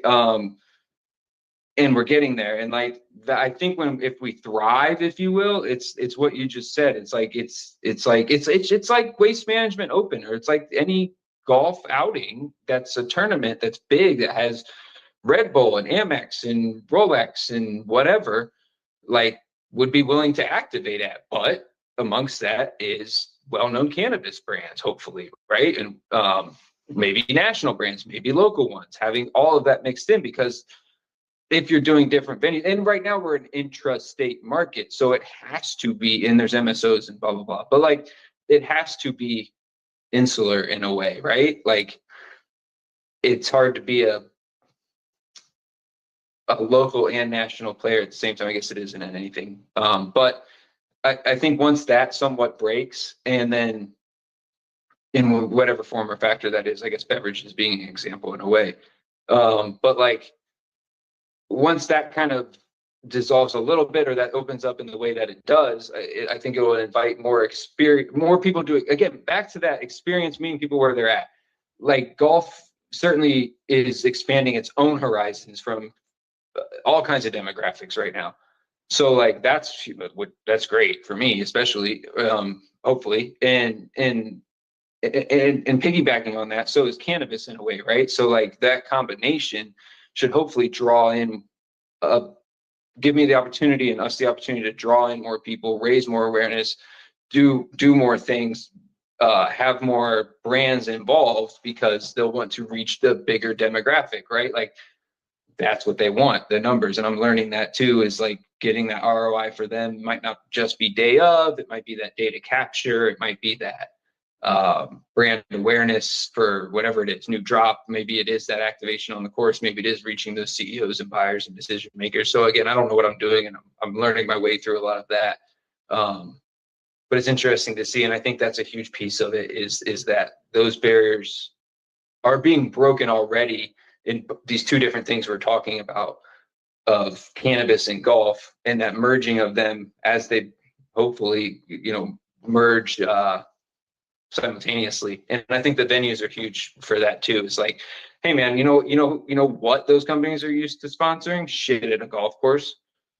Like that's right up their alley. So once we get there, hopefully we're something they think to do that with. Right on. Next up will be Marilyn Mathery. This one looks to kind of focus similar stuff. Over your career, you've witnessed cannabis evolve from the underground to mainstream. How do you view the current state of affairs in civil society fundraising within an industry-driven world? That's a great question and point. I never thought we'd necessarily be here when I mean, in ways good and in ways good, a lot bad probably, but like when in my active, my thought when I first started was like, bring what you, and this is again when things like legalized, right? Started to, like Colorado, Washington stuff, like post Cali originally, but you know what I mean, like around that time. And it was like, bring what you got to the table, right? Quality management and growing, but I obviously wasn't a grower, but like had knowledge in that and was what I could bring to the table. I think that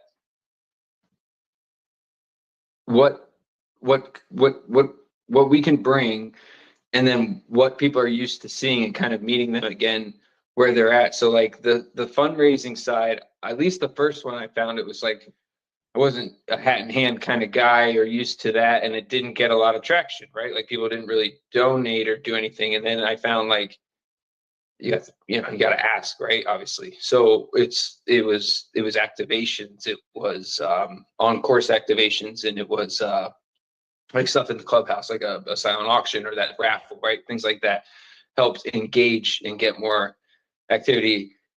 But the civil side, or like in the community, here we've partnered with the Cincinnati Cannabis Minority Association, which is a nonprofit that does education in prisons and to youth and people about cannabis safety and use.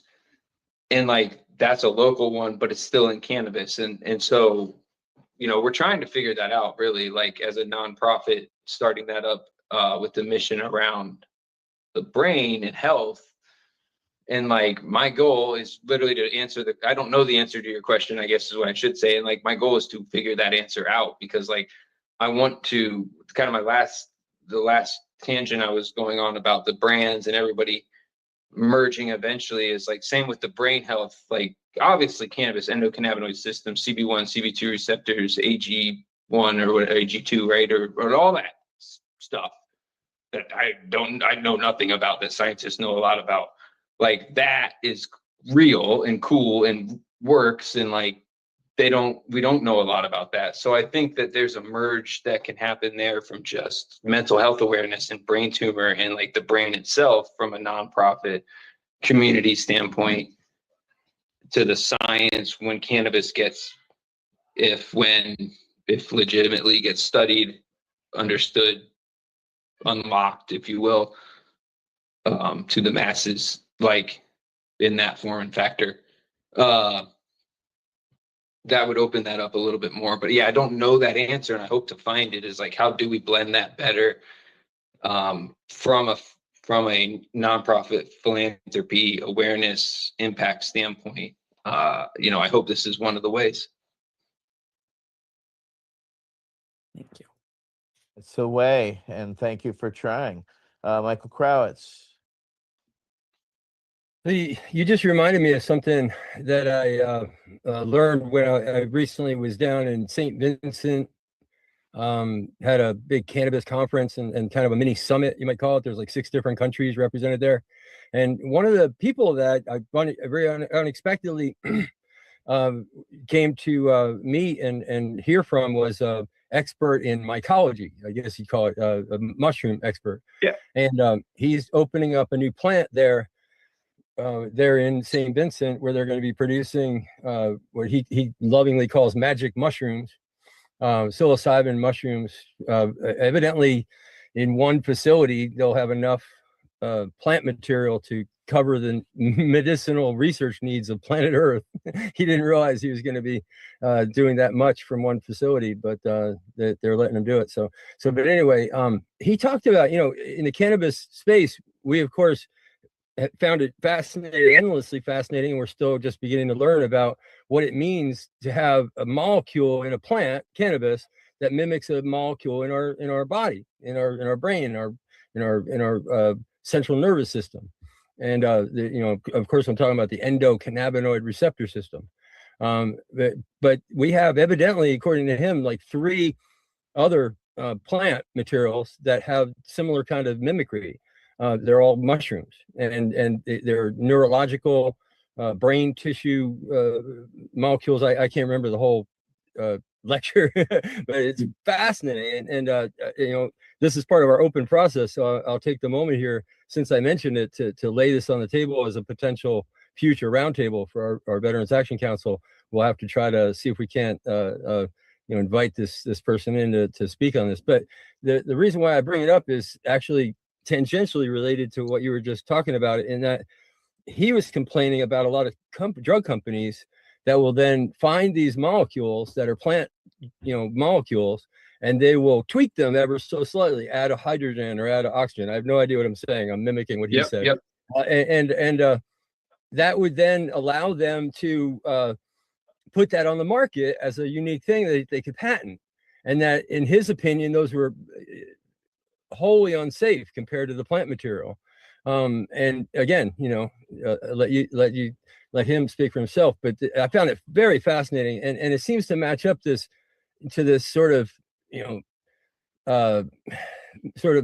malevolent side of industry. When you're talking about with regard to humans on Earth with medicinal needs. And I guess I'm throwing that at you as sort of a, like I said, part of our open thought process here, just to think about it. But also specifically, do you see that in some way, in any way? Do you see that? Is that something that surfaces in your world that so far that you've seen, sort of differing missions, differing, sort of objective viewpoints of what's good and what's tolerable? I don't want you to reveal anything, untoward or anything, but just, a vibe I'm looking for here of if industry is hard to work with in that way, I guess is what I'm asking. Oh man, yeah, I appreciate that question on a number of levels. And it is hard, man. It was like, oh man, there's so many ways to answer that too. And just like, I don't know, when there's an old my mom used to like Harry Chapin, and there's this old Harry Chapin song about this dude from Dayton, Ohio, actually, where I'm from. It's crazy. The song is about a different day in Ohio, and he was a singer, right? And he gets this. Everyone tells him how he owns a dry cleaner. He's a singer, and he gets this gig in New York. Or sorry, everybody comes in the dry cleaning, and they're like, "You're so good. You should go to New York. You know, you should try out," type of thing. And he goes and he gets this opening act in the night, and he thinks he kills it, and he gets this review, and it's like, you know, how terrible he is. And he needs to go back to a small little podunk town, basically, right? And so nobody ever heard him sing in the laundromat again, except late at night, right? Type of thing. And you could faintly hear the sound of the opera singer and blah, blah, blah, right? And the line in the song is, music was his life. It was not his livelihood. It made him feel so happy, and it made him feel so good. Oh, he sang with his heart. He sang with his soul. He did not know how well he sang. It just made him whole. That's, I think, the answer to your question is like that. In that, when you do it because you love it, it's fun, and we used to make money doing it, and that was awesome. That was a byproduct of it, and it certainly was a motivation in some aspect to take so much risk. But it wasn't our life. And maybe it was your livelihood, but it was just different. And like when it becomes that like professional livelihood, which I got 5 kids, like I haven't figured this out. That's for sure. But like, it's just different, man. And like even that first classic, it was like, I got nothing to lose, dude. Like, I don't care. These people don't like me anyway. Like, I'm gonna figure this out. I don't have the money, but I'll find it. Like, I'm gonna throw the best party, but it's also gonna be professional, and just made it up as I went, dude. Like, just like, yeah, we should have the county commissioner. We should have the state rep. We should have a women's panel. We should have, and it made sense though, because of what the community needed and all of that. So I know I'm going on a tangent again, but like it's hard to keep that passion and little kidness. And I got a bunch of little kids, which helps keep me young for sure, right? Like at 5 kids, I'm a little kid at heart anyway, and I'm happy to be alive, type of thing. So like, it's hard to keep that joy and excitement when you get beat down by this industry, and you see just like you said, the malevolent, just money is not even money, just like control and being right and like showing you can type of shit that has pervasively come into this. I mean, I guess it was always there in a certain way, but has shown its face more. Is hard to deal with. And then to keep joy and excitement, and you guys know better than I do. You've been through, yeah, crazy shit. But like, you know what I mean. And like, that is hard. As an individual and an industry and a movement, all the things that we can go on and on about for everything. So like, I guess to answer directly, it's like,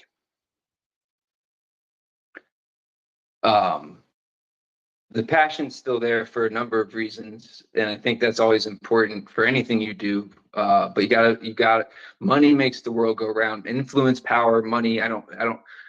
So I'm ethereal in some of those things, in that like there are those entities and energies and things are like, money is more than paper, right? Like power is more than like telling someone what to do, like influence. And so I think all of that is part of the game. Like it's a game in a way too. The industry is definitely a game. There's definitely winners and losers. And like, so if you're going to play in that game, you have to, you've got to somewhat have a North Star, or somewhat have a feeling of why and passion, but like, you also have to play the game. Like you've got to navigate it somehow. So yeah, it's hard to make something it's hard to make something that's your life, your livelihood. I'd say that's something. If a 20-year-old asks me, "What did you do it again?" It's like, we'll see. We'll see. Right on. All right. Well, Michael, you got our final question. So, Michael Krawitz. I guess I got to unmute myself. Thanks, Etienne.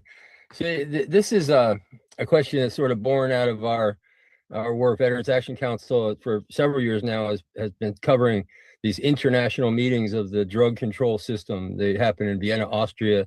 They're called a Commission on Narcotic Drugs. And we've met veterans from all over the world, cannabis activists from all over the world, and actually have had some very interesting conversations with our own government, because they're just walking the halls like any other government, when you're at the UN.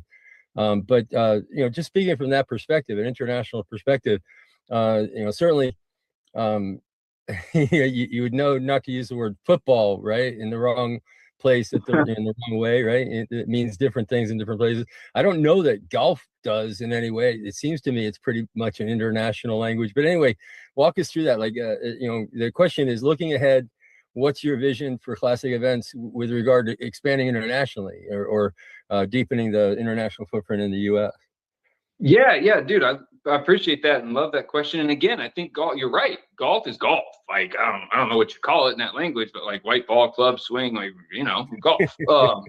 So like, it breaks barriers and it does. And I do appreciate this, but I think you got to be able to take some arrows if you want to do what you want to do. Right. So like, I do appreciate that it is, what's the word that I've heard multiple times, like exclusionary, but that's not the word.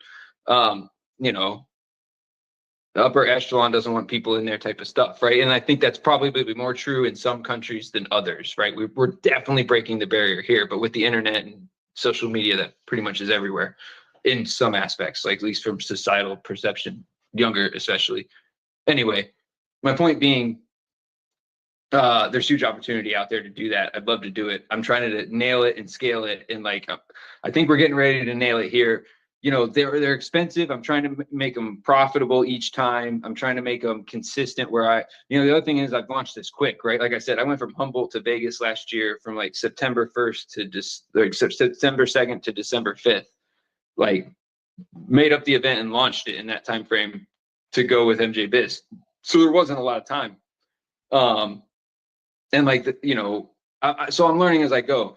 So I think as we nail this and we get people, I guess my other point is bringing in those sponsors and bringing in those means to pull it off is like, as we get more consistent flow, as we get more runway to get brands involved and they understand what we do and they see the impact we're making and they see that like, oh yeah, this is a hot event and it's more than golf. It's not just like a sticker on a golf cart and we're paying money for that. Like it's way more than that, right? And there's so much more involved. So like, once we can get some of that understanding, and maybe some of those ancillary brands that are international especially would be helpful to get on board to go to a Mary Jane and do one in Germany. Like, yeah, we certainly talked about it like as a fun thing. I don't have it pulled off by any means. I worked in Colombia. Would obviously love to go there and do one, but things are different. But like markets that want that, and like I know Japan, like golf's huge and CBD is huge. The Philippines, there's like amazing courses I've heard. Like anywhere, there's nice courses everywhere. And they're not like back to the beginning of the conversation. They're not expecting cannabis companies necessarily, right? And the feedback we've heard from these are nice places we've gone, like 5-diamond AAA. Waldorf Astoria resort, like that's where our Cali one was, and like they loved us. Like they said we were better than a lot of drunk crews that are out there, and like our money we paid them and they were happy, right? Like that's a good result. Like, so I think people are also surprised when we do it. So like I would love to do more international, absolutely. We just got to get there, man. I'm just a dude right now, and we're getting there, but we're not quite there yet. Well, you gotta just keep at it. All right. Exactly. Well, I can't thank you enough for taking the time with us today and sharing your story, your history as a patient, as well as navigating the system, as well as finding your way through the cannabis world, which you found a unique place and a way that can definitely help others. And we always appreciate those that step out of their comfort zone to help others. So can't thank you enough, James, for joining us and sharing your truths. I'd like to thank our council members who joined us tonight: Mike D, Mike Crowitz, Nate Landau, Marilyn Mathry, and myself, Etienne Fontaine. We'd like to thank Mr. James Keys for joining us for our VAC Roundtable number 48. So thank you, everybody, for joining us. And we'll be back in a couple more weeks. So thank you very much, everybody. Have a great night. Awesome. Thank you, everybody. The Veterans Action Council is a Pace Radio Network content provider.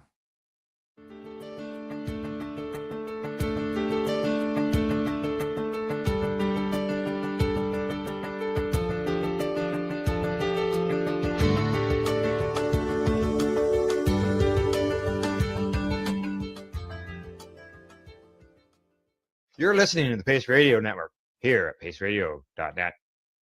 The opinions of the individuals during this broadcast are their own and may not be the opinions of their group or other organizations they may be involved with. All medical advice during our broadcast is not a medical opinion and should be checked with your medical physician. Enjoy the buzz of legalization with Campbellford Lifestyle Shop. From lights to plant nutrients, books, consumption accessories, and more, we've got all your basics to grow or consume cannabis. Visit our info center or take a look at our piercing services and body jewelry, now available in-store through Campbellford Lifestyle Shop, 17 Bridge Street West, Campbellford.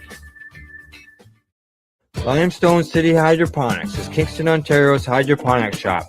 Take your growing to the next level and create the optimal environment with a tent kit, or maximize your yield with an ebb and flow flood table kit. Either way, Limestone City Hydroponics has more sizes and options to fit your needs. Are you looking for the power of the sun that adapts to your budget? Then look no further, as they have professional grow lighting. They have indoor grow systems that are easy and cost effective, with many options to fit your living space and lifestyle. Cultivate your growing potential. We have everything you need to succeed. And if you can't make it to the store, they offer local delivery to the greater Kingston area. Remember, when you're looking for experts to help you grow, then look no further than the locally owned Limestone City Hydroponics, 105 Sunderland Drive in Kingston, Ontario. Call them at 613-548-0420. We are people advocating cannabis education here at paceradio.net. You're watching the 420 Pace, found at 420pace.ca.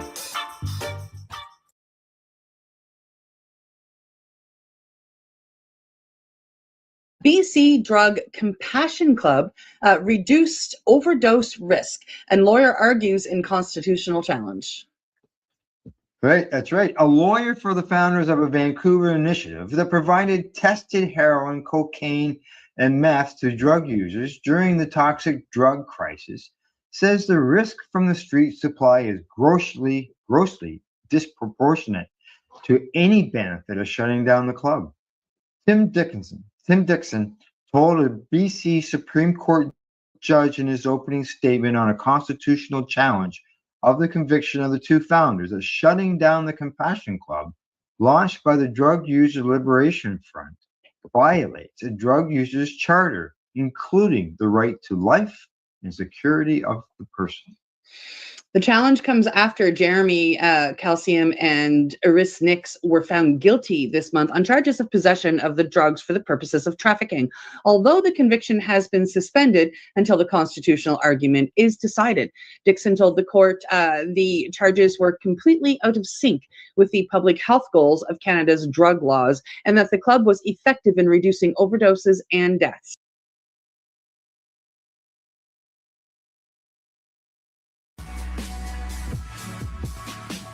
Tune in Fridays at 7 p.m. Eastern Time on 420radio.ca. You're listening to the Pace Radio Network here at paceradio.net. The views expressed by the individuals during this broadcast are their own opinions, and they may not be the same as those of their group or other organizations they may be involved with. All medical advice during our broadcast is not a medical opinion and should be checked with your medical physician.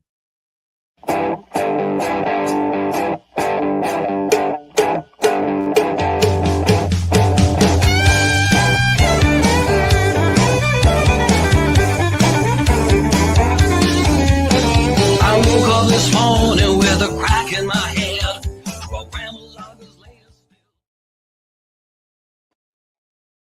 Good evening, everyone. Welcome to the Pace Radio Show. We're live here at paceradio.net, as well as 420pace.ca, and our social media locations as well. Good evening, Tamara. How are you doing tonight? I'm okay. How are you doing, Al? I'm not doing too bad, staying busy, which is the important thing, doing things. Doing stuff. Whatever. I'm involved in something, some editing or whatever, but staying busy. And then, getting outside in the cooler weathers. It's cold, but it's fresh. Yeah. Yeah, no, I try and get out at least once a day. Well, I have to go to the animals and that. So it's chilly here too. We've got some snow and it's winter. Right. I don't Yes. know what anybody expects. We wouldn't have snow and it wouldn't be cold. It's winter. Well, it's Canada, right? So you gotta expect it, eh? Absolutely.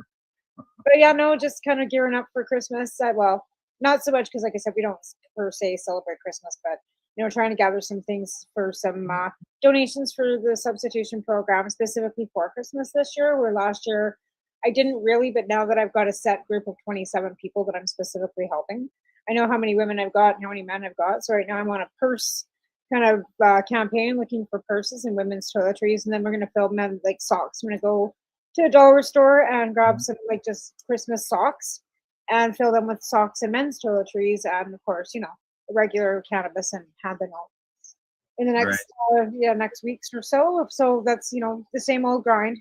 Send me stuff. Where shall they send it, or how do they get a hold of you? So if you want to PM me, I'll give you my address. I'm not going to do that, but you can always e-transfer cash donations to tamarali9@hotmail.com, and all the money that I make from my gummies and my candy also goes to the cannabis substitution program. So if you'd like to purchase some of those, you can also get a hold of me through that email and order some candy.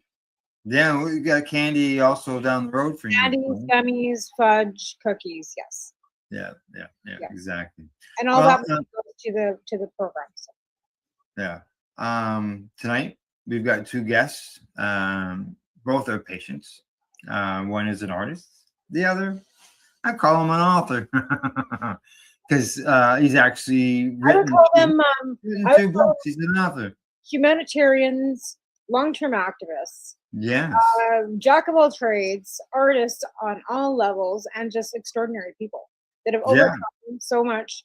And we've known them probably. Well, I know I've known them for 20 years.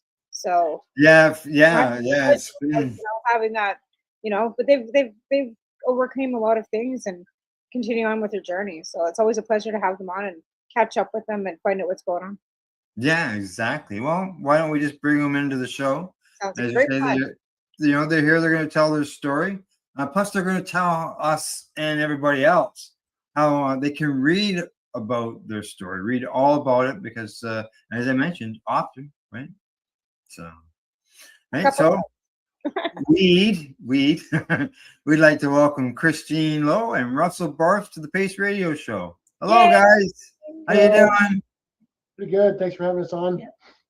Yes. Thank you for coming on to the show and talking to our viewers about what you guys are doing and what you have done over the past along the ways of cannabis advocacy. Because what I find is that so many of us, we have our we come in, we're in the new, there's a lot of stuff that we're all involved in, and then we sort of start to get to a point where the next wave of people start coming in, and I see that some people at times, they're, I'm not going to really say forgotten, but now they've just been in so long that it's just new people just never have heard of it. Yeah. Well, I find that a lot of our work from those days is forgotten anyway. Correct. People don't realize how pot became legal in Canada, that the government was forced to do it because the law fell apart and it was the Wild West, and they had to figure something out quick, because exactly opening up all over the place with zero regulation. Well, that's the thing. I think that people kind of skip over the Terry Parker ruling too, right? Well, it all Like, started with the Parker ruling, you know, and then the Right. government. Terry Parker to all these other like legal battles that have gotten us to where they came up 11. with this, right? 11 court rulings. And there's other court 11. rulings too, but they weren't really substantial. There's basically a total of 11 that were the big chops that took the tree down. Parker, Hitzig, and then 9 more, and then the thing just fell over. Well, never mind. How many letters to the editor did you write and have published? Well, Like yeah. Russell was like relentless. Relentless, nonstop. 2006, I had him critiquing Minds Week. It is many letters to the editors published back then, right? I think I had 830 in 8 years. 830 letters published. Published in Canada Published in 8 letters. years. Had a couple. Yeah. Of, Now, was it just me, or were you actually labeled North America's #1 letter writer to the editor? I think I'm the most, as far as I know, I'm the most published letter to the editor writer in Canadian history. I'm the biggest crank this country's ever put out. He was also There's three guys from the States who are ahead of me. There's Robert Sharp and Stan White and somebody else. You go to the Sharp, mapping- that's right. I you go to remember the that. mapping Oh, page, yeah. I'm in 4th place in the world. So Yeah. He And, like, also deemed the angriest pothead too. yeah, well, that happened by accident. We were after I did the human rights complaint. That was on the John Oakley show. okay, yeah. And like right after that was, you know, in the news and everything, and they had me on with Ezra Levant, Oh. and Ezra was just a pissy little bitch like always. And so they were like, man, this guy was fun, like we're gonna have him on again. So I get a call one morning, they're like, hey, there was the thing, some mayor said something or a politician did something, or there's I forget what it was. Do you want to come on and comment? I said, oh, okay, sure. So then this went on for, you know, every month I was on. And it was like 6 o'clock in the morning and the phone would ring. It was the only 416? 416. It's the only 416 person I knew was going to call me at 6 o'clock in the morning, because everybody else who was going to call me at 6 o'clock in the morning lived in Ottawa. Mhm.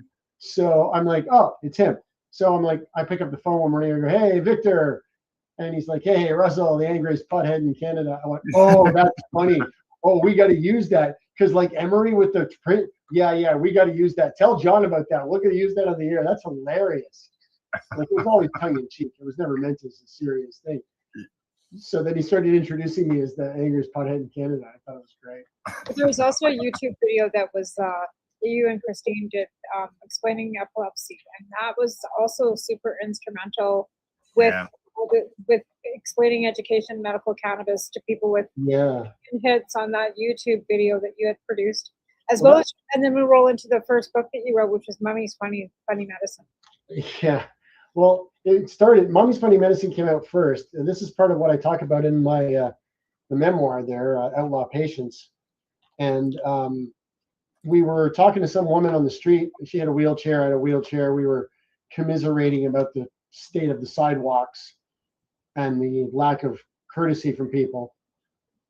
And so we said, oh, you ever tried medical cannabis? She's like, oh, no, it's bad as heroin, that stuff. And she's all fussy about it. So we're like, oh, whatever. So as we're walking away, one of us said to the other, we don't remember which one, someone should write a children's book or something. Because this woman was like, oh, what would I tell my grandson, you know? Mm-hmm. So a little while later, we were, I was on the phone with my mom, who was down in Florida. And I was telling her, listen, we're going to do a thing on CTV News pretty soon. I'm going to be smoking weed on TV. So, you know, be ready for that.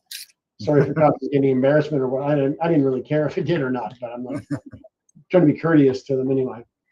And so we did, as we hung up the phone, and I'm like, how am I even going to broach this topic with my father? Like, it's crazy. It's like someone needs a children's book. Like, look, see, Russell's sick. See, Russell used weed and feel better. And then we went, and we looked at each other and our mouths just fell open. We're like, oh my God, that's what we have to do. A children's book. Holy shit. So then we So then we wrote the text right away. Like it took us like 30 minutes because all we did was extrapolate from my life. That was And that was just before AI, like long before AI. In fact, I think that was before like you still have like 2003. Yeah, that came out in April Yeah. 2003. Like you said you wrote it in like 10 minutes, but Christine, you've been quiet there. You do the illustrations, and you did the illustrations for that book, Mummy's Funny Medicine, right? It was a wonderful time rendering all the illustrations for the book, to be able to bridge the gap between finding a voice of explanation as well as a visual way of seeing things. And I tried to make something that would come across as being very simple, but it would also be just enough that it would capture your imagination a little bit further.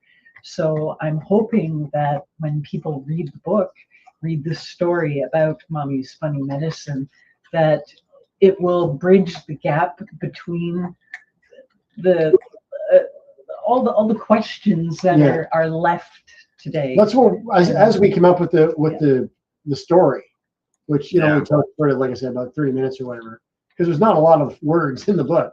Yeah, exactly. I was going to say it's Like, more of like you said, it's a children's book. Like it's more like pictures per page, and there's a few words on each page. It kind of explains what's going on, Yeah. And basically, I'm mommy in the book. And Correct. Christine is Heather because she's watching all of this go down, right? So that thing where she's in the car, watching mommy puke in the parking lot of the restaurant, that nearly happened to me one time. I went to Red Lobster with my parents and her, and we had a nice time. We had some Red Lobster. I was feeling fine. I got outside. I was just like, oh God, oh no. And I bent over and I started to retch. And my parents were like, what the hell? And I'm just like, and Christine's like, yeah, it happens sometimes. Just wait and see. And I didn't puke, but I was down on one knee, man. Like my head was spinning. My ears were ringing. Just these nausea attacks. Right, exactly. And, so we just went, oh, we'll just do this. We'll just do this. Like, we'll just add all these bits from my life, Right. So Now, we did quick sketches. Like I did these quick sort of like storyboard ideas. And then when Christine started drawing it, I said like simple, simple, simple. Yellow Submarine, Flintstone simple. Not a lot of cross hatching, not a lot. We'll colorize it. We'll do shading with color and stuff. Just give me the line work. So, and Christine liked to do a lot of detail and stuff. Usually, I'm like, no. Dial it way back. This is a kid's book. Well, again, we're talking prior to legalization. We're talking like yes, free. Again, this was something that talking about cannabis at all. Never mind cannabis medical with your child. Because at that point in time, they were still putting people in jail and taking children away from their parents for using cannabis. Like this book's 25, almost 25 years old. It's 2022. 23. It'll be 23 in April. Yeah. So back in those days, like I said, back then they were still taking children away from their parents. Oh yes. For using cannabis as medicine.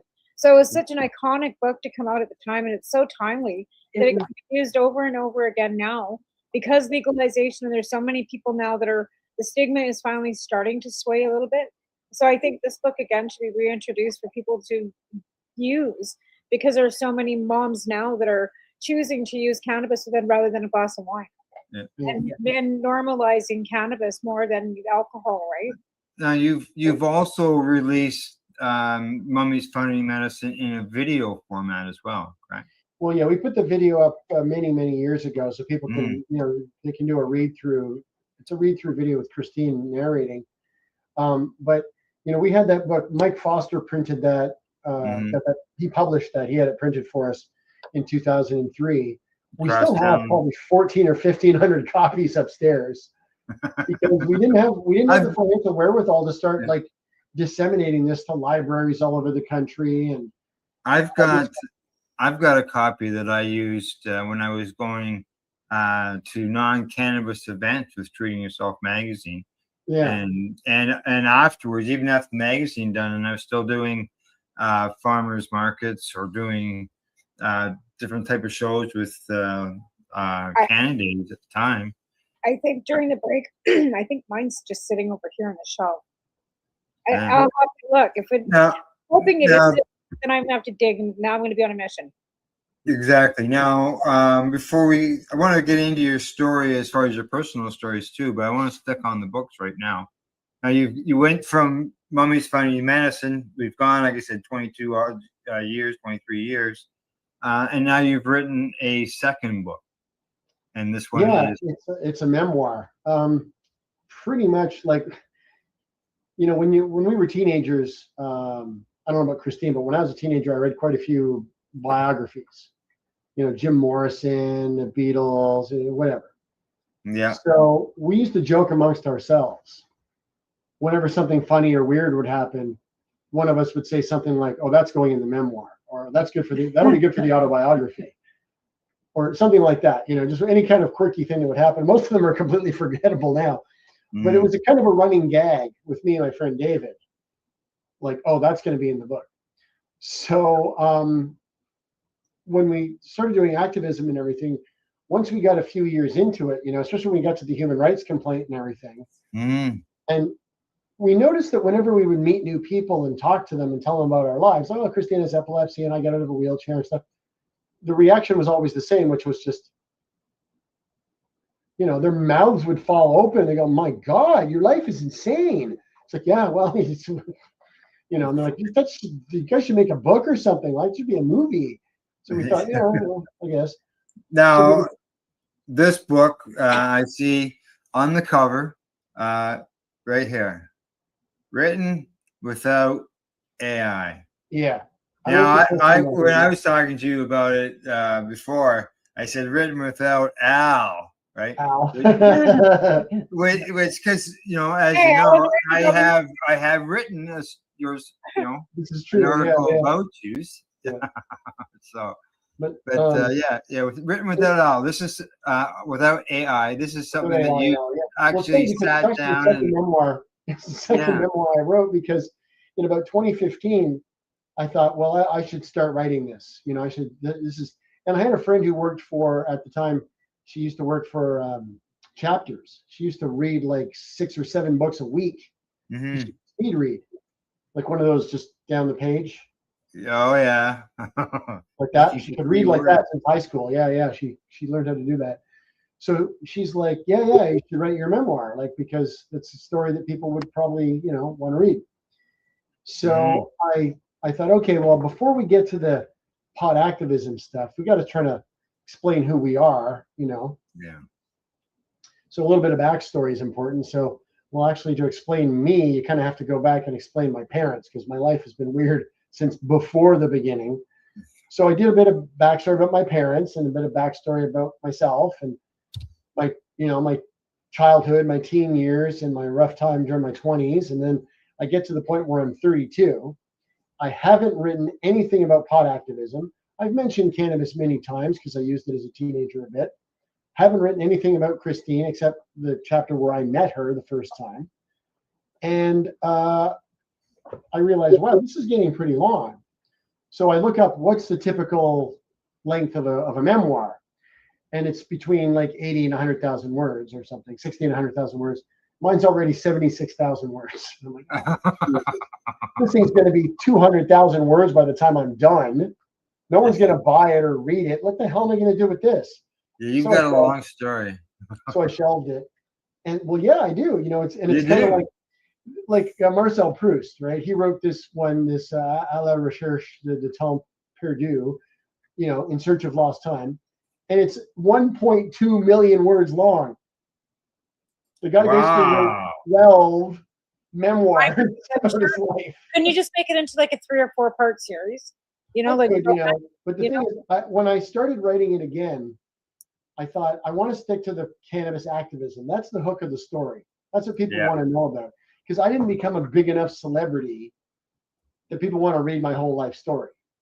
Crap. Right? Maybe I will after this book. Who knows? But what people want to know about is they're like, yeah. What about the pot activism stuff? Tell us about the 420.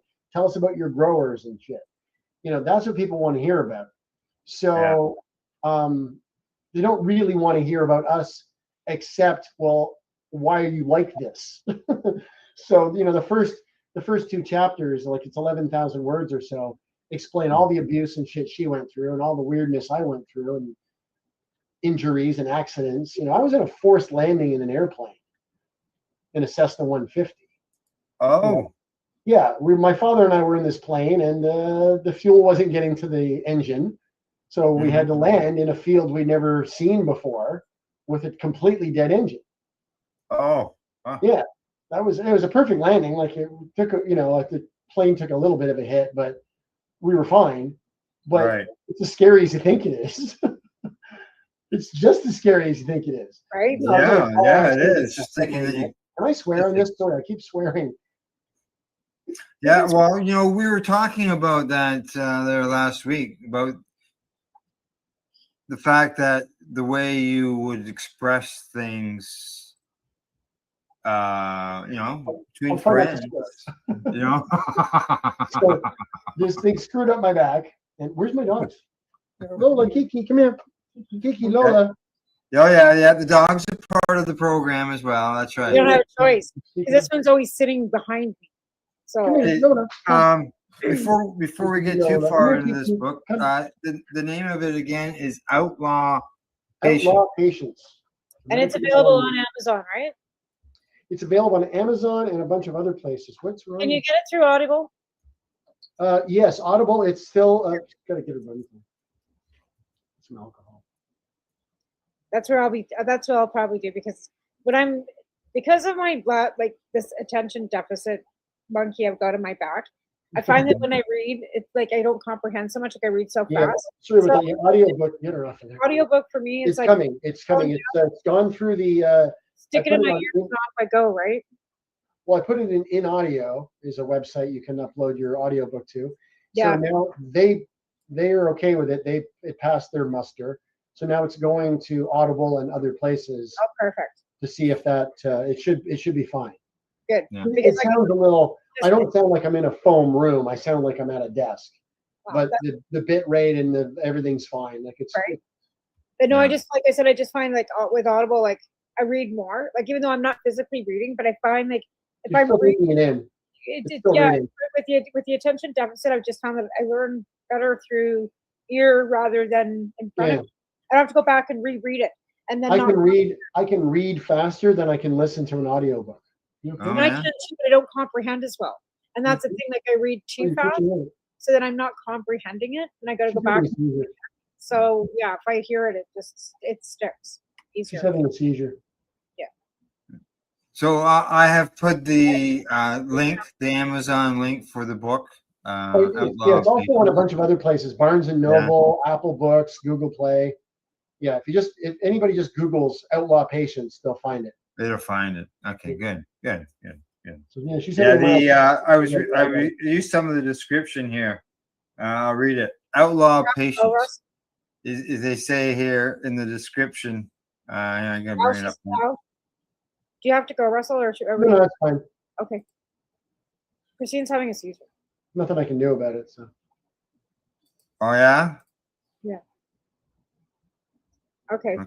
She'll be back in a little. She won't be able to talk for the rest of the interview, but. No, she'll be all right. She'll be okay. You're all right. Are you okay there, Christine? It's okay. She can't hear you.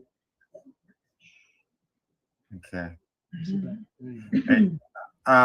It says here that Outlaw Patience is a raw, darky, funny, and brutally honest memoir of a man who spent 2 decades navigating the impossible crossroads of pain, politics, and prohibition. When doctors, politicians, and cops failed him, the law itself turned on him, and he fought back. Russell Barth and his wife Christine Lowe were among Canada's most outspoken medical cannabis patients and activists. What began as a personal struggle for pain and relief became a national battle against bureaucracy and healthcare system. It often preferred punishment over compassion. From police rage to courtroom absurdities, from the trenches of Parliament Hill to the quiet desperation of chronic illness, Barth exposes a world where sick people can be treated like criminals simply for trying to survive. Yeah. Yeah, And the so I'm person's- hoping, I wrote it with professors and their students in mind. Like when I was writing this from June through September, at first I was putting all of my personal spice into it. You know, referring to Stephen Harper as a demon wizard, things like that, you know. And then I went, stop.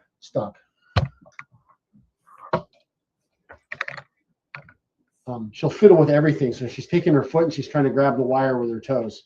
From the That's floor. okay. She won't point the Oh, toe. okay. All right. Yeah. So she does post seizure. She gets really goofy. So I thought, well, you know, if I clean this up, like take away all my personal hyperbole and made it straight reportage, a little bit of humor in it, but mainly straightforward, then I can present it to professors who will be able to confidently assign it to their students. Right. You know, because this is, rather than my personal memoir and my thoughts and feelings about things, it's more, this is what happened. Correct. This is what Correct. happened to us. This is what we were thinking and feeling at the time, but this is the shit we had to go through, and this is why. So these are the choices we made.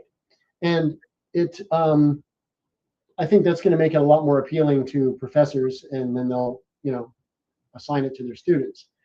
Right. And it's not just law, it's history, sociology, medical, Sure. there's about 10 different disciplines of academia that could potentially add this book to their syllabus.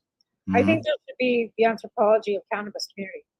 The Well, cannabis yeah, anybody who's culture itself history, okay? is studied at a academic level, because the difference in how it's changed and evolved from the very beginning of reefer madness in the 20s through the evolvement, you know, of the culture through the 60s, through the 70s, and how it's evolved into legalization and to medical patients being able to use through the states, and, you know, with legalization throughout the world.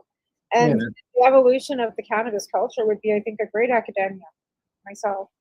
Well, it's a personal account of a historical situation. Exactly. It's exactly the kind of thing that Exactly. is like. So, so that's, I'm hoping I think that's going to be the bread and butter of my sales in years moving forward.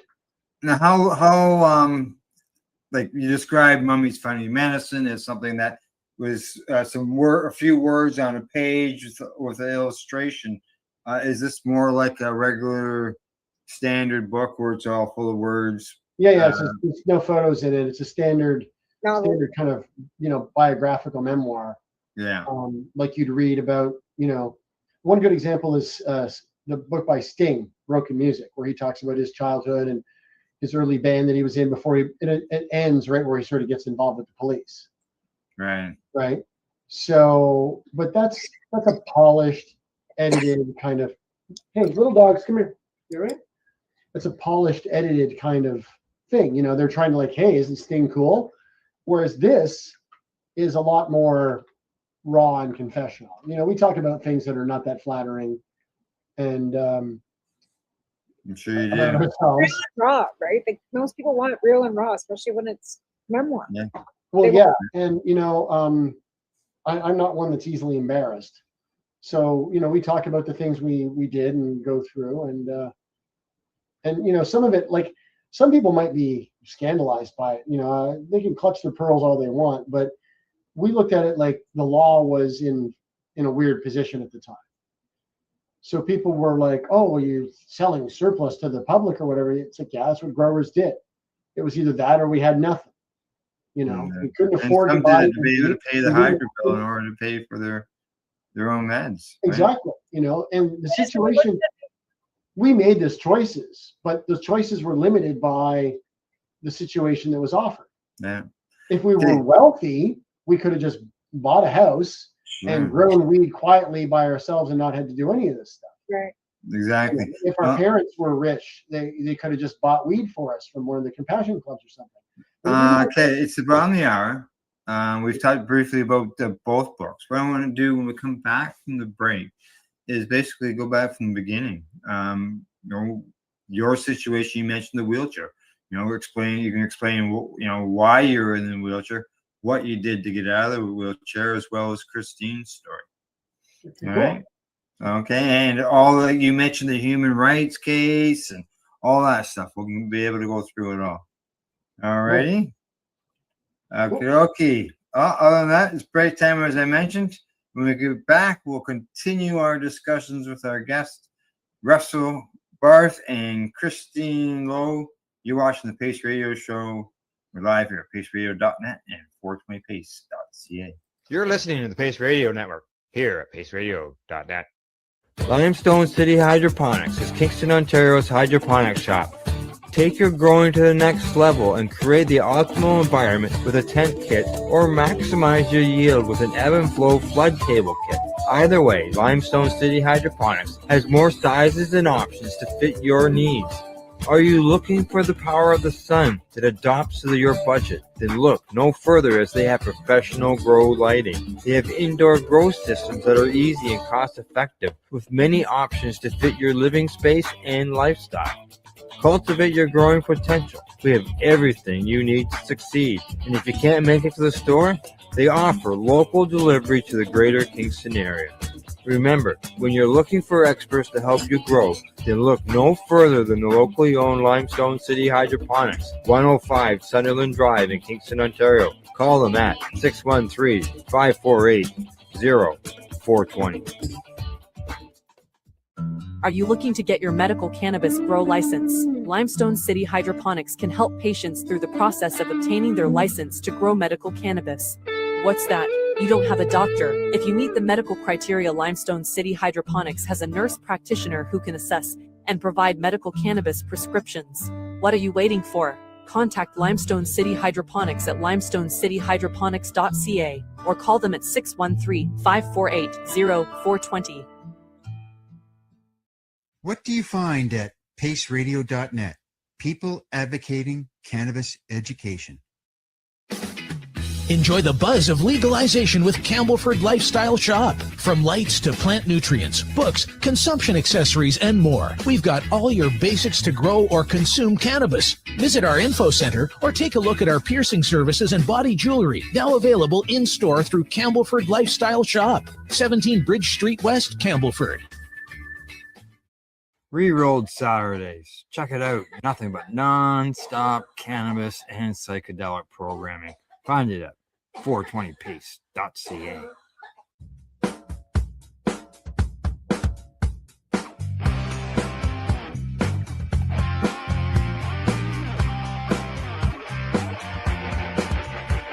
I'm having an awesome day, and I'm gonna make sure it stays that way. I'm having an awesome day, and I'm gonna make sure it stays that way. You're listening to the Pace Radio Network here at paceradio.net. All right, we're back. We're live. You're watching the Pace Radio Show, and we have our guests, Christine Lowe and Russell Barth, here with us. And I see Tamara is just running back to her spot. I went to go make some tea, and my tea kettle usually turns itself off, and it just boils itself dry. So yeah, You burnt the water. there's no water to burn it. Well, it's why I call you burning your water. Yeah, I burnt the water. So yeah. All right. Okay, in the first segment, we're talking to Russell and Christine about their books, Mummy's Funny Medicine, and their newest release, Outlaw Patients, a medical marijuana memoir. Now I want to get into the actual story. The beginnings of your cannabis, why you're using cannabis. The two of you, as you mentioned in the first segment there, Christine was dealing with a seizure. Yeah, she's had a mild one a little while ago, so she's kind of, 50% operating system loaded up there. But how it started was we went to a thing in 2002. It was the Million Marijuana March, which wasn't really a march. It was basically 200 people or so gathered on the front lawn of Parliament Hill. Mm-hmm. Everybody's kind of sitting in the grass, and they had a, one guitar amp with a microphone kind of thing, and people talked. and we listened. And there was one we really remembered was like a nurse who goes to people's houses to help old people, and Yeah, personal service personal work. care worker, yeah. PSW. And she was standing on the steps there at Parliament, and she said, I got to smoke weed every day to deal with like the early onset symptoms of MS. So if I don't use it, I can't work. If I can't work, I can't feed my daughter. So, and then she's like, so if these assholes want to put me in jail for that, they can go right ahead and try. And then she just kind of drops the mic on the thing and walks off kind of in a huff. So we're like, wow, interesting. Like we never heard anybody talk about stuff like this before, right? Mm-hmm. So the next day, I'm doing something at the computer, and Christine's sitting out on the balcony, just staring out over the city, which was uncharacteristic at the time. It wasn't something she was, And after about, 6 or 7 hours of this, I thought, okay, this is not good. Something bad's going to happen. We just moved in here a little while ago. Like, what is she going to want to move out? I don't understand. So I said, so what's all this? And she's like, well, I've been thinking after yesterday and everything, I've been thinking I want to quit my pharmaceuticals and just start using cannabis. So I said, okay, well, I can understand that. She's like, they're killing me. The drugs are killing me. I'm not going to live much longer like this. Like I'm bloated and I'm sick all the time. Like I'm going to die. I don't want to live like this. So I may as well try cannabis. And I said, okay, well, if we're going to do that, we got to start a compassion club or something with this guy out west. This is when Phil Lucas just got yes, acquitted, right? It was so everyone was talking about that. So I said, we're going to do like this guy Lucas out west, start a compassion club or something. We'll talk to Mike about it because I can't run around in the cracks of this city in a wheelchair. Yeah, now you're in a wheelchair, and why were you in a wheelchair? Well, yeah, I had fibromyalgia, but I also have like a leg that's a half-inch too short. So my spine is kind of crooked. And what happened was on November 30th of 2001, because that was 2002. So 2001, we went out to an appointment for her, and I got a back spasm in around here, sort of T7 and T8. They go out of alignment in relation to the rib nearby. Okay. So it's not just the spine gets out of alignment, the rib cage in proximity to it. So I had a terrible pinch and a spasm, and it was just giving me pain. I could barely breathe. So I took some drugs and everything, and then we were walking, and it was freezing rain. So we're kind of like, like this. And she's kind of walking ahead of me, just trying to get to the bus stop so we can get home. And I'm stumbling from a fire hydrant to a parking meter to a bus shelter. I'm just holding myself up, and it just feels like someone's just sticking a screwdriver in my back and wiggling it around like this, right? It's only going in about 2 inches, but it's that. I'm just like, like this kind of thing. Like it was so bad. And then we get to this building on there's two big swinging doors that swing out like that, and I grab the one that's furthest away rather than this one opening this way. I grab the one that's furthest away and I throw it like that so I can walk through it. And for a fraction of a second, everything went white.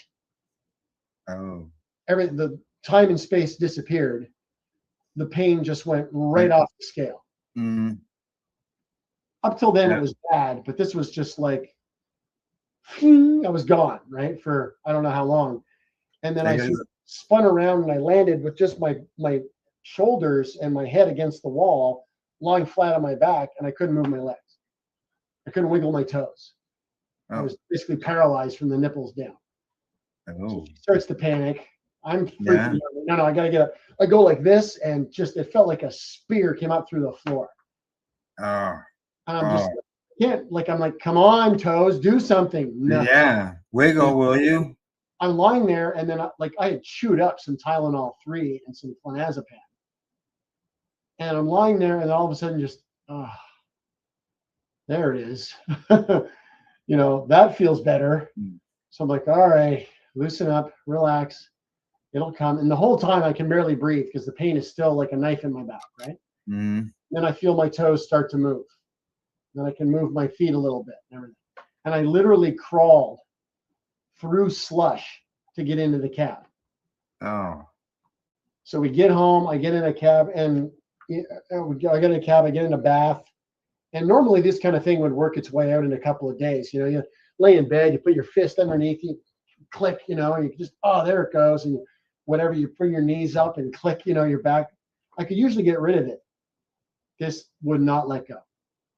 And Just held on. 3 months I was stuck like in my apartment.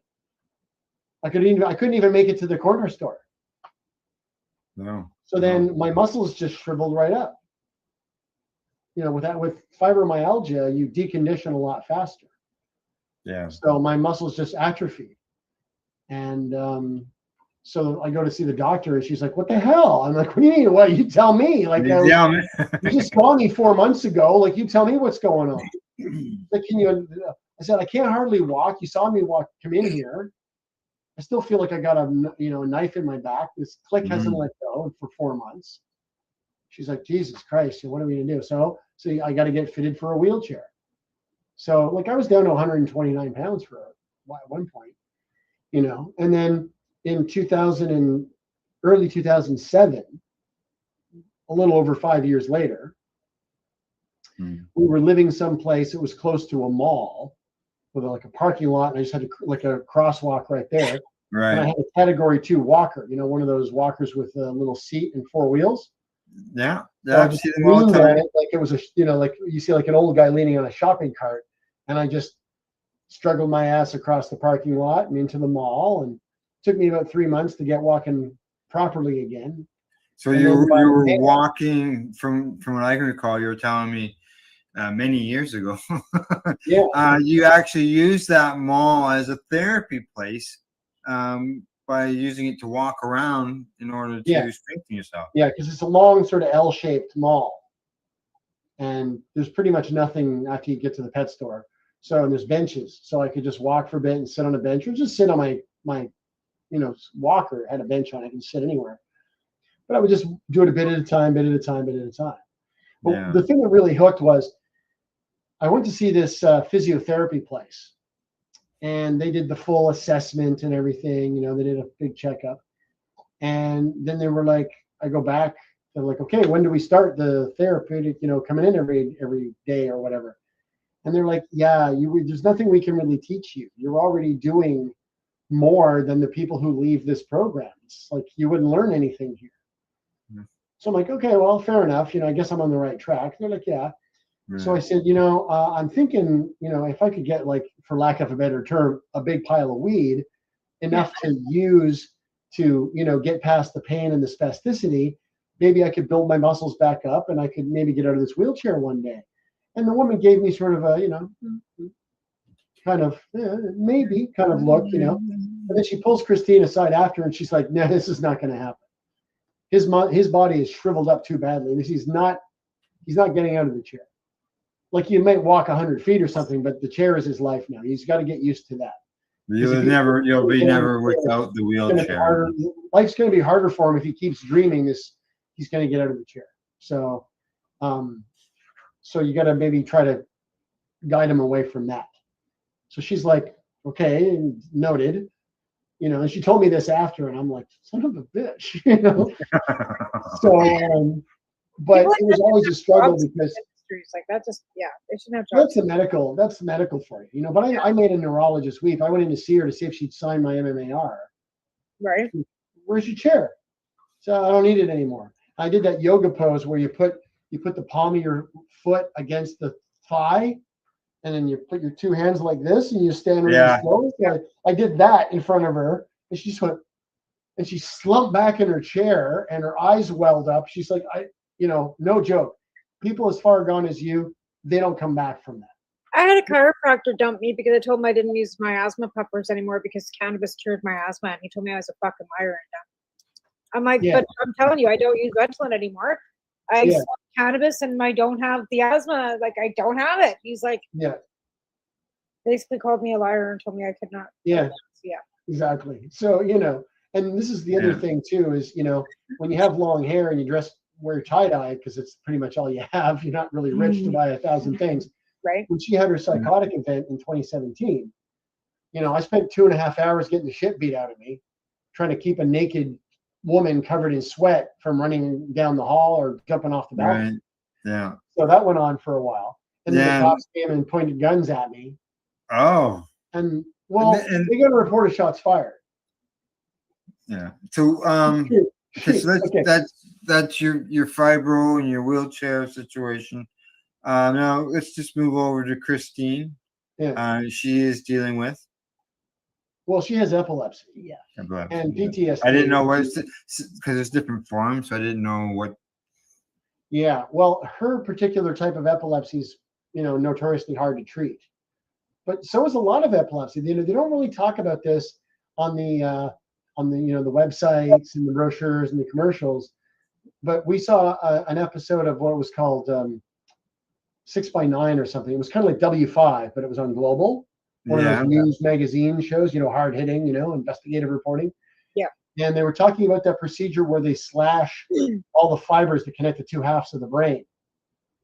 And that often helps people with seizures. But I remember vividly the first line of the show of the segment was, for 1/3 of epilepsy sufferers, surgery and medications don't work. Yeah. Their life is short, brutal, and sequestered. Yeah. So we're like, temporary. oh, we look at each other like, wow, this is going to be good, and it's like 30%, a full third. That's not like the fringe. So so Dilantin and gabapentin, they work great for most of the people, most of the time. Old Uncle Bill or whatever only has 1 or 2 seizures a year, and the side effects aren't too bad. Yeah, but they don't talk about the other 30%. They don't talk about the people who just don't react well to the medications and end up dying. And again, like that was one thing that really kind of catalyzed things for you too, as well, was that YouTube video of Christine having seizures and how you dealt with it, and the help that inhalation and ventilation of cannabis helped her with. Again, it's not a cure-all. We always say in our shows, we're not medical. We're medical patients. We are not medical practitioners. We have not been trained by medical in any way. We're just sharing our experience. But again, we've got a viewer. We've got a viewer saying the same. Basically the same thing. Sunny Dare 81 says that I have severe mast cell activation syndrome. Cannabis is not going to cure me, but it calms my mast cells, brought down inflammation, helps in so many ways, and just makes life more enjoyable. Oh, that's great. That's good. And That's awesome. We don't even know if Christine would have more or fewer seizures if she quit using cannabis. No. But because we're kind of beyond that. She's having 25 seizures a month, and we just live with that. She was. There was a time though where she wasn't having. Oh my God! So when she started using cannabis, right? She gets off of pharmaceuticals, start using cannabis, and an embarrassingly small amount. We're talking about like not even 2 grams a day. Right.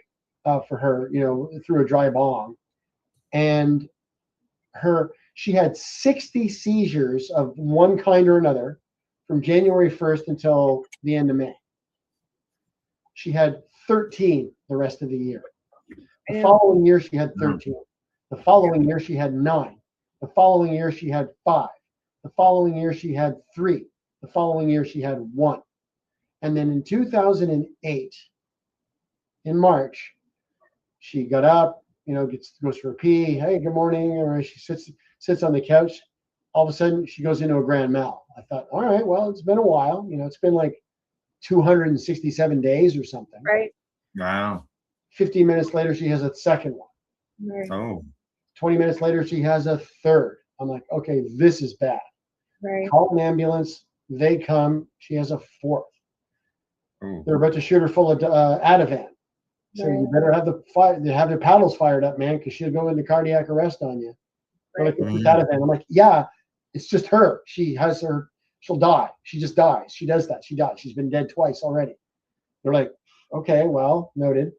So they take her to the hospital. And when I'm in the hospital with her, I'm like, look at her records. It's right here. Go look at the computer. You can't be loading her up with Dilantin. You can't just give her shooting full of drugs. She's allergic. Right. So I was like, all right. Well, he sits down. You see him at the scrolling. Okay, and then they get up. So now it's a whole new thing. So they got the paddles ready, right? They're putting a needle into her artery because they got to get the blood. They got to find out how much oxygen is in her blood to see if she's getting air. Right. Because she's been seizing for close to 40 minutes at this point. Right? And there's piss all over the floor. They're shoving a catheter up inside. They're strapping her down. She's having a different kind of seizure, like squirming like I never saw before. I thought she was going to die. And she's fallen 15, 20 times then since we've been together where I thought, oh, she's dead. She's dead. And she wasn't. Wow. So traumatic. That's a lot of times. So traumatic. But again, the education that you two together have shared with our community and the world is exemplary. Like the books, the videos, the time, the video is the big one. Yeah. Let's take a bunch of lives. Yeah, Christine was telling me that it's now over 6 million views on that video. The first one we put up had a lot of text over it, and it got taken down after 1.2 million views because of the references. So then we already had a second one up. It was just, here's the raw footage. And we put the text in the accompanying text below. Right. Nothing in the video. And then that one has been up, and it's got like 4 million views, 4.3 or something now. So the total is over 6 million total hits. Now there are way better videos since, but ours was the best video on YouTube for years. And the video was showing, just so everybody could. Oh, it was showing Christine having a grand mal seizure on our couch, and just like thrashing. She breaks a tooth, like you hear a loud crunch, like when a kid bites into a Tic Tac or a Hall's menthol candy, just crunch. And I thought, well, maybe this is grinding, but then I found this like quarter of a molar. We took it to the dentist. He's like, I can't use that, but thanks. But again, like there's so many amazing things that she does with her art too. Like she's taken all of that, the trauma and suffering that she has to deal with, this physical ailment, because there's absolutely nothing she can do to stop this. This is something that's her her body's fighting herself, and there's nothing she can do. Her brain's always on key though, right? I mean, I know the seizures have caused a little bit of but her art has always been absolutely magnificent. And I think when we come back, we should talk a lot more about how talented she is. Never mind all the things that she has to go through with these terrible seizures that you both have to, because again, that's the other thing. I mean, her art is, especially the stuff she's been producing the past 5 years. I know it's been is worthy of any contemporary gallery in the world. Oh, absolutely.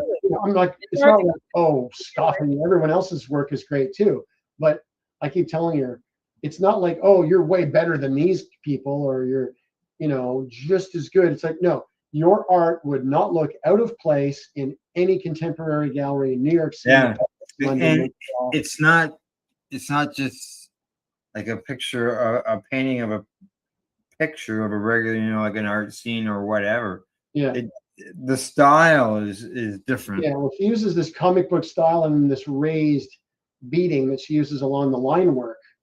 Yeah, especially like to see one of these paintings in person, especially like their painting called Dahlia, flower one, or the giraffe, or one of her chameleons. It kind of jumps off the canvas at you. They're kind of they're imposing, kind of. They're not just, that's a pretty painting. You walk in like, geez, that thing's like really. I'm in the room with you, like it's even smaller ones. When I came to Ottawa in 2012, I was able to stay with Russ and Christine. And there was a painting of ladybugs that was hanging in their apartment. And I still talk about that painting. That was one of the early ones, because it was, and I mean, this is 2012, but it was just so beautiful. And it was oil. It was done on canvas. It was, canvas on acrylic on canvas. Yeah. Yeah, it was beautiful. So I still tell people about this beautiful. And then she does paintings of me and sends them to me and my son. The digital illustrations. What you normally do is she'll take a photo of something, either somebody's from Facebook or a stock photo or a photo she took, and she'll do these illustrations on her iPad. She'll draw all the line work where she wants it, then she'll do all the colors and stuff, her own personal flair to it. And then sometimes those things are turned into paintings. That digital image becomes a study for a painting. but the image itself is worthy of, you could print it and hang it on your Oh wall. yeah, absolutely. And I have and it's like having my own personal artist. So every once in a while, I get these beautiful, digital images. Because do you like this? I'm like, of course I do. I love them. Every single one of them. If I was in personal there, I'd be hugging her like, oh my God, because it just makes my day. Because That's what she does. I mean, she can't. We try to keep her from standing up too much. Right. So we don't let her do dishes and cooking and the kind of stuff that She likes to cook, though. I bet you that kind of stinks. She loves to cook. She used to love to cook. She likes cleaning the house and cleaning up and doing dishes, and she loves all that kind of domestic stuff. I don't expect that from a wife. I'm from the Sesame Street generation. I'm perfectly happy with, equality in the marriage. I don't have those kind of attitudes, but she used to love doing all that stuff. Right. But we can't let her be standing too long because she keeps just falling down, boom, on her back. Yeah. And she could land on one of the dogs and kill them. She could, how she hasn't broken a pelvis or a hip or something. Yeah, hit her head on a counter. It's all that rowing she does. Yeah, well, she fell and hit her head on the rowing machine one time. I know. I remember. Back of her head. I couldn't get underneath her in time. I saw her going down too. The day she got her denture, she fell on her face in the parking lot when we were waiting for the cab. Tore a flap, like half an inch long off the top of her ear funnel. Like it was up like this. So man, we just cleaned it with alcohol. I put it in place, put a Band-Aid over it, and we left it. It's healed up fine. Good. Like I said, she has been through so much. Like my goodness, she did a colonoscopy 2 summers ago. Raw dog, man. She could not get any painkillers or anesthetic at all. No anesthetic. No anesthetic for a colonoscopy. No. Yeah. Keep going. I'm fine. Yeah. That's a warrior. That's a warrior woman. Name any red pill activist, red hat MAGA guy who thinks he's tough enough to do that. Yeah, right. Yeah. Most of them would refuse to get a colonoscopy because they're worried it would turn them gay. I've had probably like a dozen of them because of my Crohn's disease. Hey, my 15-year-old and only one knocked you out for it though, right? Correct, but one time it didn't. I was awake through it, and I did question what happened afterwards. So and then I was sick on the way home. That was the only time I've ever had. I've only had the one negative reaction. Taven had one this past. I loved it. I loved it. They're like, okay, you're gonna go under. I'm like, all right. And then I wake up and I was propofol. Yeah. And I've never been so high in my life. I'm stumbling around the lobby like, this is great. This feels fantastic, man. Oh, Christine, you missed out on this. Is amazing. And 3 minutes later, right as rain. Totally normal. Oh, like I said, that was fun. Why are you gonna miss that? and then when he dislocated his elbow, they gave the kid fentanyl, and I was like, "Do you have to use that shit? Like, really?"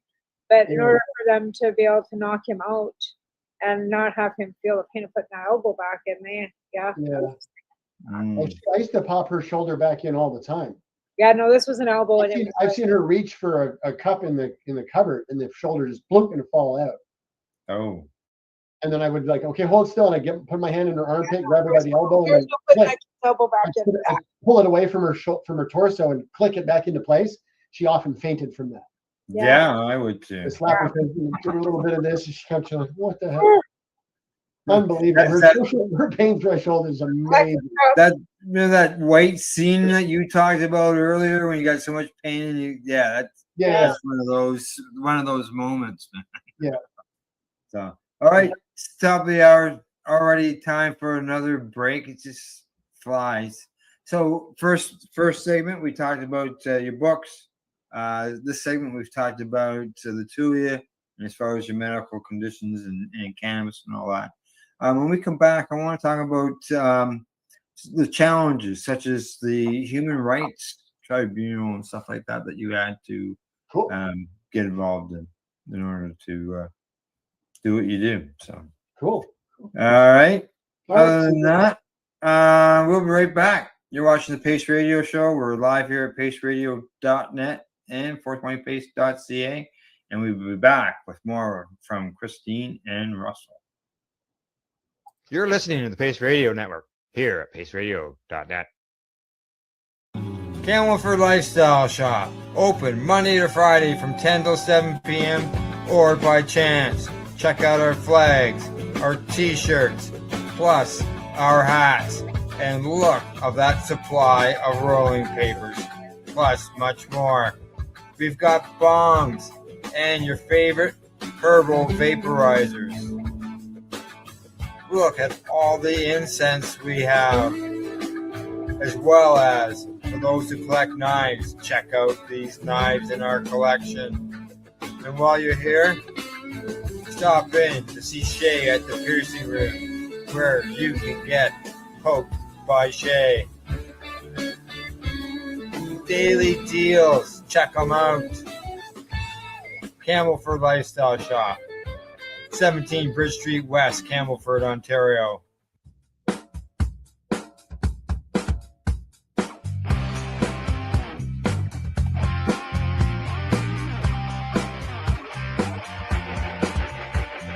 having an awesome day, and I'm gonna make sure it stays that way. I'm having an awesome day, and I'm gonna make sure it stays that way.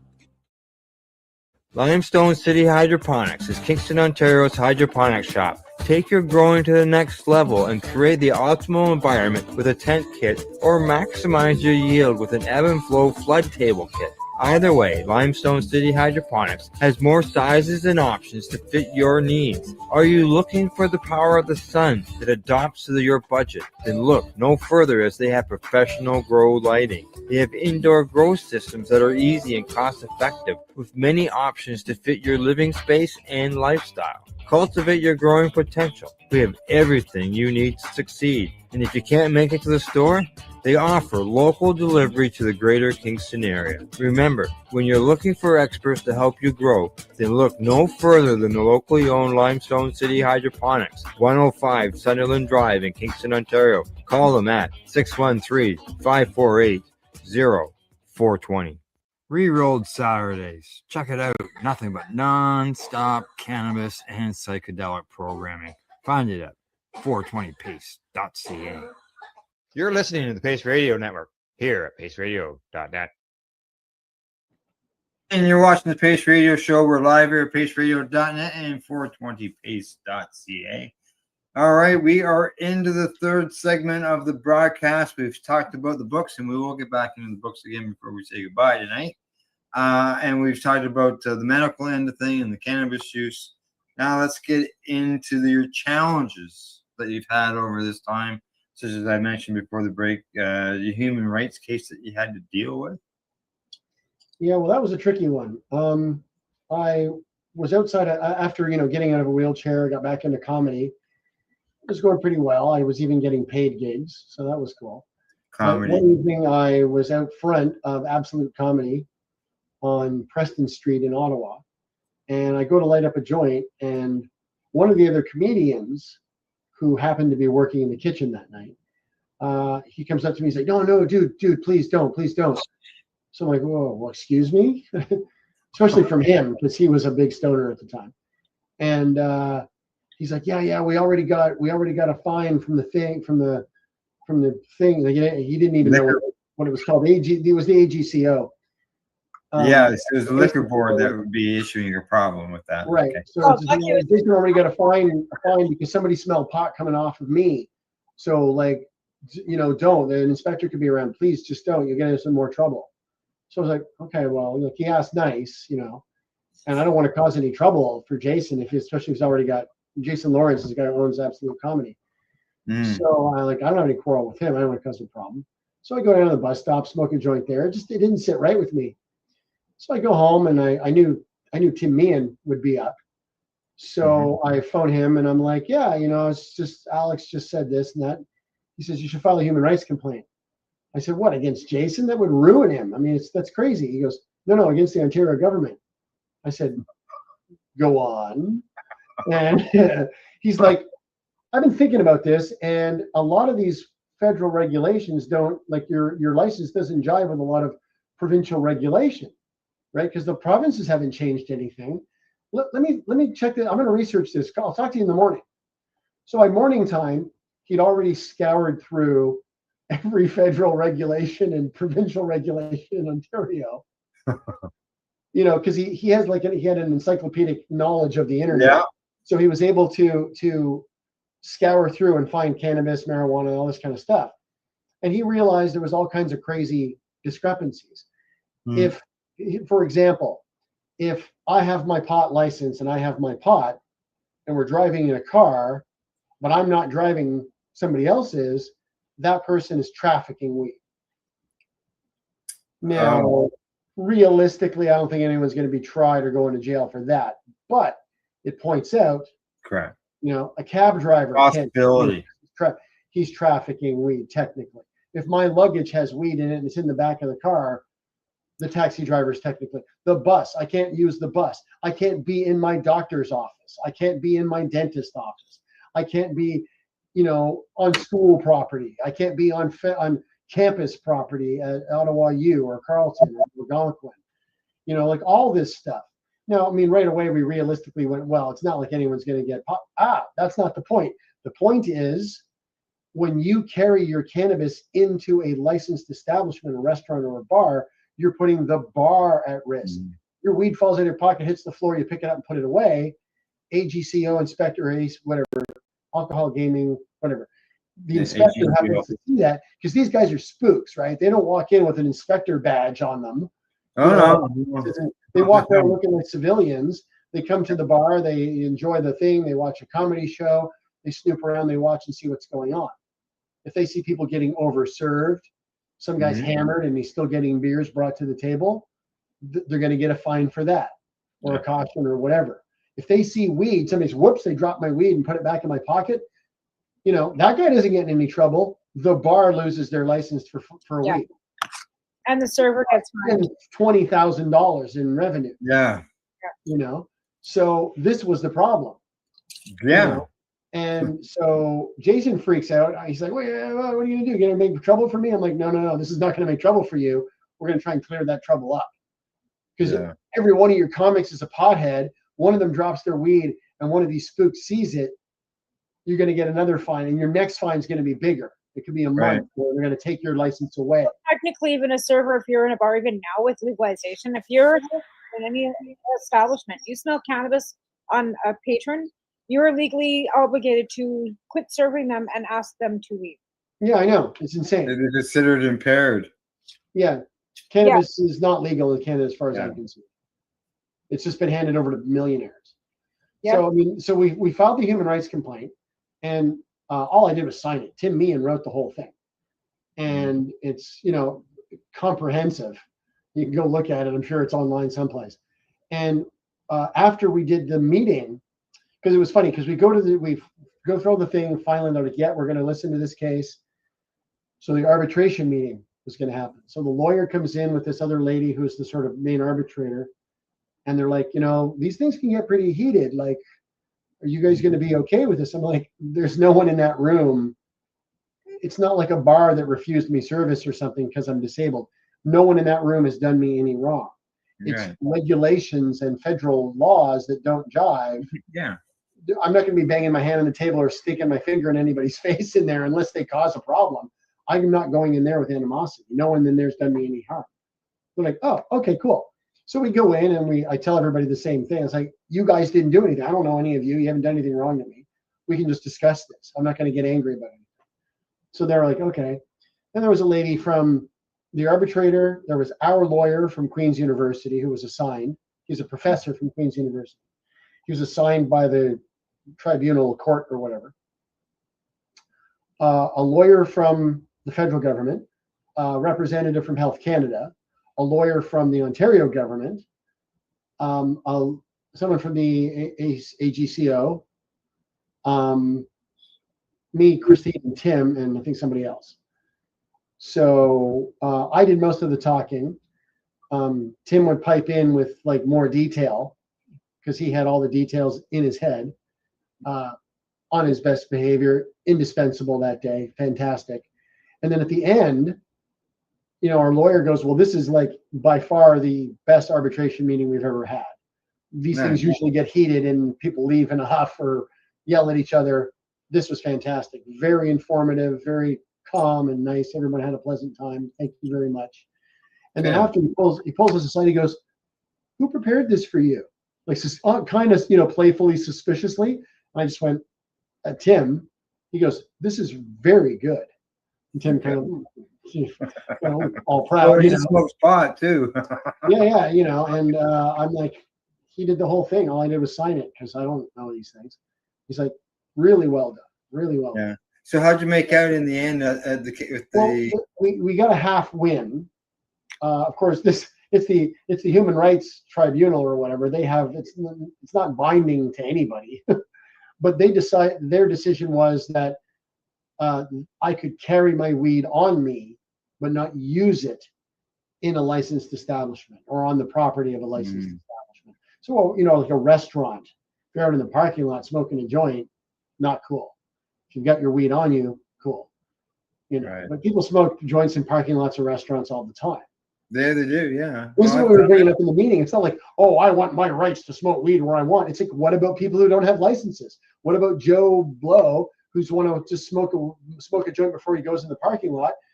And then I pointed the inspector guy from AGC. I'm like, you walk by and smell it, the bar gets screwed.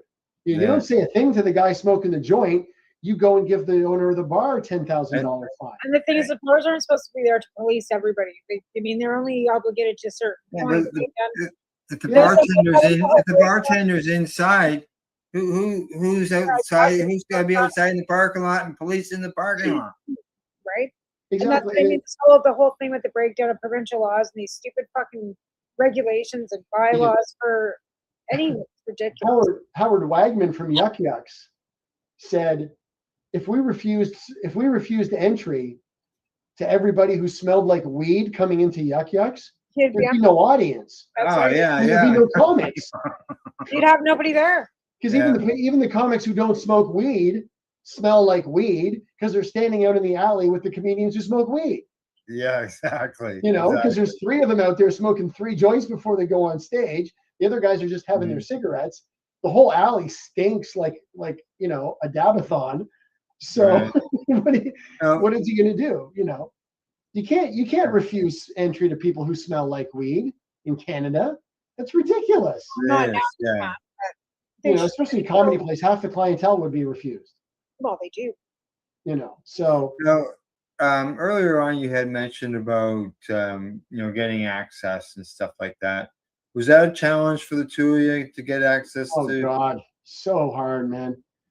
It started off, Mike Foster was already running a compassion club by the time, very discreetly, by the time we broached the topic with her using.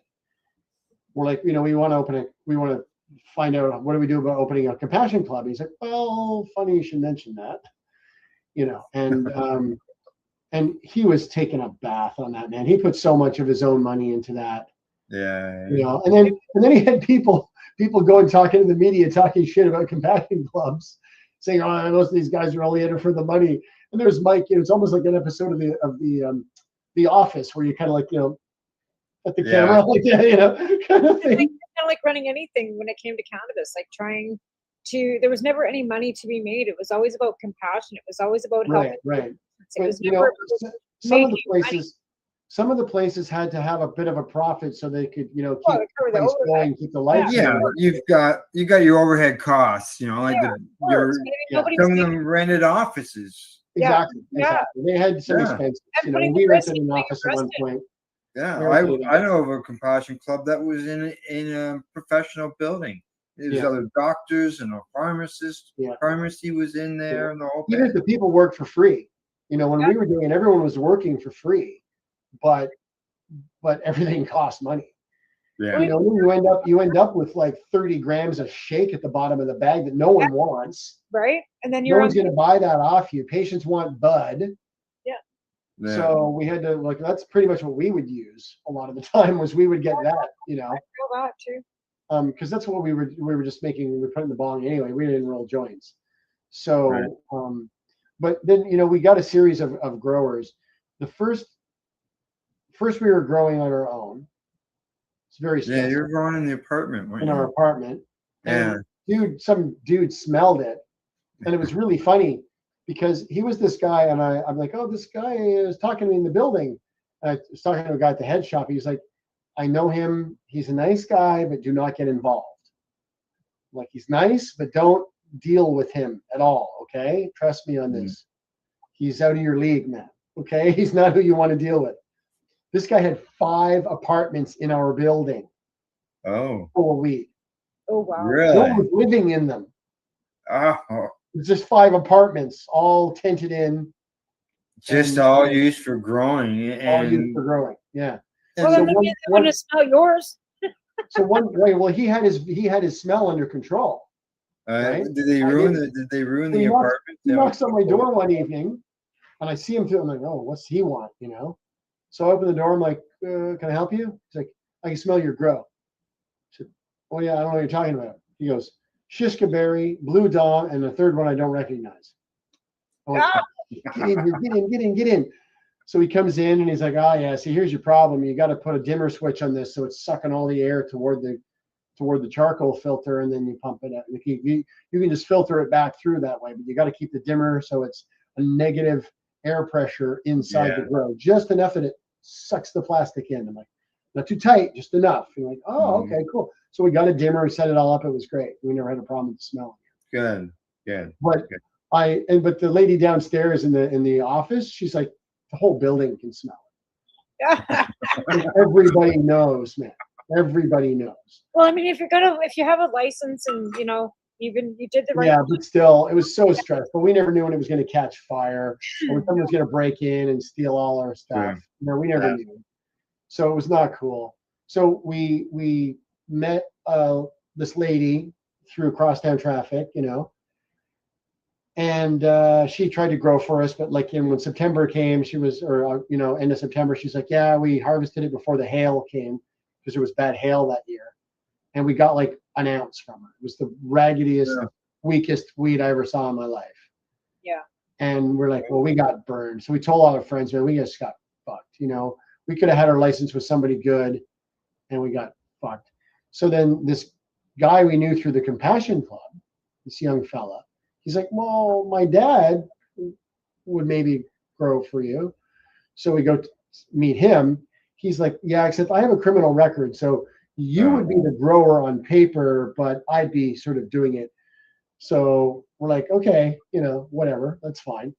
So we did that for a while. We went to his place and we trimmed, and then we get pulled over one time because he rented a house. This house wasn't really rentable to a lot of people because it had a well and it was E. coli in the well. So he was growing in the shed out back at the garage. It was insulated, and he had 1,000-gallon water tank installed. So he had to have shipments of water brought in all the time so he could feed the plants.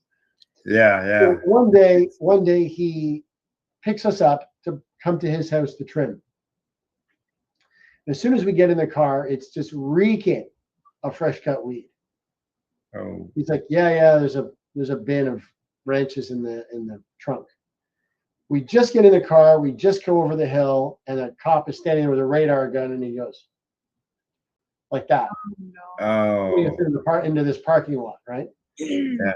So he hands the paper, goes off, comes back after like 35 minutes. He's like, yeah, okay, well, you were going the speed and too fast. I'm going to give you a warning, but I'm smelling weed here. Christine takes her thing. She's like, that's the only weed you smell, officer. And he's like, like this. He's, no, I'm smelling like fresh weed. And I'm, like, where'd you get your nose calibrated? Kind of thing. Like, how do you know it's weed? Like, and I'm like, well, she has a license. His son has a license. Like, search the whole car. Go ahead, man. But like, it's not going to land in court, Yeah. So then they're like, So another cop comes. There's like 3 cars there. They're discussing it. And then he kind of walks up real fast and just tosses his papers back in, like his license back at him. It's like, okay, have a nice day. And he runs off. And the 3 cars off. So there must have been something important going on because they're like, all right, just forget it. We were there for like an hour, 10 minutes, Yeah. So, and then I talked to this lawyer that we knew, and I'm like, do you know any other growers, man? Because our our guy is indiscreet. Like, he's a good guy and it's good weed, but it's indiscreet and it's stressing us out bad, you know. So he's Right. like, I know just the guy. So we meet this guy and he's like, yeah, I want to use your licenses and as a sort of the cornerstone for a legit grow business. So when they legalize and when they start giving out these grow permits for medical, you guys will basically be, you know, the building blocks of that. So eventually it'll be a legit business and you'll be like owners and stuff. We're like, okay, cool, you know. So he gave us more per day than the previous guy, but we were right down to the last gram when he would come and bring it to us. Oh, He nagged the shit out of you're just him getting enough to survive on. every month. I had to nag the shit out of him. Right. And then Harper took them away, so we had no more grows. Yeah, yeah. We didn't know anybody who was like going to risk growing for us on a maybe of an injunction. They did That's too. the ACMPR. Well, here's the It was 4 years of nothing, you know. It was 4 years of off charity. But then when they did the legalization too, like designated growers don't have anywhere to take their overage anymore, and the pounds have gone from being a $2,500 commodity down to $300 a pound.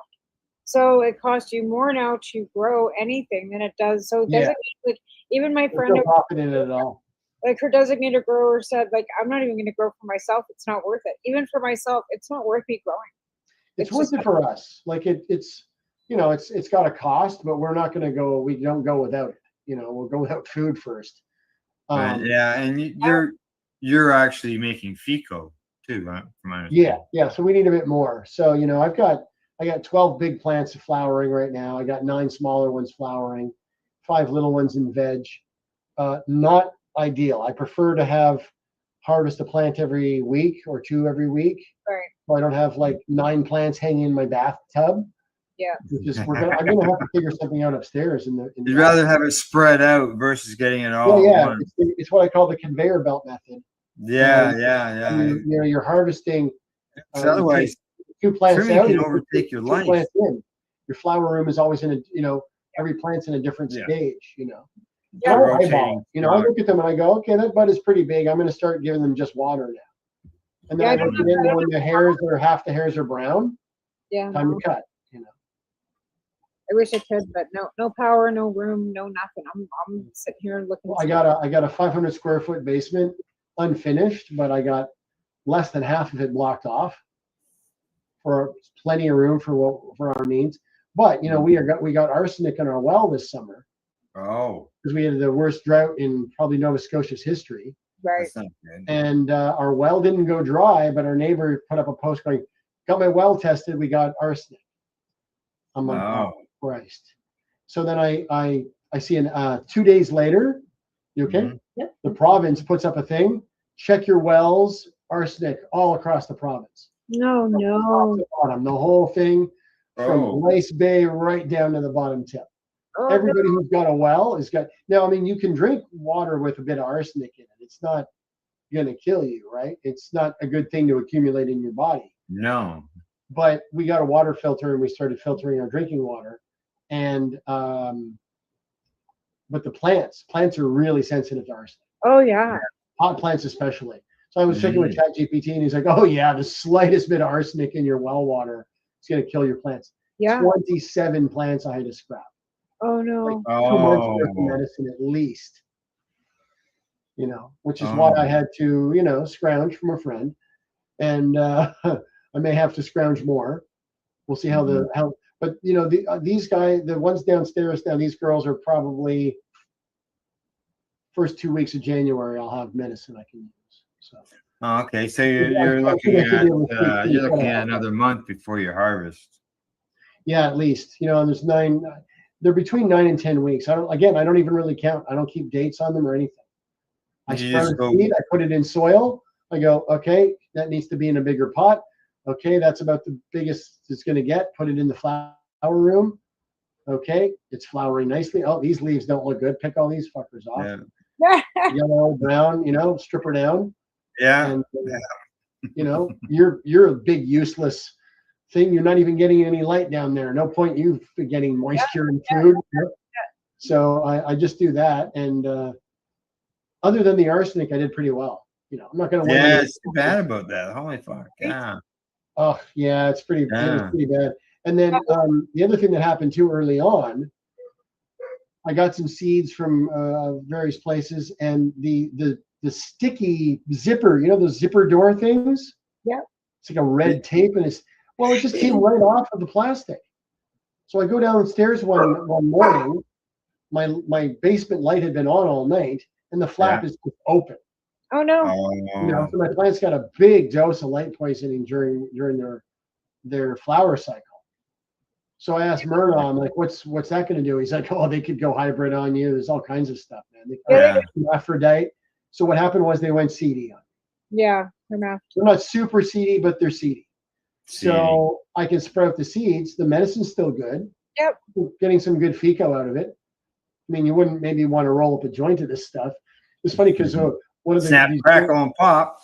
Well, somebody came by and they hadn't been by a while. They're like, well, how's your pot grow going? And I went, well, I'm not going to win any awards, but we're getting by. You know, it's all trial and error, and you know, you guys have been at it for.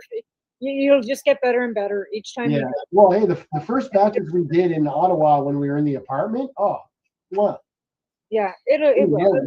We nailed it. But now it's sophomore time. That's usually when the problems start. Yeah, I couldn't grow in all. It's part of the reason we had to move is I couldn't grow in our Ottawa apartment. I could in the winter, October to April, nice. But then it gets hot. Too hot. And we only had this little sort of crack open of a window. We couldn't put an air conditioner. I couldn't even put one of those, you know, pipe out the window standing air conditioners. Oh, okay. I couldn't even get it out because of the screen and stuff.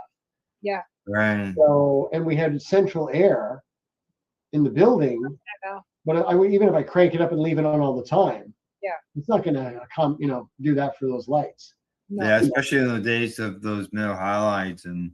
No, this is 2 years ago. This is just 2 years ago with my LED lights. Oh, okay. It's still pretty In the summertime would be way too hot. The air conditioner would be able to keep the room low enough temps not to get bugs and stuff. Yeah, LED is not magic. You know, they give off heat, man. Well, they do. Yeah, I agree. They do give out. They do give out. They're not as severe as especially the old days. The old oil style of ballast back in the day. Those things were insane. Oh, I found 30 pounds. and some bulbs downstairs, but I got no ballasts. Yeah. The ballasts are the big cost. All right. Well, yeah, they got flooded, so they got taken away. I see we're at the bottom of the hour. Let's get a little shout out and talk about your book before we say goodbye.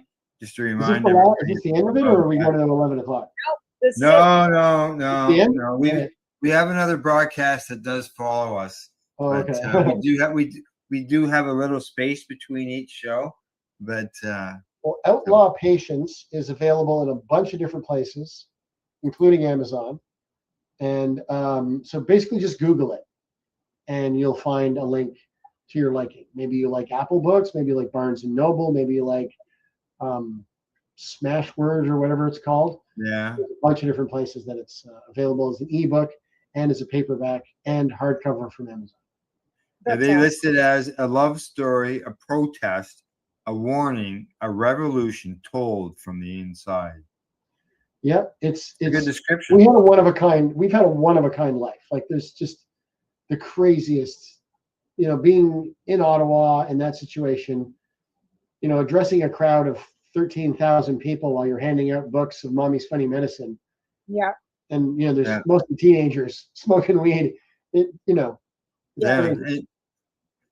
and you also got involved in politics too, which we never talked about. Yeah, I ran in the election. You were part of the marijuana party. Yeah, I ran in 2004. I ran in the election. Yeah. Yeah. So, you know, thanks for having us on. It was great. Thanks for having us on. Thanks for coming on. Thanks for coming on. I really appreciate it. You know, your story is so long. There's no way that we can cover it all in 90 minutes. Yeah, we could do a whole TV series. We could do exactly. It really is. It's a chapter. It's yeah. We're gonna shop the movie rights around. Yeah. No. You talk about it could be a movie. How long is the book? How many pages? Just offhand. Pages. I think it's like 128. It's only 62,000 words. It's not very long. All It's right. not like the Well, thorn birds or something, or Jaws, you know. or- yeah. It's not that big. Good. Yeah. All Well, right. the audio book is only 5 hours, like 4.5 hours. Is it? Yeah, so it's pretty short. Sure. Okay. I have, for anybody who's interested in it, I have put the links to Mummy's Funny Medicine as well as the Outlaws medical marijuana memoir. And since we're here right at the end, one other spot, if you want to check out more write-ups on these two, I'm going to suggest to you, this is I guess a little bias on this one. This is a story that I wrote on Christine and Russell for Cannabis Digest magazine. The Pied Pipers of Pot. Yes. Yeah, the Pied Pipers of Pot. Russell Barth and Christine Lowe. So there you go. And I think I still have an interview in a book of mine that I started writing. It was supposed to go into 12 Hard Chicks before 12 Hard Chicks had to be sold. Oh, right. Yeah, it didn't get in because the magazine stopped. It never made it into the magazine because the magazine, well, the first article did, but then the second volume never came out. So the article was written, but never was published. Yeah. It was yeah. I have like this much like interview. Remember, we spent hours and I spent hours. Yes, I completely understand where you're coming from because that's how ours was. We did a long interview. It was hours long in order for me to write the article. So I could just imagine, Russell, you would type it out because you lived it. You didn't. Yeah. You couldn't get an AI to write this. Like, there's no way you could say, "Oh, well, here's the outline. Go ahead." You know, there's a book like this. Like if it was fiction, you could go, "Okay, here's the story. Here's the outline. Here are the characters. Give me 65,000 words." And yeah, okay, that's what you use an AI for. But a memoir like this, every keystroke was mine. I might use AI to edit, but that would be that's just by spelling and my punctuation because I still haven't gotten any better at that. Yeah. I use Word for that. Just have that in your word processor. We had no paragraphs. They always ran together. So there's had to, learn how to do It paragraphs. kept changing words on me. I always turn that stuff off so I can write myself. Yeah, right. I'd rather have a couple of typos in it anyway. So. Yeah. There's authenticity. That happens. Yeah. All right. Other than that, find the books on Amazon. Do a Google search or whatever You find it everywhere else. Yeah. your browser, whatever browser you're using, and check them out. Find the books and give them a read. Anything else other than that? No. Check us All right, out. Christine. Read our books. Buy our books and tell everybody. Don't forget about Yes. reach out too. Check her art out. Oh, okay. Yeah. Christine Lowe. ChristineLoweArt.ca. There you go. Christine Lowe art. This commission. And Lowe is spelled Lowe. LOWE. Yeah. Correct. LOWE. Christine. Standard spelling. Christine. Yeah. Exactly. All right. Tamara, anything offhand? No, just everybody have a great week and thanks so much for you guys coming on tonight. It's good seeing you. And we'll see you next week. All right. Other than that, thanks to our sponsors, our friendly folks at addies.ca, Limestone City Hydroponics.ca, and the Camelford Lifestyle Shop. Also, big thanks to our guests, Christine Lowe and Russell Barth. Christine, I hope you're feeling better the rest of the night. Thank you. Yeah, doing much better. She doesn't today. even remember it. No. Good. How? You had a seizure when? Just about an hour ago? Okay. Yeah. We love you, Annie. We love you. It doesn't matter. We love you. Thanks for coming on. Yes, exactly. All right. Other than that, have a wonderful evening. You too as well. Thank you to everybody and good night. Talk to you next week. Yes. Bye-bye.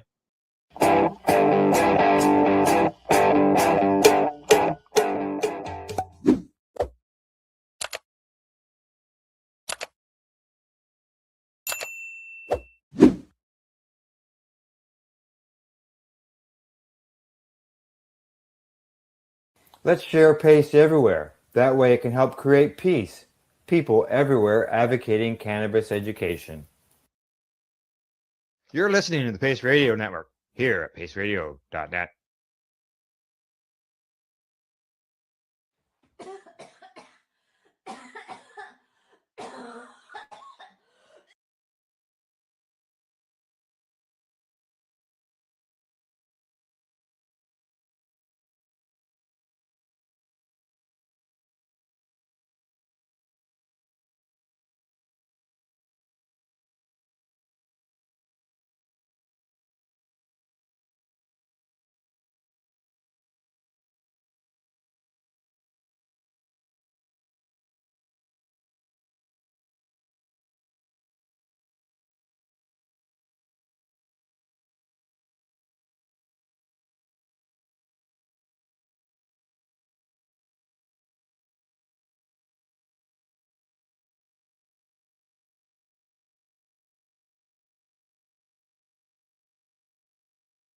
The opinions of the individuals during this broadcast are their own and may not be the opinions of their group or other organizations they may be involved with.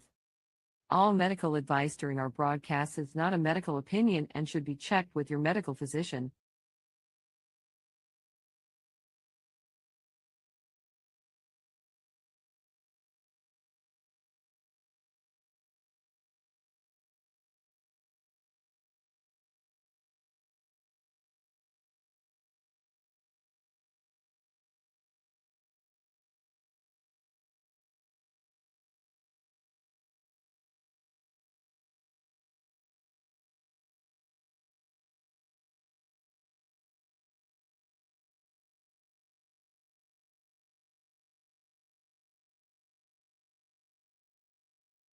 Where we We toke cannabis talk from both sides. Is that even possible?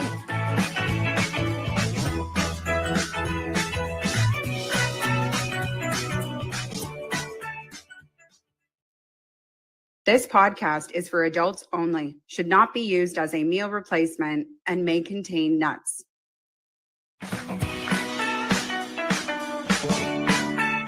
Hey, everybody, and welcome back to another episode of The Newbie and the Doobie. My name is Timmy, and I am the newbie. Mary Jane, also known as the Doobie. Welcome to Moon Day. And coming up on today's show, we have Mary Jane's Trains. We have our high five list, followed by Word of the Week. We're being visited again by Tim and Janice. Oh, yay. And of course, today I have a segment of What Gets Me Going. I love the What Gets Me Going. Well, we're in for another great episode. I choose my words fairly wisely, I guess. But right at the very beginning, I was like, welcome back. Because my assumption is that people are watching and coming back, which is a fair assumption to make, I would think. Is that the assumption, or is it because we've already recorded a couple podcast episodes today? So you're like, we're coming back. So you're just like, welcome back. Yeah, no. Maybe. Okay. Maybe. Yeah. But either way, we would like to hope that you've seen a couple episodes and you're enjoying yourself and you've found your way here. Yeah, and I would encourage you, if you have, let us know. We've been receiving some great feedback, and it would be nice to know who else out there has been enjoying the podcast, whether in audio form or in video. Or not enjoying the podcast. I prefer the video form, quite frankly. I mean, we work a lot on some of our... Absolutely. Yeah, the video, I've had people reach out to me and be like, oh, I love the podcast. And I'm like, that's great. And, someone said they went for a walk and just had it in their ears. And they said it was really great to jog to. And I thought, oh, but you're missing the best part because you're not getting the visual, I want to say, stimulation from all the craziness that can happen. Word. Like, look at this outfit. Forget the outfits. Just look at us. Well, that's true. Right? But I am wearing a surf style. Yeah, you actually you look like a rapper. What? Yeah.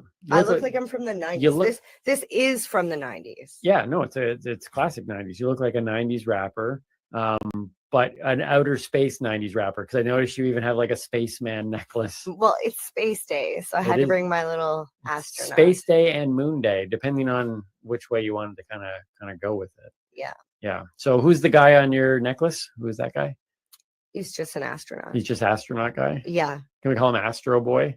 You can call him whatever you want. All right, Astro Boy it is. And I love the jacket. Thank you. So that was the most spaciest thing you had? Yeah, really, it started from the pants. Oh, darn it. My space pajama pants. Yeah. And I forgot my pants. You forgot to put your pants on. I forgot my space pants. Oh. Darn it. I thought you had on them under your jeans, and you were going to do like some classic reveal. That would have been a good reveal, when that would have made sense for all the hype that we said about how you should watch it on YouTube, but at least you can see your pants. But I should have my pants on. Yeah, so then I went with because there's a little bit of blue somewhere here. Yeah. So I went with the blue t-shirt, which is the super soft, was that the $5 softie from Derek Tennant. Thank you. Yes, 14 sleeves. When he came down and did the tour. Yeah. And it's awesome because Derek he lives simply, and he literally wears, he has 7 shirts? 7 shirts. And each shirt says the day of the week. So I you own always know 7 what day it shirts. is when you have Derek around. I own 7 shirts, but they don't say the days. I think I've gone one level simpler. Yes. It's just like, which black shirt? That one. That Mhm. one I can do. Well, so. see, I like this shirt because it just says today, 'Cause and every you day. can wear it every day because every day is today. Every day is today. I just actually noticed, men, this is something to maybe make note of every once in a while. I'm going to give you a tip. I did notice that your eyes match your shirt and your jacket. Oh, that's interesting because this is just the classic MJ eye makeup with the purple eyeshadow and the blue eyeliner. Yeah, see, because at first it That's didn't. sad that you didn't know that that's Well, classic no, MJ, though. no. Here's the thing. It's I'm just kidding. It's what I'm used to seeing. Yes. So it didn't stand out right. But then as we began focusing on your outfit, all of a sudden it visually clicked. Okay. See what I did there, men? Right? Do that every once in a while. It looks fantastic. Thank you. I am sad. I might put on the pants later. I just want to point out this is the actual jacket that I had when I was a kid. Like when it was like the one thing growing up that I wanted the hypercolor t-shirts. Yep. I wanted the shaved head at the back, but mom wouldn't let me do that either. Well, that was a wise decision. I still might do it. I still might. We'll see. But I wanted the surf style jacket and I worked babysitting, and my mom said that if I could earn enough to pay for half, she would pay for the other half. Right. And there you go. And here it is. I can't even tell you how many years later. That's a good. You could, but you. No, I'm not won't. going to. But it's a nice jacket. Thank you. So, you and I both, when we saw that it was Moon Day, we both have our perspectives on moon landings. Yeah. Or lack of moon landings. Yeah. I am boldly, I will say it here publicly. It is nothing ever been hidden. Clear as day, we never landed on the moon. A human being can't even get out of a certain part of like the barrier over Earth. In the atmosphere. The atmosphere. Can't happen, never did. Look back on it, they obviously, they were feeling inferior. America was feeling inferior. They needed a big win. They sped up the process. Fantastic theatrical event took place. It was amazing. And it's just been building a theatrical experience ever since. I don't even know if there's actually space out there. You know what I'm saying? I'm at that level.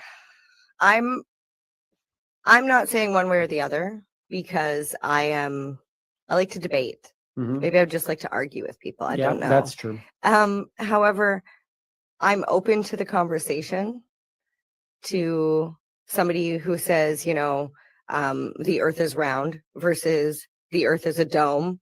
I want to sit down and I want to be like, so why do you believe that? I'm not going to sit there and go, well, you're a friggin' crazy nut. Yeah. You could be a Barry What's a Barry? or a Tom What's a Tom? or a Mark I or a don't even know what Steve these are. or a Timmy. What is that? They're just people. Oh, just people. Okay. Well, I think if you go online, the evidence is fairly clear that we never went. My biggest thing really has nothing to do with back then. It's all about the now of people saying we're going to go to Mars. We're going to go to Mars. It's like, well, wait, why don't you go back to the moon? Well, apparently we don't have the technology now to go back to the moon. Someone actually said it's too expensive to go to the moon. So you're telling me back all those times but we can go further to Mars. I heard multiple countries this past year sent rovers to Mars. Yeah. Multiple countries. Because Mars would have been close to the Earth, where they would have been able to send something there. Yeah, they send rovers. Past the moon. If space is out there, they can send all these things. I don't think human beings going there, but here's I don't understand it. That's why, would you I'll go sit there? down and talk to You know why they're going to Mars? You know why they're going to Mars? Because nobody can like prove they're not going to Mars. We'd be able to prove in a heartbeat whether or not they went to the moon. That would be a great way to like fraud, like to get a lot of money, right? Like the government or whoever's Right. paying for all this stuff. Look, I know there could be a bunch of people listening to the show now who think the moon landing was real and are going to cease listening to our show, but we got to be us. You know what? And to those people, you got to be you. And I got to be me. And like I say to those people, I say, bring your points. All right. Bring your evidence. Prove it. I would like to see and let's just have a conversation. Here's my problem. My problem is that people have said, well, when they get to Mars and they broadcast it back, then you'll have to believe them. And I'll be like, I don't have to believe them. Transformers, you know the Transformers, like Optimus Prime. Okay, I wasn't sure if you're talking about like those green boxes. No, or... Transformers, the robots Okay. that were found on the dark side of the moon, according to the movie. Okay. The movie / documentary. Yeah. They come to Earth, interact with real people. Now, I am not going to say that I believe in the Transformers, okay? But when I watched that movie, it was seamless. It looked like Transformers were side by side with human beings. So from this point on in history, there is no reason, that whole thing of I'll see it when I believe it. I was just thinking that. You can't believe anything even if you see it anymore. And if I believe that they faked and they had the technology to fake the original moon landing, and they're 20 years ahead of us in technology, the government has stuff that's at least Well, have you decade seen ahead. deep fakes? Yes. Like so I didn't know what this was until TikTok I'm like, oh, Tom Cruise is on TikTok. And I wondered why he wasn't verified. Yeah. It wasn't Tom Cruise. No, it came out that it was somebody who looked not even very similar. Okay. He had brown hair and he was like, he just learned his mannerisms, and they use this software program. Yeah. Like, I'm sure you've heard or seen Obama saying that Trump's whatever. And you're like, oh my God, Obama said that? No, he didn't. It's a deep fake. Right? We could be deep fakes right now. Oh my goodness. That's what I'm going to say. Anytime anybody has any footage of me saying anything wildly inappropriate, like maybe the moon landing didn't happen. There is. I'm just going to say it was a deep fake. There is no way to verify anymore that something is even genuinely true unless they take me to Mars. But I can't believe it if I see it. I can't believe it if I hear it. You literally, there's the reality. People could be watching this right now on YouTube. From Mars? Well, they from would. The space if station. Let's say this: if there are aliens on Mars, they are definitely watching our show. Why wouldn't they? But my point is that if they were watching the show now, we could easily not be in a studio room. In fact, both of us might not even be in the same room. So you can do that stuff now. So I don't believe they landed on the moon. I believe that they refuse to go back to the moon because they know it can't be done. So therefore they're going to say, we're going to go to Mars, because by the time they put a human being on a Mars ship and sends them off, they say, it's going to take them 10 years to get there. By the time they get there, they're going to have technology so good that they'll be able to fake a Mars landing that's going to blow our minds. I don't know. I'm really confused with what's going on space-wise, because I've heard a couple different stories that concern me. One is that they were looking for 100 people to go up to Mars and live and repopulate or whatever. And you were going to be lucky if you got chosen.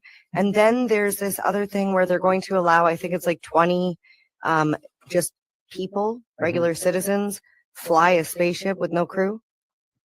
I'm like, if that's true, we're literally sending these people up into space to die.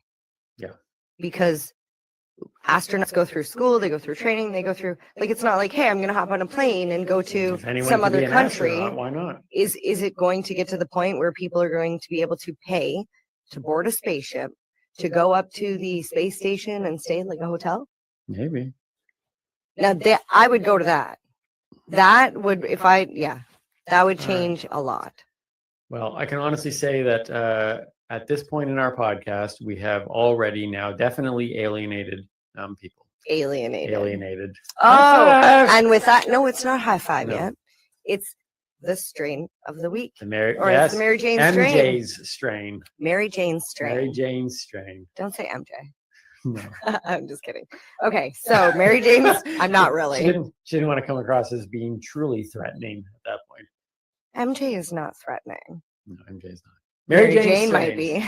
We're starting with Mary Jane strains today. Yes. What do you got? I've got very related to the topic, moon or aliens. It's alien sin mint cookies. And it's from a company called Black Market. Okay, so Now- you can't just go right into it now. Say the name again. Okay, so what? The This company name of is the Black strain. Market. No, the strain is called. Okay, I just want to point out that it is a legal company, even though their name is Black Market. Okay, that's Okay. important. Okay, it's called Alien Alien Sin Mint Sin Mint Cookies. Okay, so it's got alien and sin in the same. Well, instead of thing. like Thin Mint cookies, right? Okay, all right. So it is an indica dominant hybrid. Okay. So if that gives you an idea of what it would look like growing. Wait, hold on. Okay, you've taught me this before. You've taught me this, not in a Teaching Timmy segment. Indica was, it's like a 50-50 shot here, but it was indica, the tall, thin plant. No, that's the sativa. Oh, it's the short, bushy plant. Yes. Yes. See, I take in information. I don't retain it though. Well, this one is an indica dominant hybrid, so it's still a combination It of has both. a little bit of both. Yes, but a little bit more indica than sativa. Okay. All right. So the THC level is 20 to 26%.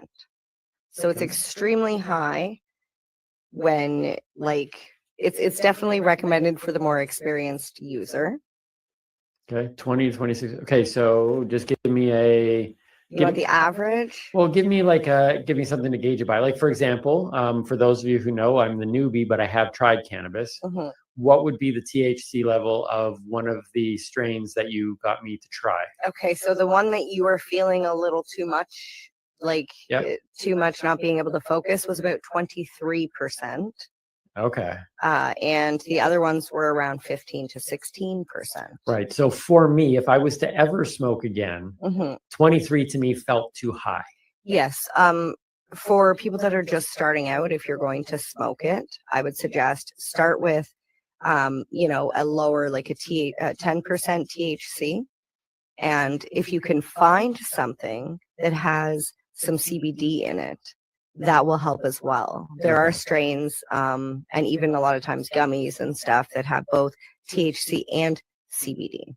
So this one is for more advanced users, or for hard hit, like you want a hard hit. It's extremely right, or for aliens, like for advanced civilizations. If you want to see aliens. Oh, if you want to see No, aliens, I'm just there kidding. you go. I'm just kidding. I'm not kidding. Maybe you might see You might see aliens, but we don't know. We're not doctors. please send us photos and videos. you I want to see see aliens, that. yeah. Yeah. The terpenes found in this strain are pinene, caryophyllene, carine, and limonene. Okay.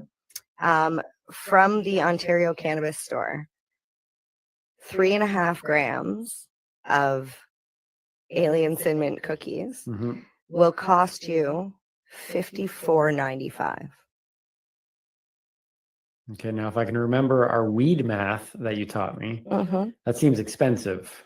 It's almost double Yeah. what some of the other strains on the market are. But just like when you pay for quality and exclusivity, you pay more. It is a craft strain.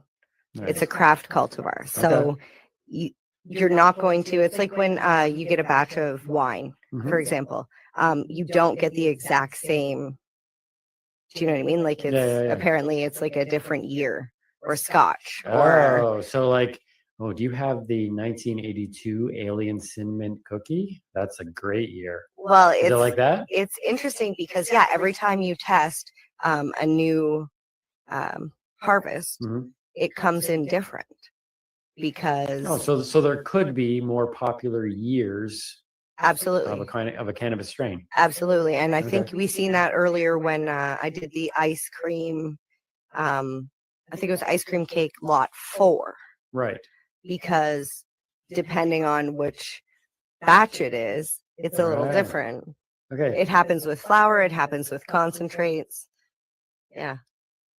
So just like the moon landing, you can't ever really know for sure what you're getting with this. You know what? With cannabis, it goes even further because if you have a mother plant, which is what you would have as a parent, Yep.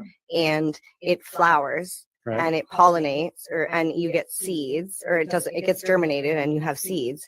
Each one of those seeds become a baby. Okay. Just like when you have babies, each baby is Oh, it's different. a little bit different. Yeah, it has the same genetic code of sorts. But each plant will look different, Yeah. have different, profiles of cannabinoids. But here's where it gets even worse. I say worse as in because if you're trying to get a consistent product Mhm. from every single time, this is what I've learned. And please, somebody, if I'm wrong, help me understand. But from my understanding, even if you were to take cuttings of that mother, you Right. just take branches and you make it root, and it's the exact same plant. It's like taking my arm and putting it so it roots and it grows another plant, another me, except just like in nature versus nurture, where you put me or the plant, we'll say where you put the plant, Mhm. because obviously my arm's not going to grow a whole other person. But Obviously. but if you were to put that same plant in a different environment, Mhm. the outcome will be different. Did you put it in direct sunlight? Did you grow it in what medium did you grow it in? The humidity in the room, what type of light you used. Just like in life, you take two twins and separate them, See, everything changes. every single episode we do where you throw it, and by the way, just so you know, like you mentioned words in that description that Mhm. even though I don't fully remember what those words are, Yes. you've mentioned them, and so I'm slowly learning and going, oh, that's a familiar word now. But the more we're doing this show, the more I am getting a very simple concept, and that is weed does not equal weed. Mm-mm. It's not as simple as, oh, that's weed. It is so much more complex. The variety is so, and now you're even going into the fact that even the strain name can break out into it. Like, that's crazy. It's not Mhm. weed. Weed is not weed. There is a large complex system happening. And Yeah, that's and fascinating. I'm super excited because now with legalization, there's a lot more testing going on. Yeah. And we're finding out a lot more about these cannabinoids and what they do and how to use them to benefit. Okay, so what was the name of that one again? Alien Sin Mint cookies. And if you would like to try it, it is available on the Ontario Cannabis Store website or maybe at your local retailer. There are quite a few around.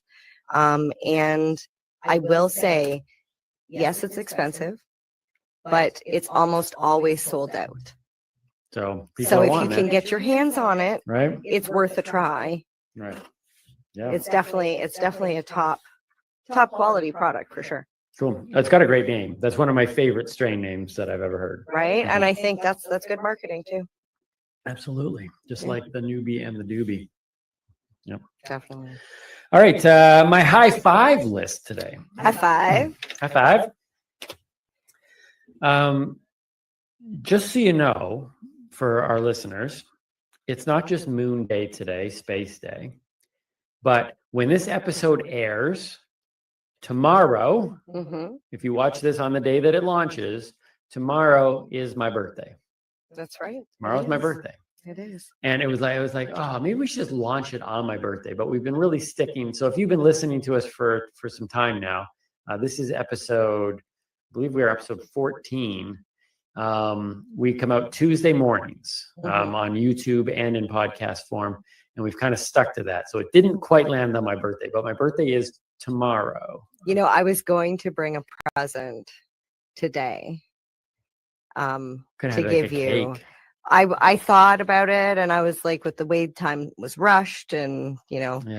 the donuts got squished and I didn't want to squish a cake. That's true too. But We did I a was problem like, with if I donuts. get you a present now, then I'm gonna have to get you a present later, and it's hard enough to try and figure out what to get you for your birthday because I feel like you have everything. I do have everything. I literally do. Now you may say, well, Tim, you don't have a Lamborghini. Well, I don't care, nor do I want a Lamborghini. But I have heard that it's very difficult to buy me presents, and I Mhm. actually concede that because there isn't a whole lot that I want. I have a pretty simple life. I really just want to keep doing what I love and be able to pay my bills and be able to eventually create enough income that will allow me to, vanish to a place where I don't have to really concern myself with life. but I can still then create. So I would still do, so don't fear. It's like, well, if we support the podcast, he won't do the podcast anymore. He's going to go and No, vanish. it'll just be a different type of studio. Yeah, it would just allow me on an island. It will allow me to be completely free to just create. And we've already talked about that. If we can just create enough income that we don't have to worry about our daily bills, we would probably create even more content, because the time spent trying to get that money. So anyways, the point of all this, it's funny, get that money, show me the money. With that, no, let's make it rain. It's two different things. Anyways, I don't know why, but the song just came into my head. Once upon a time, not long ago, I was a hoe, and I'm admitting it. Don't take it back, because I did the shit. I was a hoe. See, you don't look, let's just be honest. You don't get that on every podcast. I just realized how many swear words I said there. Well, sorry, Mom. Yeah, and you probably got us demonetized, because now we're gonna have to pay them money for that. Oh, well, if they picked up that song from me singing that little bit, then you nailed it. It was pretty much the I had to have nailed it. Yeah, we'll wait for the cease and desist on that one. Okay. Very well done, by the way. Thank you. Yeah. So today's Timmy's high five list is connected to my birthday. And nice. Yeah. So this is 5 things that I want and could use. For your birthday? Yeah. Oh, good. I need to know this. Right? So, and everybody does, quite frankly. And listen, I am not opposed. If it's not on this list, I'm not opposed ever to receiving gifts. You want to send me a gift? I love the 80s. So anything 80s related, just send us a message. We've got an address. Yeah, so do that. But here are 5 things. These would be the top 5 things currently on my list, not including things like give me $1 million. To me, that's like, it's like, who doesn't want $1 million? Right? Everybody wants that. So here we go. So number 5 on my list of gifts that Timmy wants. So it's gifts to give somebody who has everything. Okay. Number 5. Give to Timmy. Yeah, is an avocado tree. I love my avocados. I have avocados in my breakfast. If I could have an avocado tree, if someone could send me an avocado tree that I could plant and then harvest my own avocados. Ever since I became a vegan, I'm not a vegan now, long story. Maybe we talk about that in a different episode. But if I had my own avocado tree to be able to harvest my own avocados, that to me, it's one of the best. I love chopping my avocado up in the mornings, putting it in my breakfast. Fun fact about an avocado is it actually does not start to ripen until picked from the tree. So you basically can use the tree as storage. You just leave them on the tree. Oh, okay. So legit. You need an avocado tree. I need an avocado tree. So somebody want to hook me up with an avocado tree? That would be awesome. Number 4 on my list is sorry, I switched one just recently. Number 4 on my list is the Batman suit that Michael Keaton wore in the 1989 Batman movie. So I have a cowl. I have the. Yeah, we've seen that on Embrace Your Geekness Day. Yes, last episode. Yes, I showed my my Batman cowl, and it's a exact replica of the 1989 Batman. I would love the entire suit. That would be a gift that I would really appreciate. So if anybody can find it. I feel bad that I did see that online, but it was like maybe $4,000. Yeah, it was expensive. So if we want to start a fund, that's what I would get. Number 3 on my list would be access, keeping in line with Space Day, Moon Day, access to Area 40. 49? 40. No, what is it? It's 51. Area 51. Area 41. 80 what? I want to go in and just see. Like, if there is nothing there, if all this, alien stuff and moon landings, if moon landings happened and aliens aren't real and blah, blah, just let me in the door. Let me go in. That's all I'm at for a birthday gift. I think that's a fair birthday gift. Yes? Yeah, absolutely. All right. Sorry, the fly. I know you're watching a bug. I know you're watching a bug. All right, here we go. Yeah, no more bug. Now we're down to the big ones though. Number 2 on my list, Timmy's high five, okay, of gifts that you can get me. Okay. Sorry, what was the last one? I was busy killing that bug. Area 51. I want access to Area 51. So we can just storm avocado tree, Batman suit, Area 51. Okay. Okay. And number 2 is I would love to just an evening, a dinner, a afternoon hangout with Alyssa Milano. Okay. If someone can arrange that. Can I be there? You could be there. Okay. I wrote a book and I autographed it for Alyssa Milano, and I met her once and I gave her the book and she smiled. And so I know that she read it. Okay. But we haven't been able to connect ever since then. I don't know if that's. Yeah, that's the way But she it works. smiled when you gave it to her? Yes. So I know that she probably read it at that point, but you can check Okay. online. I have pictures of that, but I would like to actually spend time with her. So if anybody knows her and can reach out and just say, hey, the star of Newbie and Doobie, one of the stars. I heard it. Look at that. I already said it. Let's just say it. No. If you say it enough times, maybe it'll become reality. That's awkward. So Alyssa Milano, and number one on my list of gifts to give Timmy, I would love somebody to come over to my house and just take however long it needs to be done and to dust off my entire G.I. Joe collection. I have a huge G.I. Joe collection, and I took it out of the boxes a few years ago because I finally have space to display it all. It had been in boxes since like 1993, and now they're all out, but they're all covered in dust. And I just don't have the time, nor the energy, or the desire to undust them, but they deserve to be undusted. So there you go. They really do. And I think I attempted to one time, and your son was there, and I accidentally knocked off one of the stickers. And I was like, and he looked at me and he was like, that's why I don't touch them. That's funny. And I was like, don't tell him. And I licked the back of my finger and I stuck the sticker back to the propeller, and I was like, he won't know. But I just told you, so I guess now you know. It's all good. It's all good. So look, and these are the types of gifts. When you talk about somebody who you can't get anything for, yes, start thinking out of the box. These are the 5 lists. They're on record now. So play it back if you need to. If somebody pulls off any of these, you might very well be my favorite person. I might have to see if I can find an avocado tree, because that one would be the gift that kept on giving. Right? Yes. Absolutely. Yes. So there you go. That's what you can get me tomorrow when I celebrate my birthday. Let's do word of the week. What do you got for us today? What is the word of the week? So I have the word topical. Topical. Yeah. Can you imagine what a topical might be? Yep. Today's topical is Moon Day. I was going to say something we're talking about. No. No. A topical is any product that is infused with a cannabis extract. However, it's for external use only, not to be used around the eyes or ingested. This was one of the ones that you said. Let me see if I can get this right. It was topical tinctures. Oh, there were like flour. Mm-hmm. Topical tinctures, flour. That's it. That's the only 3. I'm doing pretty good though. I'm a newbie. So it's the different consumption methods. Right. Flour you smoke. Yes. Topical you put on you. Yeah. That's Tincture you put under your tongue. In your mouth. In your mouth. Yeah. Oh, edibles. Yes. And edibles you eat. What else do you smoke? Or sometimes bake with? Butter. Yes, but what is a butter a form of? A form of fat. Extract or concentrate. Extract and concentrate. Right. Yes. We even looked. Okay. Yes. Okay. I'm getting. Look, folks. Sometimes I just. It was pretty good. You got 4 out of 5. I just need to kind of remind myself every once in a while. So hopefully you're learning along with me. Okay. So Yes. topicals. So a topical, extremely important. It's for external use only. Generally, a topical is a lotion or a bath bomb or bath salt or something of that sort. Right.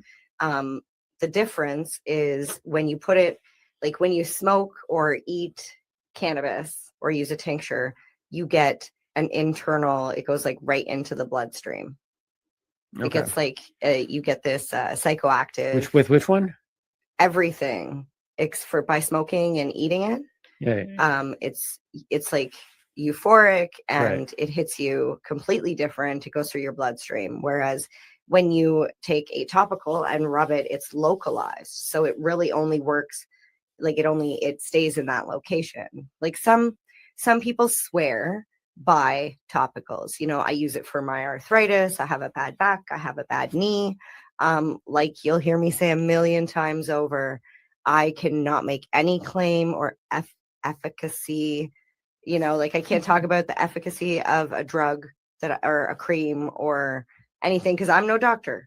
But I know that some people have said, man, this bath bomb, I'm sore from a day of work and I put this bath bomb in and I get out feeling like $1 million. And to those people, I say, great. personally, Like I this just bath like bomb is efficacy amazing. I Is personally that how you use the word in a sentence? no. Okay, so I just like the way it makes my skin feel. And whether that's the cannabis oil in the bath bomb or it's whatever else, like it's a lavender or whatever they put into the product. Is it connected to like CBD?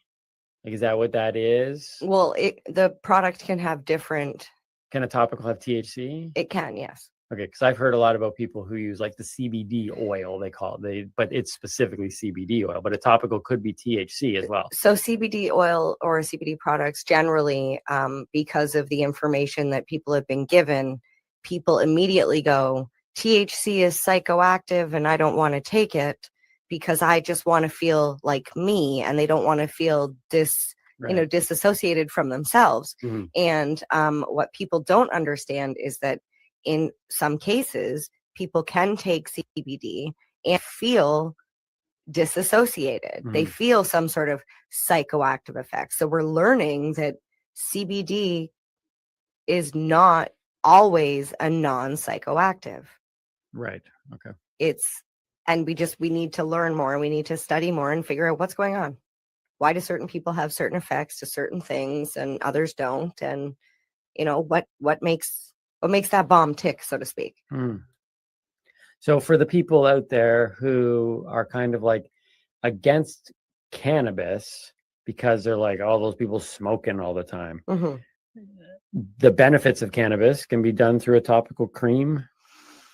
I know many people that use multiple combinations of these methods of consumption where, an edible or a tincture takes longer to take effect, but it lasts for a lot longer. So somebody who works in an office job, who's sitting at their desk for X amount of hours, they only get a lunch, they have X amount of hours.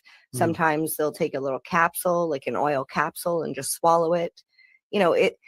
Taking a capsule of oil is a lot more acceptable as a form of medicine than, if you told your friend at work, yeah, I got to go take my medicine, and you went and took a bottle out with a pill and you took it, they would accept that. Yep. But if you went, oh, I got to go That's take my normalized. medicine and go out and smoke a joint, but it works differently for everybody. The smoking is the immediate effect. It's like, if you have stomach acid problems, there is like Prevacid, where you take every single day. And if you don't take it, then what happens is in a couple of days, you'll get really bad stomach pains because it hasn't had the time to work consistently, keeping your stomach acids low. But then there's also a product called Tums. I'm sure you've heard of it. Mm-hmm. It's for immediate relief. Right. That people take, oh, I just ate that like spicy whatever, and then they pop a couple Tums, it goes down, it neutralizes itself. Which, interesting fun fact, one of the main working ingredients in Tums is actually sodium bicarbonate, also known as baking soda. Okay. So if you're ever having any sort of stomach soda. problems, like you've acid done that. reflux, and you don't have Tums, because I don't use Tums, haven't used them since I was pregnant. Mm-hmm. That's exactly what I do. I take out a shot glass, a 1 ounce shot glass, and I take half a teaspoon of baking soda in an ounce of water and mix it up real good. Now, you put baking soda in those little pills. So let me finish this. So I tried that, but because I almost died on pharmaceuticals because of the prescriptions and all that stuff. And I have a mental problem. As soon as I put that baking soda into the pill and put the pill in my mouth, even though I know it's baking soda, I have trouble swallowing it. Right. So I've been doing the shot glass method, and it's disgusting. It's super salty. And that's why I say you really got to mix it up good. Like I'm stirring this as I'm getting ready to take it like a shot, and I shoot it back like you would like a vodka shot. And then instead of chasing it with pop, I would chase it with water. And what that does is it pushes the baking soda stuff down into my stomach, which immediately starts like going to work and neutralizing all the acid, and a lot of like gas comes up, and I feel better. Cool. So on the topical thing, I know that's a lot of information there. No, it's all good. I'm sure there's people out there that are struggling with that same sort of thing. Can you get high with a topical? Absolutely not. I mean, you could eat it, but you probably get really sick. Yeah, you probably wouldn't want to eat it. There's No. a warning label on that. No, you don't. Don't eat. Like a Tide Pod. Yeah, don't Not eat. for consumption. I'm surprised they don't have that on like a chainsaw. Do not eat. Well, it's funny because right here it says external use only. And then that's the letters. Yeah, That's bold funny. letters. All right. I'm sorry, I gotta take this off. I'm like sweating. I don't know if you can see the beads dripping down my mustache. He thought I was gonna say forehead. No? Yeah. Okay, once again, man. Or you it's a can see trap. it. Trap. It's a trap. It's a It's a trap. It's a trap. Run! It's a trap. It's funny. Trap. Okay. So topicals. Yeah. So, okay. So let me try to run through this one more time here, and then we're going to bring in our friends Tim and Janice. Oh yay! So topicals, tinctures, flour, edibles, and why it's that last one that I can't get. Is it because I gave you 2 words? Extracts. Extracts Ah, or concentrates. There you go. That's all you needed. Sweet. Good job. I'm getting this thing. Soon I won't even be a newbie at that point. I know. You'll Just be like- teaching. It'll be like the doobie and the non-consuming doobie. You know what we need to do? That doesn't flow as well though. We need to bring on another newbie and have you teach them what you know. Oh, newbie versus newbie. That would be a nice segment. Bring Yeah. on a newbie and have her. So for those of you who did not see the episode a little while ago where we introduced you to Tim and Janice. Yes. I'm sorry. Yeah, it's too bad. You should go back and see that that episode. It was their first time attempting to chat about cannabis. I know, it was funny. I'm like, here's the topic of the show. If you could just do something around that. They're like, yeah, we got it. We got it. We got it. They So always let's got it, hope. though. Let's hope. Yeah, We gave them the topic of space. that's right. Because today we told them today was Space Day. Well, it's moon. Wait, did we say Moon Day or Space Day? I think we said Space Day. Oh no, I hope this didn't cause any confusion. All right. Well, the last thing that Tim and Janice need is confusing messages. But That's true. let's see what Tim and Janice have for us today on one more episode of Tim and Janice. Hi, I'm Tim. And I'm Janice. Today we are going to be talking about space. So without further ado, take it away, Tim. Fun fact, an organized kitchen is the #1 step to an organized life. I like to go big spoon, little spoon, big fork, little fork. Tim, Yes, Janice? not inner space, outer space. Fun fact, a coordinated and well-groomed lawn is the second step to an organized life. I like to go blue gnome, yellow gnome, then blue gnome, yellow gnome, blue gnome, yellow gnome, blue gnome, yellow gnome, blue gnome. Should we have said Moon Day? I don't even know. I have no words. We should have said Moon Day. I think that might. I think it. Yeah, I wondered that because I was like, we said space, and then I was a little. Yeah. Tim and Janice, the couple that you keeps hate on to giving. love. That's how you describe it. The hate to love. Yeah, the couple you hate to love. Hashtag Team Blue and Yellow. If you want to see more of Tim and Janice, you can go on to TikTok as their primary home, or the TikTok as they would say. Yes. And it's Tim_and_Janice. Yeah, spelled the boring way, because she's nice. Janice with a C. Yeah, Jan nice. Jan nice. Oh, Jan nice. Oh, very nice. Yeah. Very nice. Yes. So Tim and Janice on TikTok, check them out, and we give. We're always excited. We'll bring them back on for some other things. We'll just be a little more clear in what we want them to talk about. Yes. Although it is funny. I don't know. Maybe we should tell them nothing. To say, bring us some information. Oh, that's a good idea. Right. Maybe Next time we we should bring tell them them to on- just be like, give us a fun fact. Yeah, just give us a fun fact. We don't even care. That's what we'll do That's next time. awesome. That's So awesome.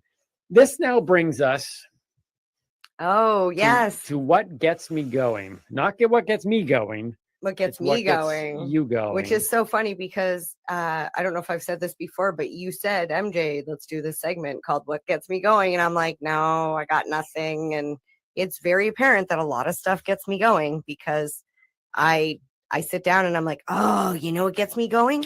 And I think I've already got my next one picked out. No, I was when just because of what I do know about you.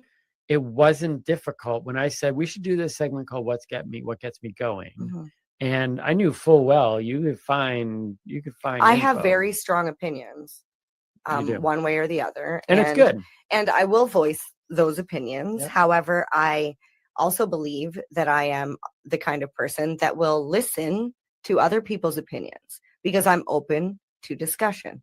So, that being said, I'm going to jump right into it. What gets you going? Okay, so today I'm going to talk about, I don't know how to word this exactly, but there is differences in the regulations and rules around cannabis and alcohol in Canada, specifically Ontario, because we're in Ontario and that's what I focused on. So we have the AGCO.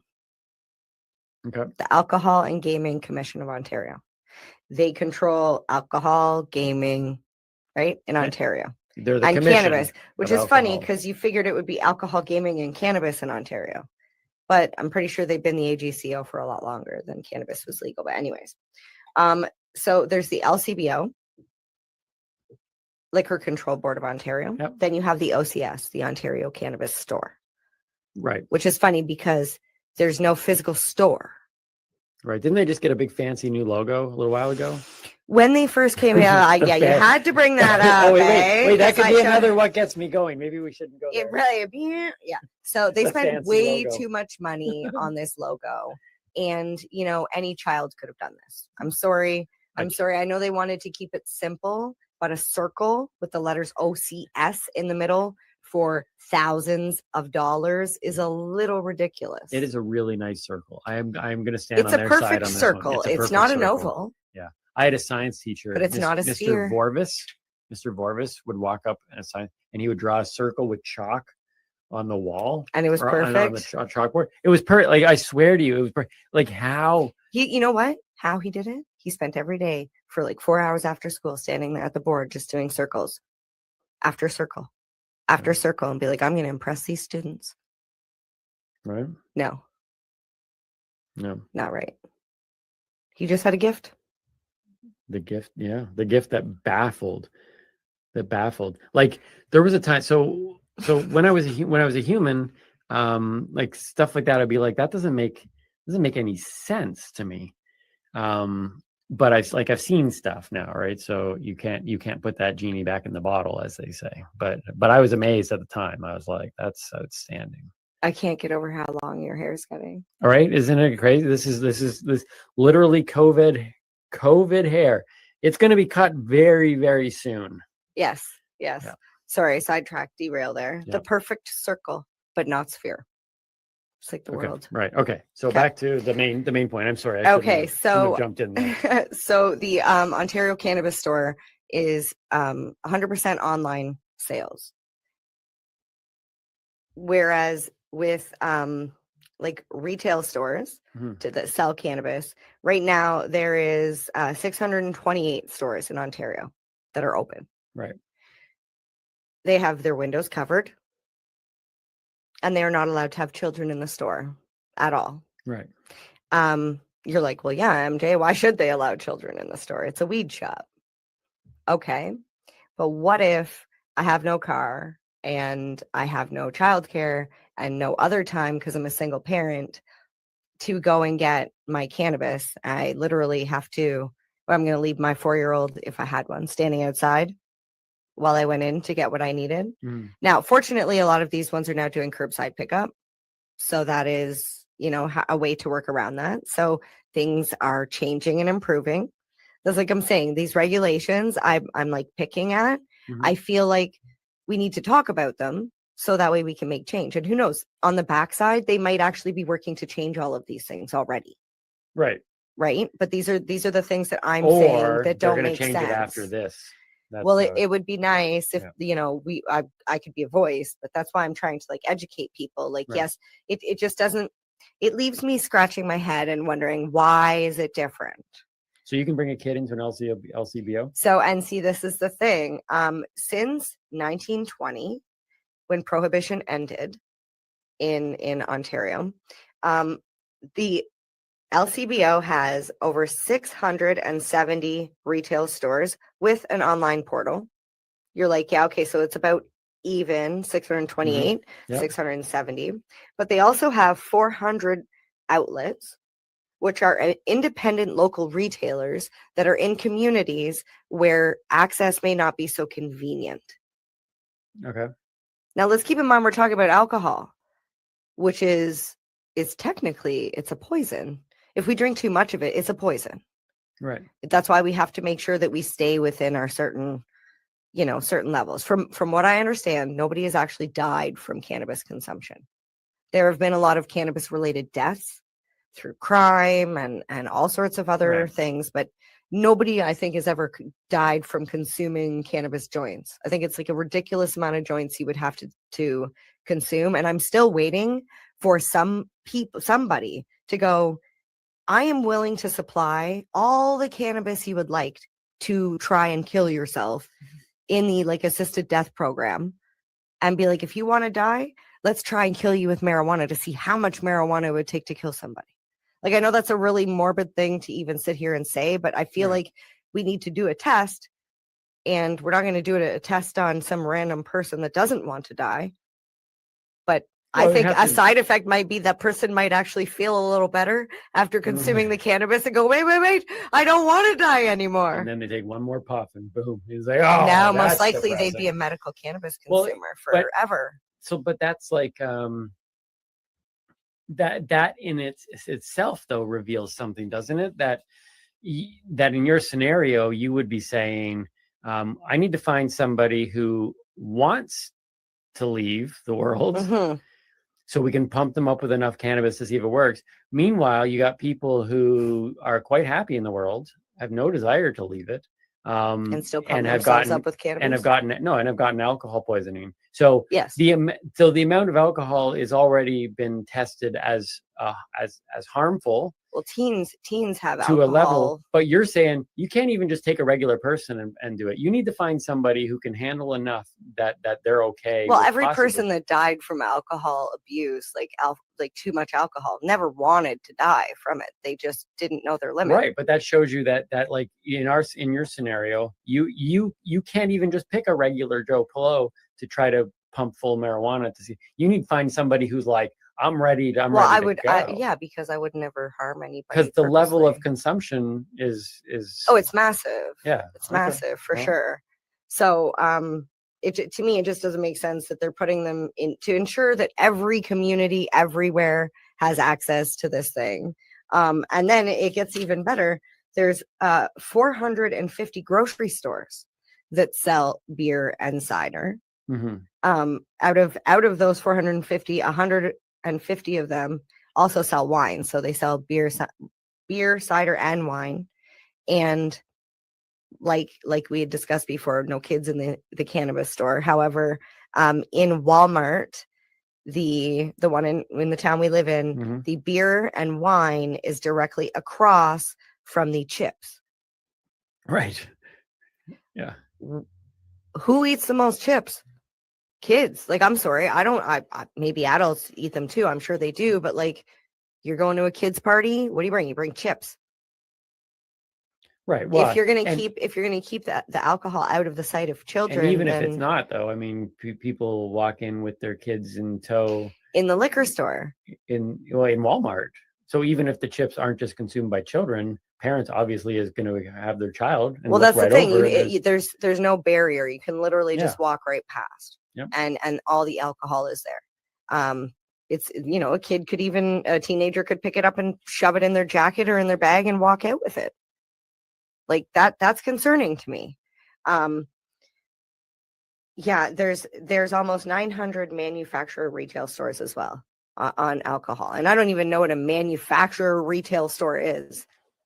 I asked Alexa, and she's getting pretty dumb in her old age. I might have to. I would assume it's to fix that. It's like those wine stores, right? Where you can make your own wine and then they sell it as well. I would think something like that. Make your own beer. Maybe, yeah, okay, that makes Right? sense. Make your own beer. That makes sense. Yeah. Okay. But yeah, I don't think we have anything like that for cannabis yet.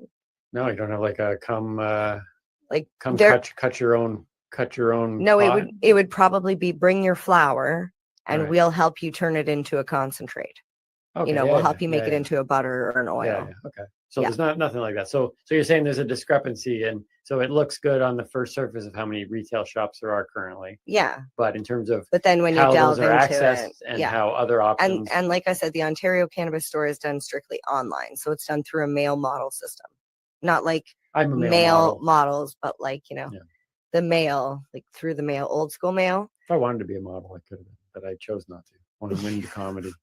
I say old school mail, but like a guy shows up at your house and he like checks your ID.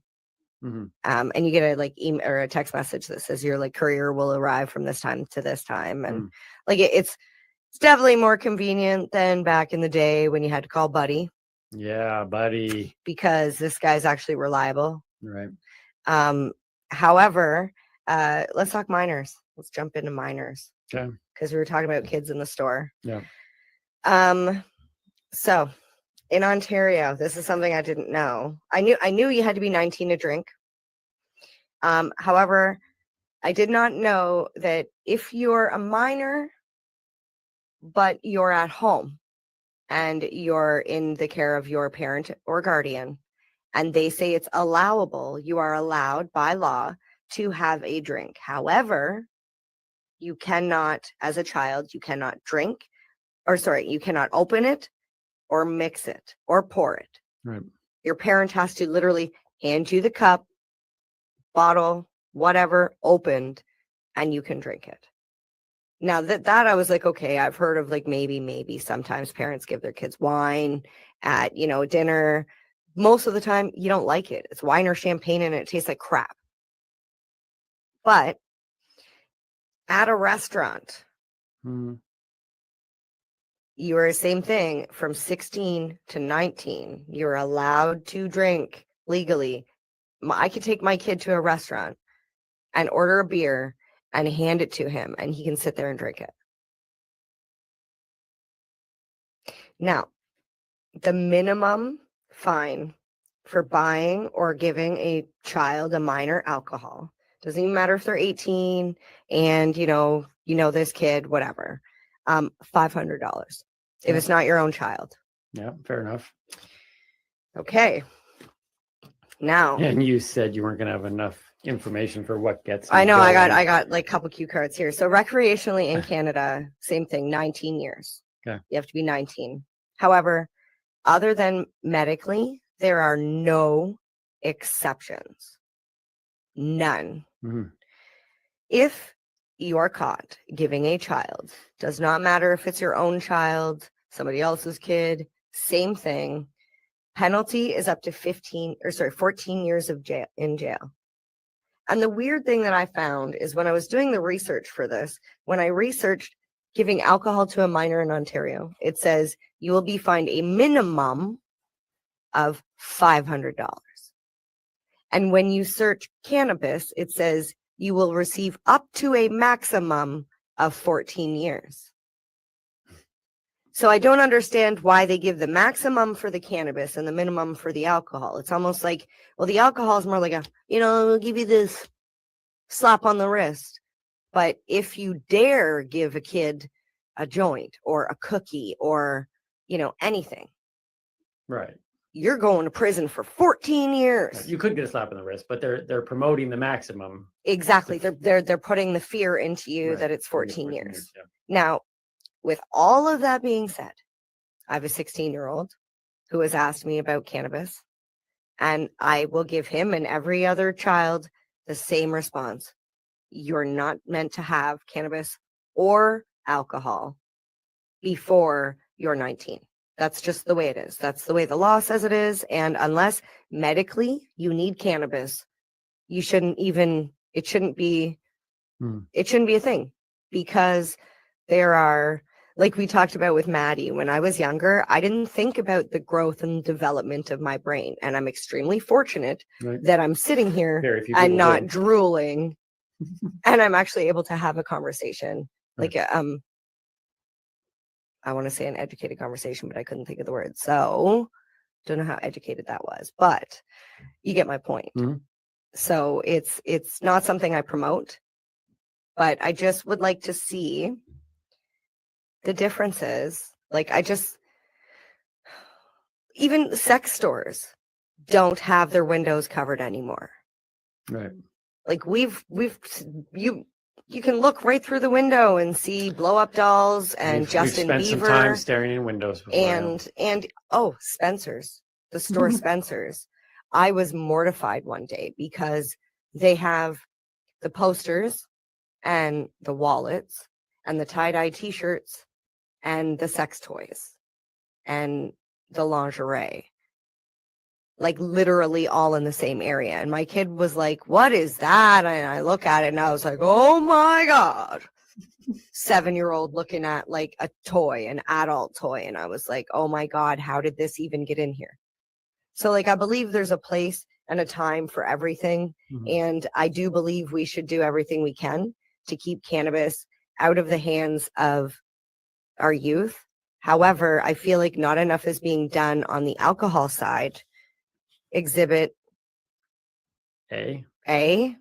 It's an LCBO booklet that I've had it for a while because it says the price offers are in effect from January 3rd to the 30th of this year.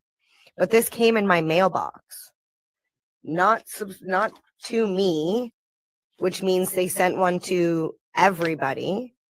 I don't drink. I didn't ask for this.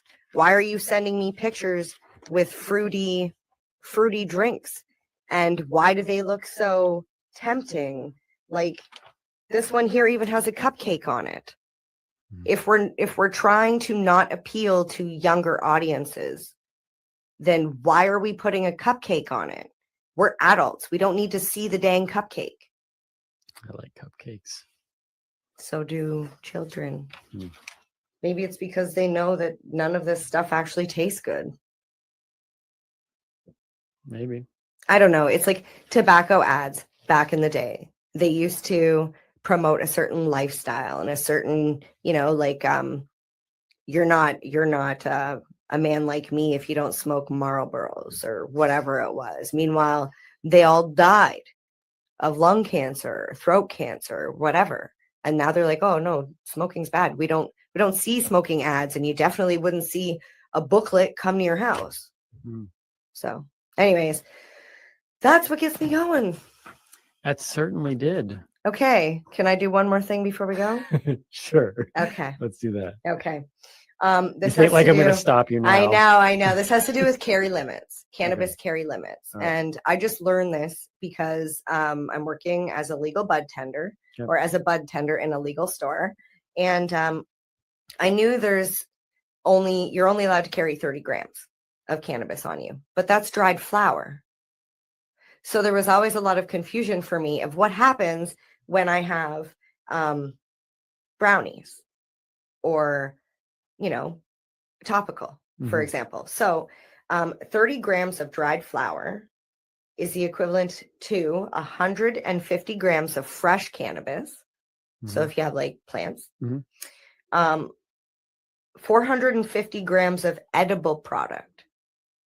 So Okay. if you use like a heavy flour or whatever into the baking of the brownies, you have to take that weight into it's not 450 grams of cannabis in that, it's 450 grams of product, Mhm. cookies, whatever.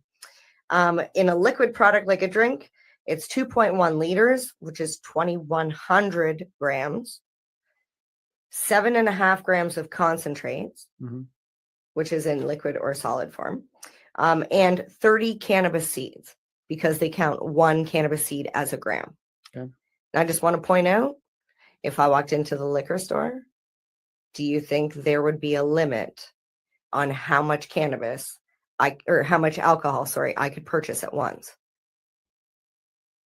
I don't know. I don't buy alcohol either. There's not.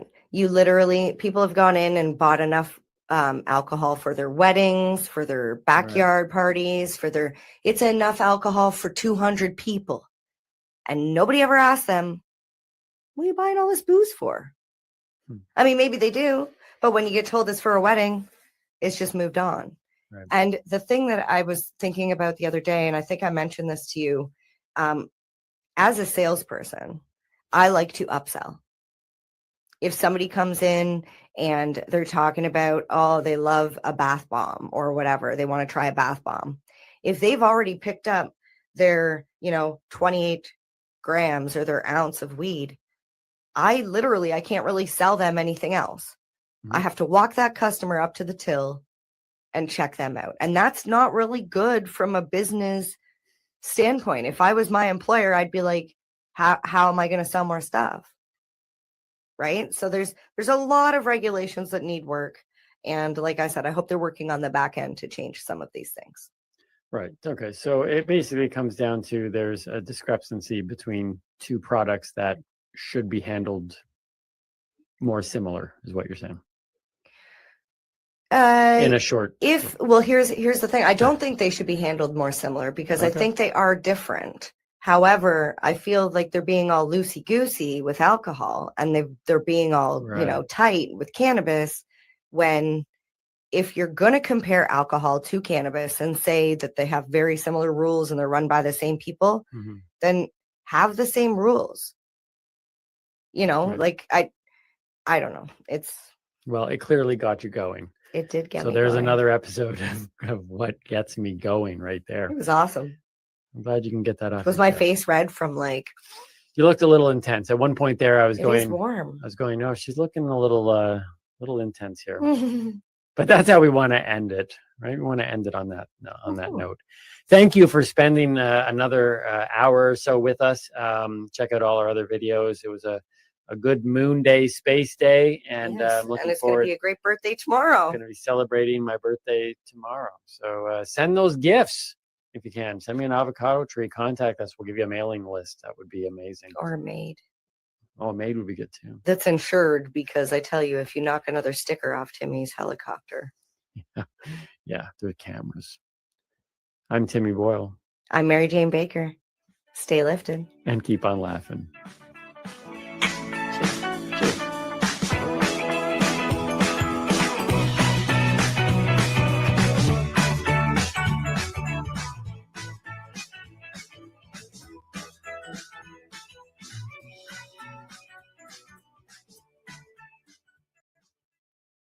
Opinions of the individuals during this broadcast are their own and may not be the opinions of their group or other organizations they may be involved with.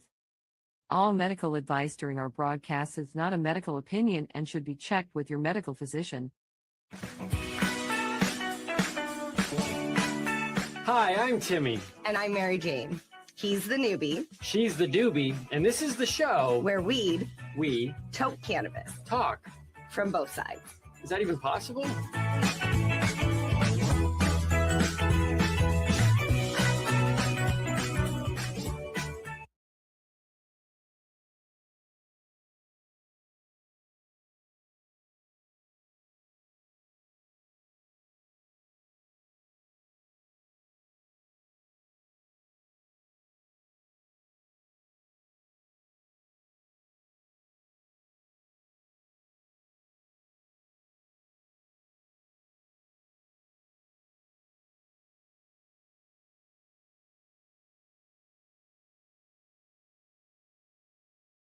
You're listening to the Pace Radio Network here at paceradio.net. The views expressed by the individuals during this broadcast are their own opinions, and they may not be the same as those of their group or other organizations they may be involved with. All medical advice during our broadcast is not a medical opinion and should be checked with your medical physician.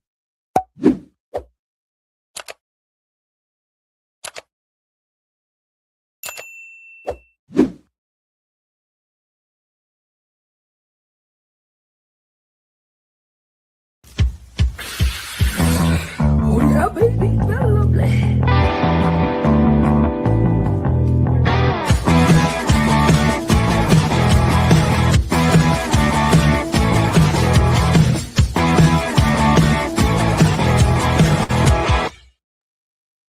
Good morning and welcome to Psychedelics and Cannabis Educational News for December the 4th. Just as you can see, I am alone again today. Cindy has the day off. I don't know where you're located, but I know here in Ontario it is cold out there. So make sure you dress nice and warm wherever you may be. But before I get started, don't forget to hit the subscribe button if you like what you are seeing as well as what you are hearing. Today I have news about a study on aging and cannabis, CBD for dogs, got some dosing information that's coming to us from the UK, and will cannabis and mushrooms help with your immunity over the winter? Plus, the US VA rejects a grant for suicide prevention for veterans, which is where I'm going to start the news for today. This first story comes to me from Marijuana Moment, and it says that the VA rejects psychedelic-focused veterans groups grant application for suicide prevention program. The U.S. Department of Veterans Affairs is facing criticism after rejecting a grant application from an organization that helps connect veterans to programs abroad where they can receive psychedelic therapy to treat serious mental health conditions. While VA Secretary Doug Collins has been vocal about his support for expanding access to psychedelics like ibogaine in hopes of curbing the suicide epidemic among veterans, the organization No Fallen Heroes, that supports efforts to facilitate the alternative treatment, was told last week that it did not qualify for suicide prevention grant program. No Fallen Heroes has been doing the work our government talks about but rarely delivers for the past 5 years. Matthew Wiz Buckle, a Navy Top Gun veteran who founded the group, says. Goes on to say that we've saved and changed the lives of over 100 veterans and first responders through real trauma-informed support and sacred medicine healing retreats. Now, the mission of the organization is specifically to mitigate the veteran suicide crisis, yet No Fallen Heroes received a rejection letter from the VA for the Staff Sergeant Parker Gordon Fox Suicide Prevention Grant. After an exhaustive, in-depth application that our team poured their hearts into, he says. Goes on to say that we can assume why.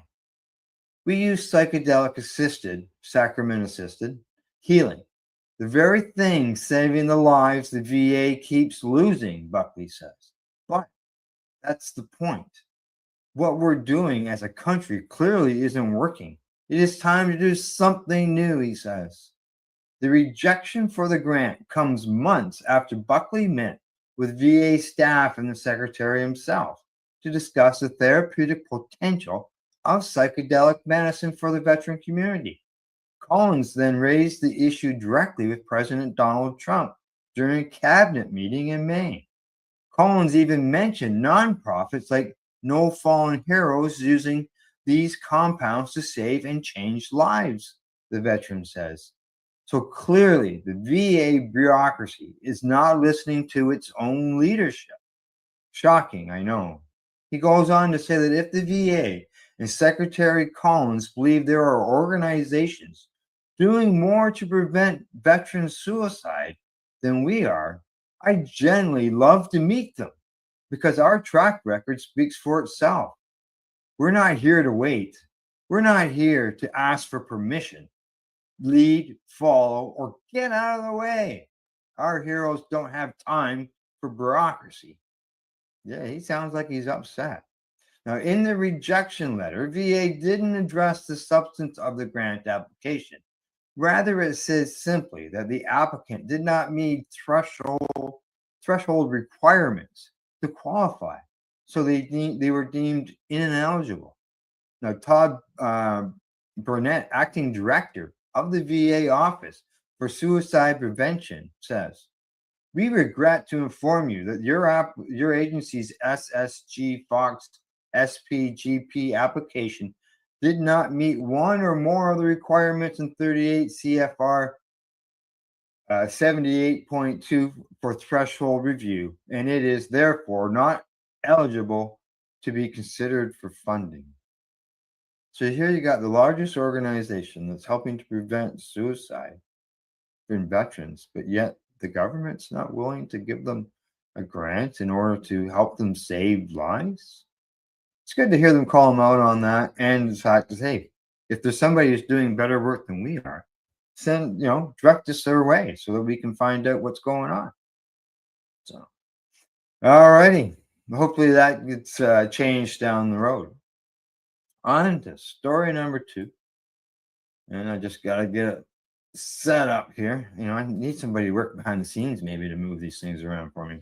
All right, here we go. The next story, it is coming to me from the CannabisScienceTech.com. Headline there says, study examines cannabis use patterns and cognitive performance in aging adults. How do cannabis use patterns affect cognitive performance in older adults without dementia? A recently published study found that cannabis use was not generally harmful and was even associated with improved cognition, though with some mixed additional results.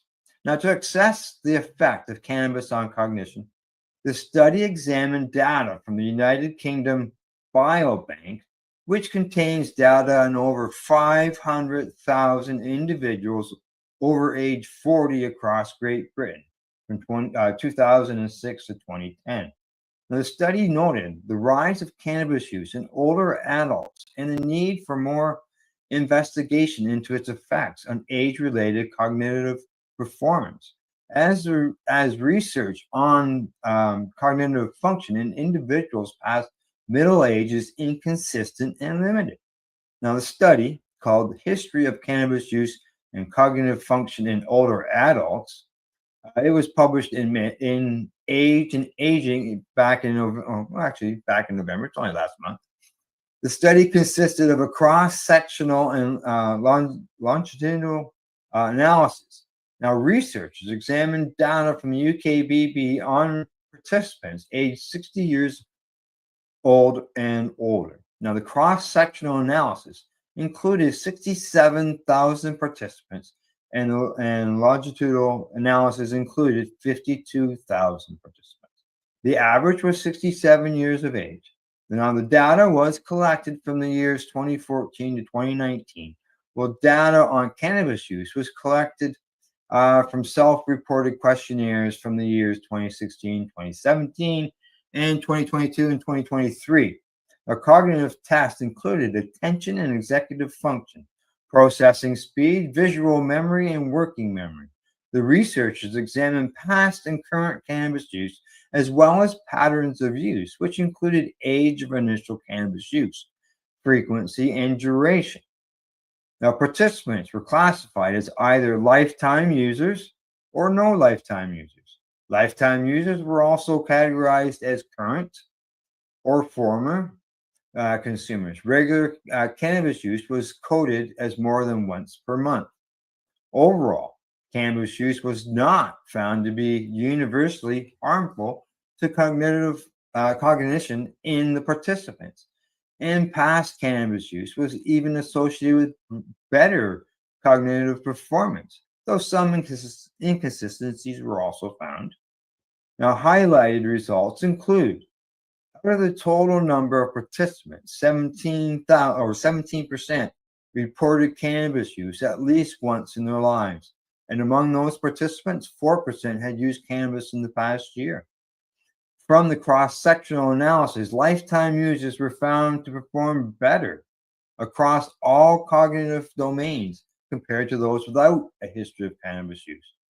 Current use of cannabis was associated with better working memory. Some mixed results were also seen, they say. For example, early onset of cannabis use, duration, and frequency of use demonstrated an association with improved attention and visual memory, while past use was linked with a slower decline in executive function. Yet, former users who started cannabis before the age 17 demonstrated poorer working memory compared with those who started cannabis at a later age.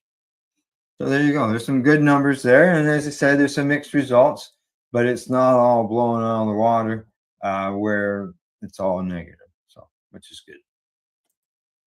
All righty. From there, we're going to make our way on to the next story.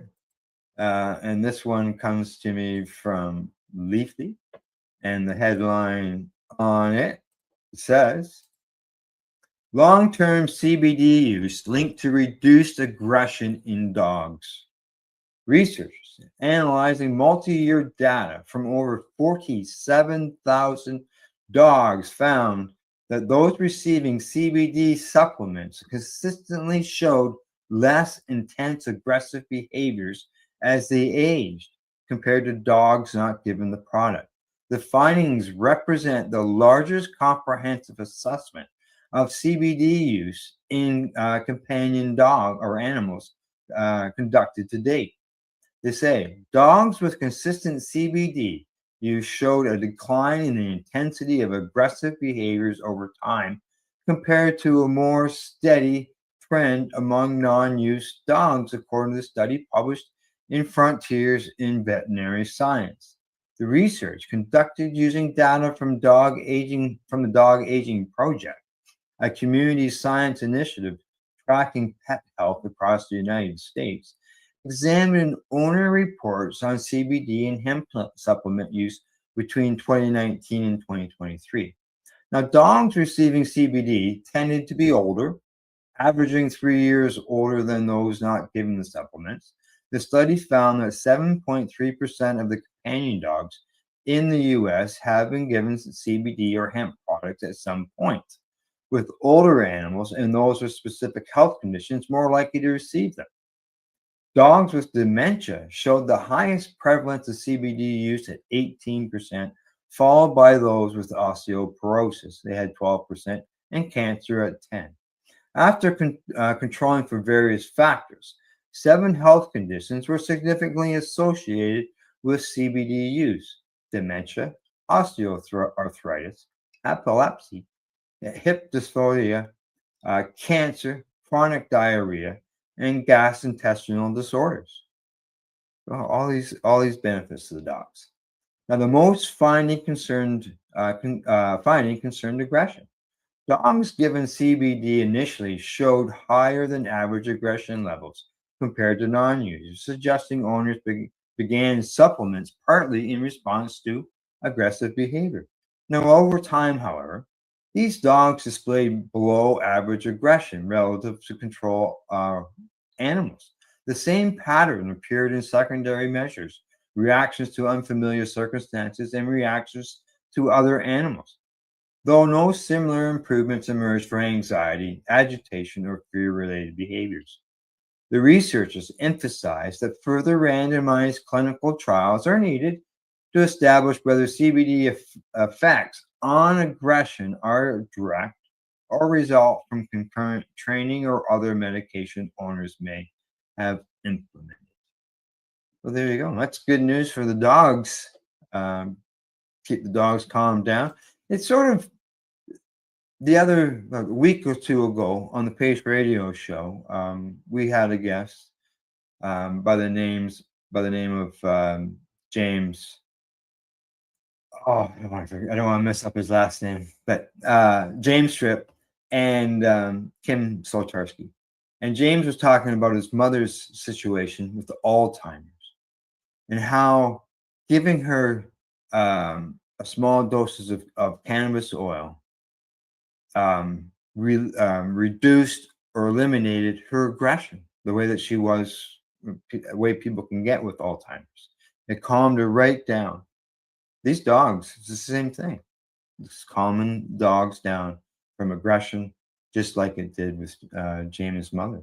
So, all righty. From there, we are going to hit our next story, our fourth story of the day. And this one is coming to me. Oops, hit the wrong button there, folks. This one is coming to me from the Cannabis Health News. Headline there says UK experts published first comprehensive dosing guide for medical cannabis oils. That's right. The Medical Cannabis Clinicians Society has released a landmark guide setting out standardized dosing protocols for cannabis oils in what the organization describes as a major step forward for safe, consistent prescribing across the UK. The publication, which officially launched at the Cannabis Health Symposium in London on November the 25th, is the first practical dosing guide to be made available to prescribers, bringing together evidence-informed protocols, real-world case experience, and clear dosing for commonly treated conditions. Medical cannabis oils, dosing and guidance for safe, effective treatment in adults and children provides detailed evidence-based strategies for initiating, titrating, and monitoring cannabis oil treatments in 12 commonly treated conditions, including chronic pain, epilepsy, autism, anxiety, headaches, and sleep disorders. It includes structured dosing tables and outlines protocols for managing adverse effects, assessing drug interactions, and implementing harm reduction measures. Dr. Lewis, is one of the people who are involved in this, said that the handbook responds to a clear and pressing need for structured dosing approaches in rapidly evolving field. Our foremost responsibility is to ensure safety while providing effective care, and that requires assessing the guidance that is both rigorous and practical. He also commented that the dosing strategies presented here are grounded in published evidence and shaped by the cumulative expertise of experienced clinicians who have treated thousands of patients across diverse indications. We have designed this resource not only to provide clear protocols, but also to serve as a teaching tool, equipping practitioners with knowledge required to make informed decisions in complex situations. The co-author, Dr. Thomas, says that the guide aims to support clinicians who are new to prescribing medical cannabis, many of whom have had little or no formal training in cannabinoid medicine. He says that the vast majority of resident doctors had received no training on the endocannabinoid system or medical cannabis at undergraduate or postgraduate level, and the prospect of starting work in this field can be daunting. So this guide lays the foundations to build and develop a clinician's prescribing experience with cannabis oils. Prescribing can go beyond simply choosing which oil to prescribe. Building confidence in titrations allows clinicians to optimize the potential of medical cannabis oils. I remember the first time I talked to my family doctor about prescribing my cannabis. And he was talking about the fact that there is no dosing when it comes to cannabis. And like this is 20 years ago when I talked to him about it. And that he couldn't guarantee that each plant that I grew or each bud that I grew and each joint that I rolled would be consistently the same amount of THC and CBD, so on and so forth in them. And that was one reason why he rejected my license, signing it. And this is, good to have a dosing regimen available. It's maybe the first one. It's a start because there's a lot of doctors out there who, as they say, aren't trained on this. And to have a guide such as this for many conditions can only be beneficial for patients going forward. And that's what we're about, helping patients to get better, right? So, all righty. End that story off, and I will move on to the last story of the day. And this one is probably something that, a lot of people don't even think about. But I have found the benefits of this, and I'll talk about it as we get going in the story. So here we go. This one comes to me from cannabis.net. Headline says, cold season is approaching. Can cannabis and mushrooms help with immunity this winter? That's right. The cold season is upon us, which means that without the proper preparation, it could also mean sick season for many people. This is why it's important to look for ways to stay balanced and strong as winter rolls in. As we say hello to the coldest time of the year, it's the perfect opportunity to maximize natural remedies to strengthen our immunity. Many people find that consuming a balanced hybrid strain or a gentle indica can help deepen rest while reducing the physical and emotional stress that accompanies winters and the holidays. CBD strains are a fantastic way to support your body by reducing inflammation and promoting sense of tranquility without the high for those who prefer. We can't emphasize enough how important it is to keep your stress levels in check during this time of year. Yes, stress levels are very important, people. Integrating cannabis into your winter wellness routine is also a great way to get better sleep. Remember, sleep is critical for a strong, healthy immune system. The human body loves sleep and requires a decent amount for your physical and mental health.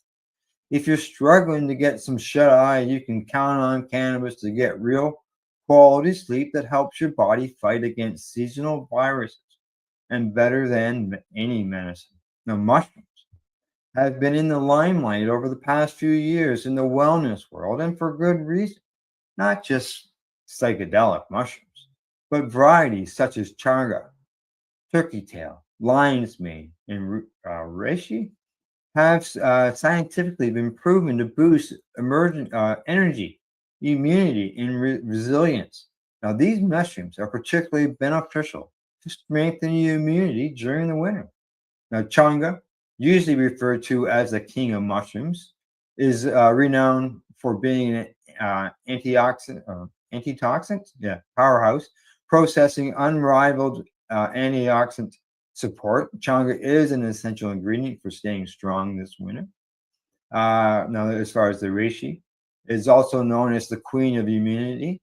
It is effective in calming the nervous system while also strengthening your immune system. Many also report its efficacy at reducing fatigue and depression.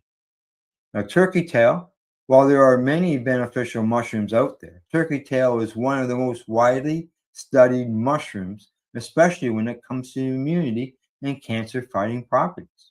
Now, lion's mane is beneficial for fighting mental fatigue and can help you stay alert despite the cold season, winter stress that comes along with it. And then you got the fact that we're not getting the amount of sun that we could get to get out and about, and that can be sort of that cold season end of things. So now there are many ways you can easily integrate these ingredients into your daily routine. You can create a tea. You can create a smoothie. They say making smoothies a wellness boosting smoothie filled with blend of lion's mane power, a mix of greens, reishi or cannabis extract, plus a few drops of CBD oil to supercharge it. So drink this smoothie in the morning, and even with a THC microdose for a little bit of extra support. Now you can medicate with mushrooms in the day for energy and cannabis at night for calm. Since mushrooms help with focus, energy, and resilience, they are best taken during the day. Now they say cannabis can also become a powerful, effective wellness regime when you combine it with various traditional herbs and functional mushrooms. Together, they can support immunity, strengthen your body from the inside out, and help reduce stress naturally. Now, as somebody who deals with Crohn's disease, which a lot of people say is connected to stress, if you can find something to reduce that, it can help in more ways than one, more than just help you not get a cold. Sleep, as I mentioned, very important. Your body heals when it sleeps. As far as cannabis, one of the things that I find with the cold, and I'm consuming cannabis, is to find a strain that can help clear your sinuses. I find cannabis is a very good decongestant, so you don't have to use the drops in your sinuses to clear them. So, if you can find a strain that can do that for you, why not do it naturally instead of using some type of medication, which they say not to overuse. I talked to my doctor about this a couple of years ago, and they talked back that not to overuse those drops in your sinuses, because in the end, it's just going to make things worse instead of better. So, find some cannabis, see if that can help you out, and keep your immune system up. That'll help as well. All right, folks, that's it for today. I hope you found it informative and educational. Thanks go out to everybody who tuned into the broadcast. Don't forget, hit the like and subscribe button before you leave. And I'd like to thank our sponsors, limestonecityhydroponics.ca, Camel Food Lifestyle Shop, as well as at ease.ca. And we'll see you all Monday morning at 10 a.m. Eastern. And as I always say, don't forget to educate, medicate, and do not. You're listening to the Pace Radio Network here at paceradio.net. The opinions of the individuals during this broadcast are their own and may not be the opinions of their group or other organizations they may be involved with. All medical advice during our broadcast is not a medical opinion and should be checked with your medical physician.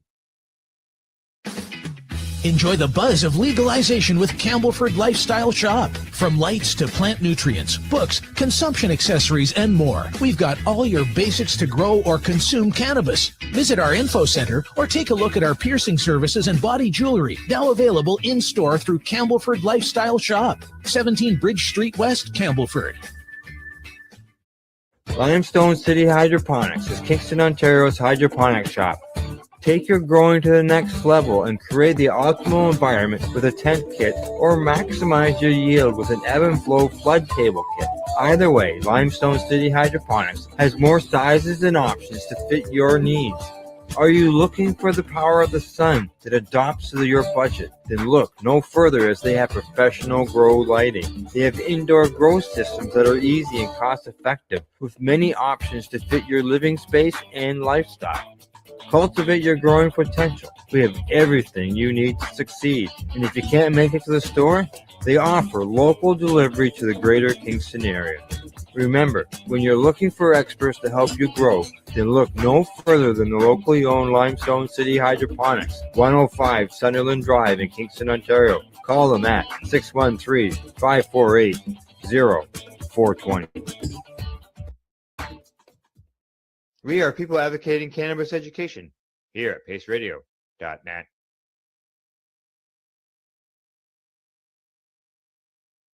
Rerolled Saturdays. Check it out. Nothing but non-stop cannabis and psychedelic programming. Find it at 420pace.ca. You're watching the 420 Pace, found at 420pace.ca.